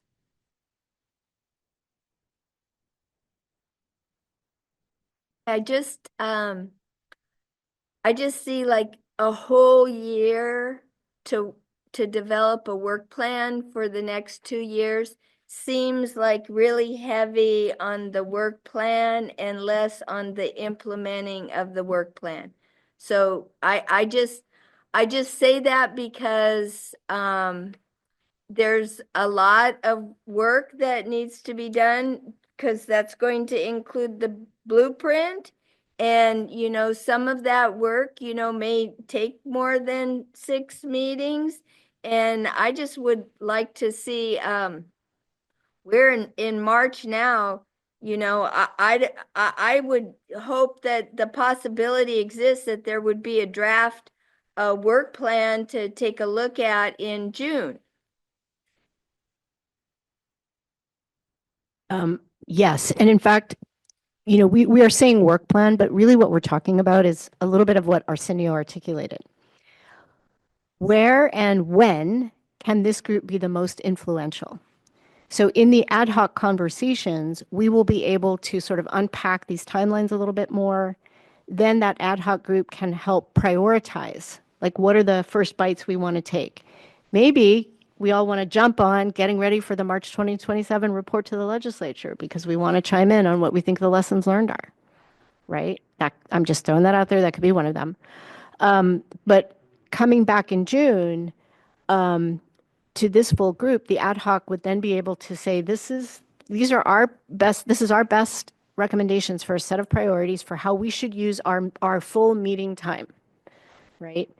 The other thing I want to just clarify is it's not as if the ad hoc will be the only group receiving content that you all would not receive. Absolutely not.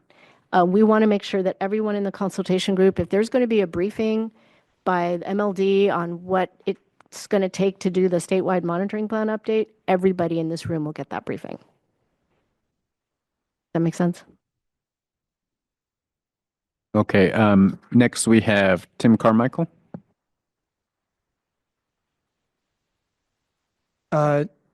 Two thoughts. One, I agree with Mary on the face of it. I'd much prefer to have us cram for a couple, 3 months on a work plan and spend 2.5 years working on that plan. And then secondly, do you have any sense of the time commitment on this ad hoc group versus the one that just concluded? So for reference, you all met in December, right? Last meeting was December, is that right? Or was it November? December, and we're now in March. So I think you can all vouch for me, but I believe it was about 15 to 20, 30 hours. Sorry, 15 to 20 total hours. I think it was 2 3-hour meetings. Yeah, but we also asked people to go read. Oh, of course. Yeah, materials. plus So homework. just, Yeah. sorry, I'm giving them an estimate, not just when you're showing up to a meeting, but like time you're spending outside reading materials. Yeah. And I would say that compared to the task of the charter and what we're asking now, the charter was actually more straightforward. It was discrete. You had a pretty good starting product that were only a few blank spaces. You had a finite number of comments, right? This is different. This is the ad hoc group. And so I would say that estimate is going to be more hours than the 15 to 16 of the ad hoc group because, as you said, Tim, there's value in like jamming it now so that in June you have a more solid plan that you all can react to and actually start getting into, right? Fast forward to June. Imagine a full day meeting just like we had today, and we would have a report out from the ad hoc that says not only, and of course, you'd be getting these materials from the ad hoc before the June meeting, so you would come prepared to understand the work that the ad hoc group had done. You would see their best guess at what the priorities should be, linked in time. Like at what point in time should we take up this topic? When should we take up that topic? That conversation is not going to take all day. We actually will use the rest of that day in June, right? Obviously to get feedback on those priorities, but we should be able to also include some substantive content related work, right? That fits into those priorities even in June. And the sooner, we can start working with the ad hoc at the staff level, the sooner that we can be preparing to make sure that we can deliver that information in an accessible, meaningful way in advance for that June meeting. I'm sorry, I'm in July. June is way too close. July meeting. Yeah. Yeah. Does that make sense? And again, I'm going to reinforce this. We understand that this is a lot of time.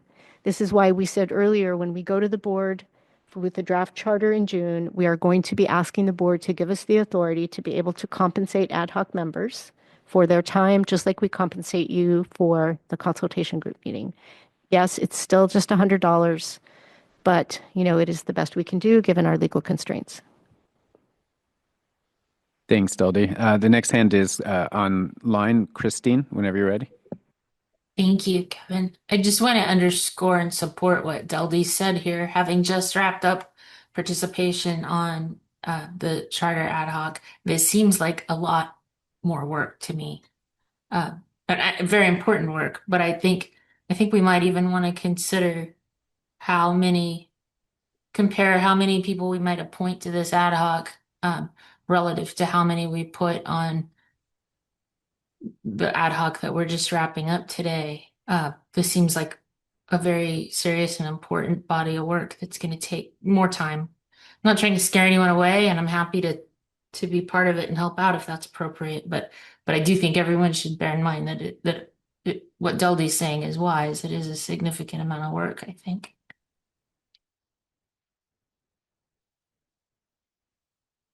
All right, next I'm just going to make a joke and say that the alternative is that CARB staff figure out what y'all should talk about and at what point in time, which I don't think is going to go over very well. Well said. Next we have Dr. Bohms. Thanks. And I want to go back one slide to the potential topics and themes. Just listening to what other people have said about LSERPs, I really think that not something that just should creep in. It should be applied here as one of the primary areas that we need to think about and capture lessons learned and how to go forward with the LSERP program. And one thing that I didn't realize, even though I knew that LSERPs sort of started in the San Joaquin Valley, I knew about Kevin's sort of seminal work in that regard, and Deldy's response to that. I think the two go together. and it's really informed how we take the lessons learned from, the designated AB 617 communities and try to cover the rest of the state where there's communities that are overburdened and marginalized. So I know we're talking about the process of setting up the ad hoc group for the work plan, but I really want to elevate that topic. Thank you, Dr. Baums. Mary Elizabeth? Mary Elizabeth. So I'm hearing a couple of things that I want to get clarified. Is one, the ad hoc, which I not so affectionately call top secret. And so when we get these ad hoc briefings, so will those be like written reports, or will we be invited to meetings where there's a discussion? And so I just would like to get that clarified, like how much does it have to be, ad hoc, that nobody else but those members can listen in? And then the other thing is, I just want to make sure, so when we come back in July, there will be a draft work plan that we could potentially adopt in July, not December. That is dependent on the willingness and ability of people in the room to volunteer to serve on the ad hoc and work pretty expeditiously with CARB staff, obviously, doing our very best to support so that we could meet that goal. And next we have Arsenio Mataka. Yeah, I would share support for, this group to try to make that happen, to work towards that July final approval. I also support Dr. Baum's idea. I think, I think today we could give, like what Dr. Baum just did, give this group some direction right now, like he just did. Like, I agree that we should focus on the LSERPs. I mean, that's something that I would advocate for. Other folks should share their thoughts too, so we don't waste this meeting time, and we could give that ad hoc that is going to be formed today some direction. And I would say this is that, yeah, it is going to be some time, and it's going to be a big push. And so, I mean, yeah, we could prioritize other folks who weren't part of the last one, but if we should just at this point, like opening it up. And if folks can have the time and have the passion to do it, let's do that, because it's going to be a big push to get to that, to turn that corner. So that's what I say. Thank you, Arsenio. I just want to address Mary Elizabeth's comment about ad hocs and accessibility. Our constraint is that we not exceed quorum. So we just have to stay below the quorum in order to be compliant with Bagley-Keene. And I'll just add, if we can do meeting summaries. It's if members request it, we can record these meetings. There's nothing about it that's meant to be exclusionary. So if there's ways that we can make sure that it is more transparent for all members, we're totally open for suggestions and methods to do that. Next, we have Dr. London. Thanks, Jonathan London here. Yeah, a couple thoughts. One is to suggest a survey, like we did for the charter. So you could solicit feedback from the full group on issues that we all think is important to kind of supercharge the ad hoc. And then two just taking the opportunity, two ideas I would put on in addition to LSERPs. That was my third, but the other two, one is they're kind of intergovernmental relations. So one is working with local governments, again, the cities and counties that have land use authority, as well as COGs and CAGs that manage those, and then sister agency collaborations, like Caltrans, DPR, et cetera. Because that, again, with our research, that's where the action was, we found. Like the work with like the air districts and the CSCs, like you took 7 years and you pretty much figured that out. But the next frontier is this other wild and woolly world of all these other agencies. And I really think that needs to be a priority to figure out how to manage that. And that's going to be hard because you don't have the authority or the funding, but therefore it is all the more important to really dig into that. So I would put those, towards the top of the list. And anyway, yeah, so stop with that. Thank you, Jonathan. Diane? Thanks, Kevin. I'm just trying to, maybe I'm not quite understanding, but it does seem like you've done a really good job of identifying the topics. Maybe it's the next, or this, I don't know where it is. The slide that has that. The work plan topics. Could we put that up? Yeah.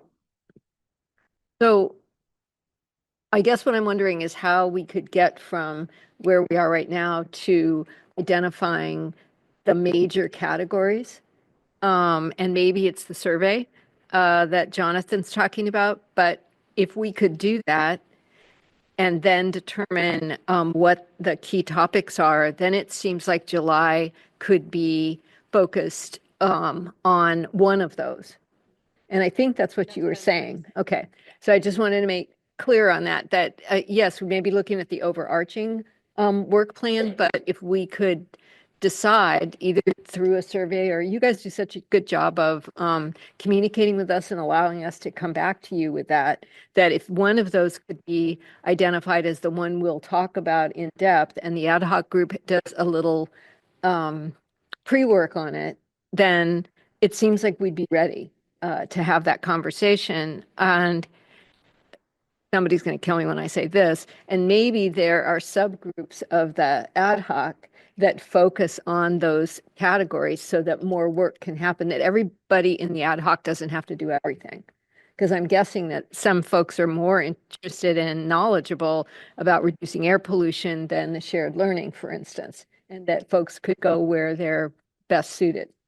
And maybe we could get more work done. I know that stretches staff, but that's an idea.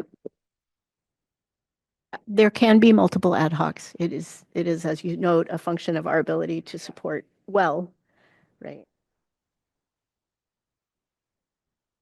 And next we have Kevin Hamilton. Yeah, as far as ad hoc meetings, I think as long as they're noticed reasonably and available for those who can make it, I think that's reasonable, especially if that local committee decides that's what they need at that time. Period. I did want to clarify one thing. I hate seeing my name thrown around like that, like it was just me. Gustavo, Gary was on early, was part of that group along with 14 other folks from communities up and down California. And I believe we did 14 or 15 meetings in different cities in California to develop that initial plan out of the thin air because nobody ever done it before and we had nothing, period. So we're a lot better off than that today. So I expect the results to reflect that because now we have 10 years worth of knowledge that we can apply to this. If we don't apply what we've learned, then we're fools anyway, and we're never going to get anything done, period. So, and I think that's what I'm hearing today is bringing that knowledge together. Fortunately, it's been well documented. It's going to take some time, but I'm hoping that this plan will be even better than the last one. That's about it. Thank you. Thank you, Kevin. And I will just acknowledge the last slide in part of this agenda is actually going to be requesting ad hoc members in the meeting. Yeah, I'm just responding before I go to the next commenter.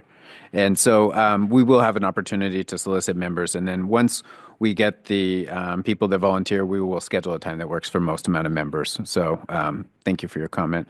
Next, we have Tim Carmichael. So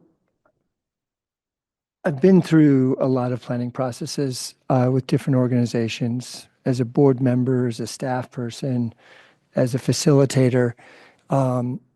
People love 3-year plans, or 5-year plans. But what I've found is even if you outline that 3 or 5-year plan, what you focus on in the year ahead is the most important.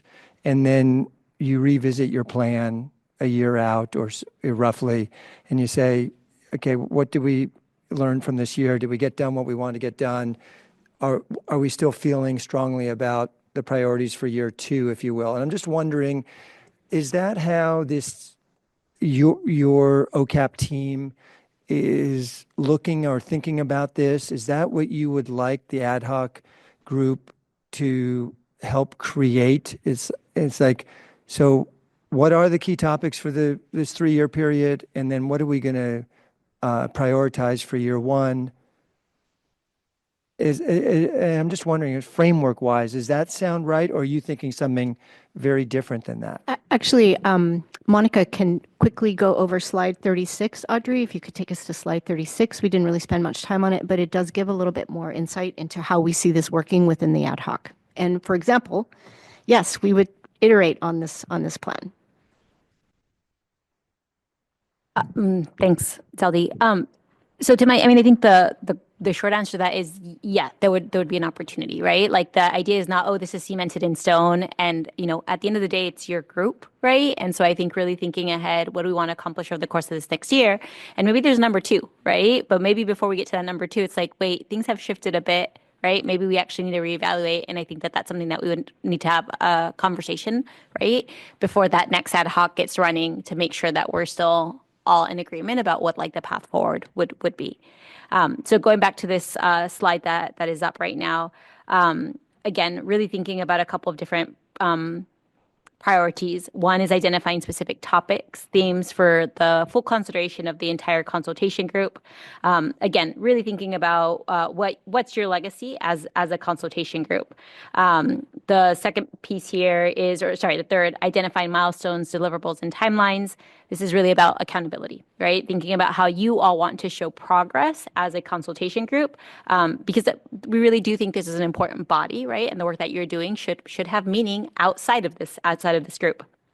Then thinking about identifying information needs to support the consideration of priorities. So as a group, really thinking through specific priorities where the consultation group wants to shape conversations. Where do you all want to provide input? Where do you want to shape the narrative? And really thinking about providing input in real time. Then we have identifying the task with work plan goals and deliverables. So for each work plan goal, we want a key deliverable, right? Or key deliverables. This group will identify very specific tasks to get to that deliverable, right? And so we want to have a little bit of a roadmap for everybody to understand. We want to think about the meeting frequency of this ad hoc group. In general, we expect that they're going to be shorter timeframes, right? Maybe 4 to 6 months or so, and you meet about every other month, right? Really thinking strategically, and I think Arsenio said it the best, what are the bites that we want to take off, and what is the right timing to be strategic around all of this? And then as we all meet as a group 3 times during the course of a year, making sure to report back, right? Whether it's for the purpose of reporting or, hey, is there action to move forward? Is that helpful?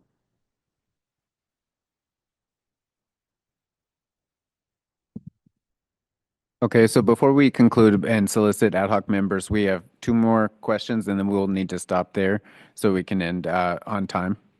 So if we could briefly get through these 2 questions, and then we'll move towards our final actions for the meeting. So first we have Baldwin Moy.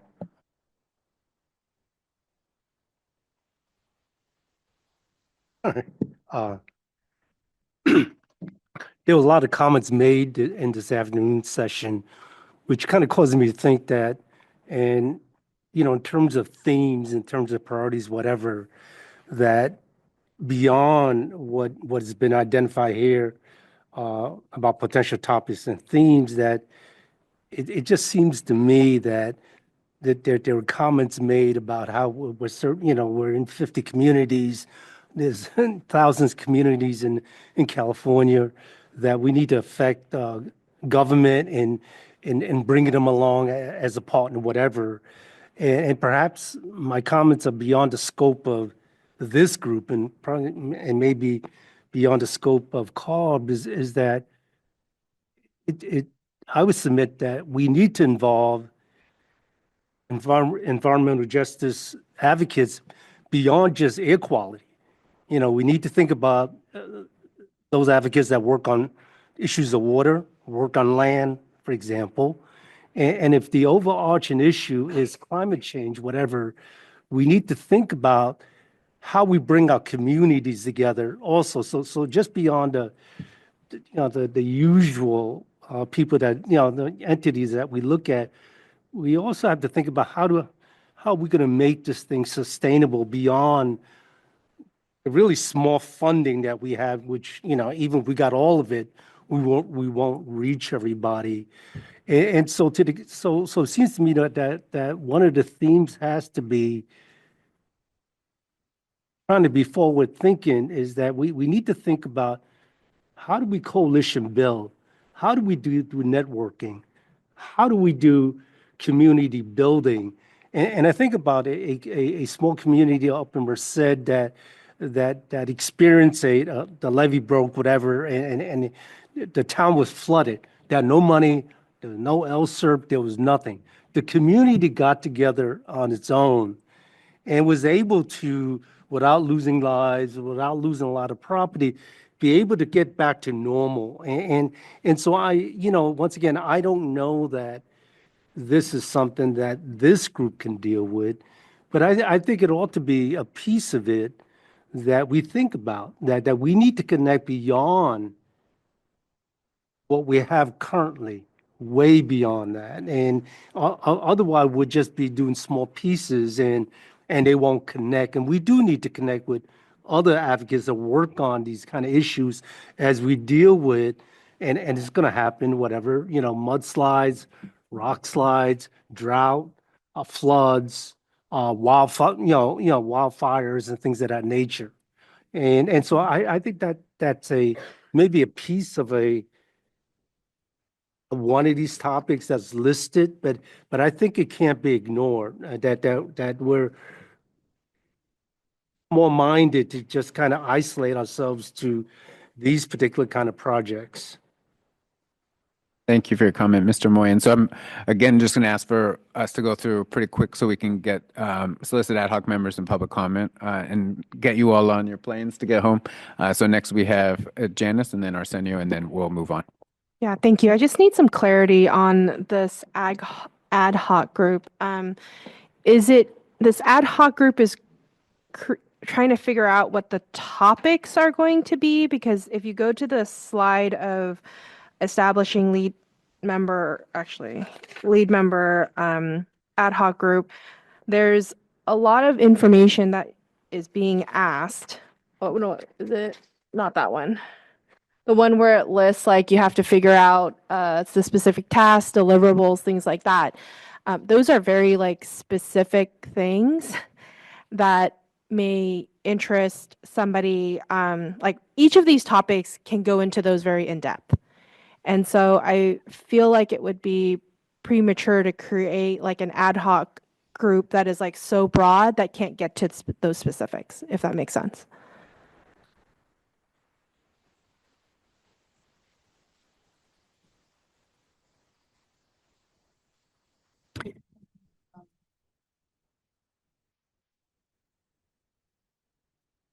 Yes. So for example, it says identify tasks with work plan goals and deliverables. I think you can, a specific group can get to that, but in such a broad, one ad hoc group, it'd be very difficult to dig into each of those topics that we identify.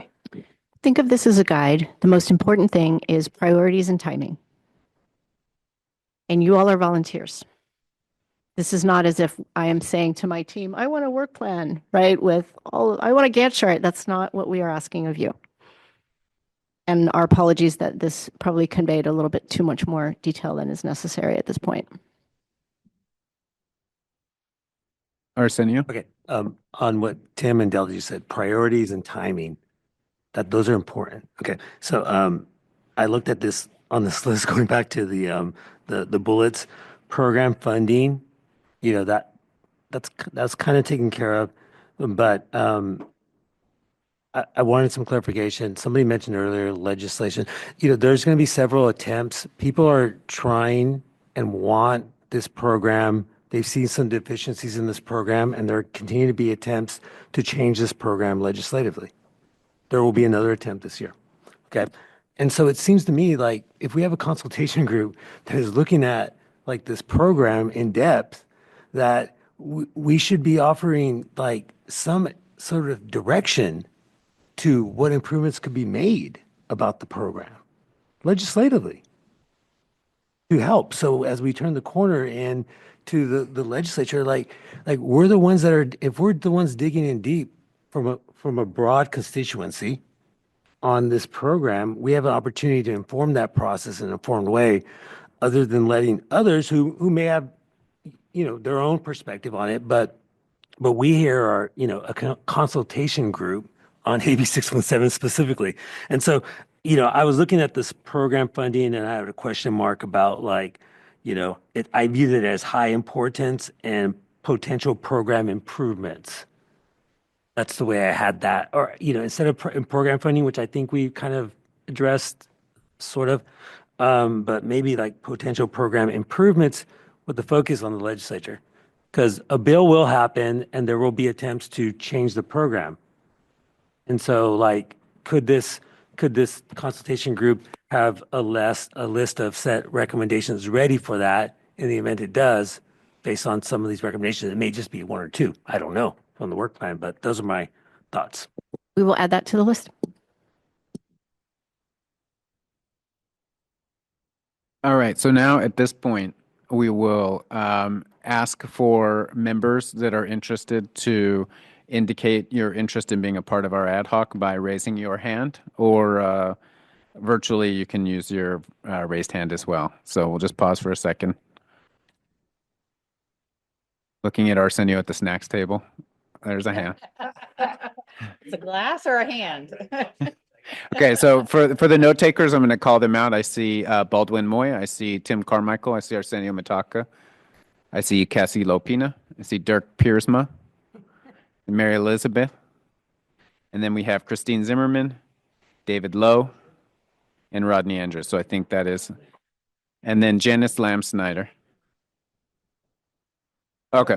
Okay, so we're taking down Baldwin Moy's name, but we are adding Janice Lamb Snyder.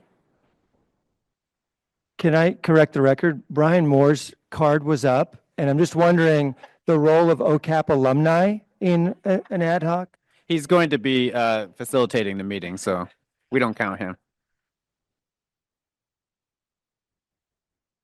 Christine online, David Lowe online, and Rodney Andrews online.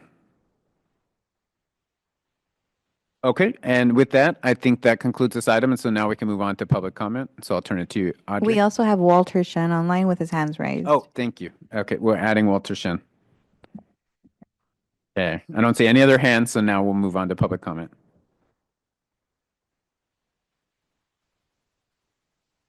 Good afternoon, attendees. So this is the last public comment for today's meeting. If you would like to comment on any of the topics today, please raise your hand now. If you're on the phone, please dial, not hashtag, what is it? #2 to raise your hand and *6 to mute it and unmute.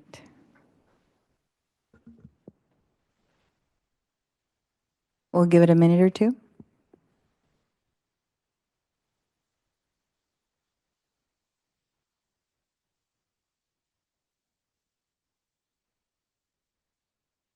Okay, we see no hands for public comment.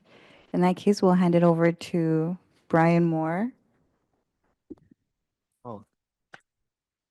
Oh, so just this is just our next meeting slides. Everyone's aware. Our next one that will be July 22nd, and that'll be here in person as well as hybrid in Sacramento.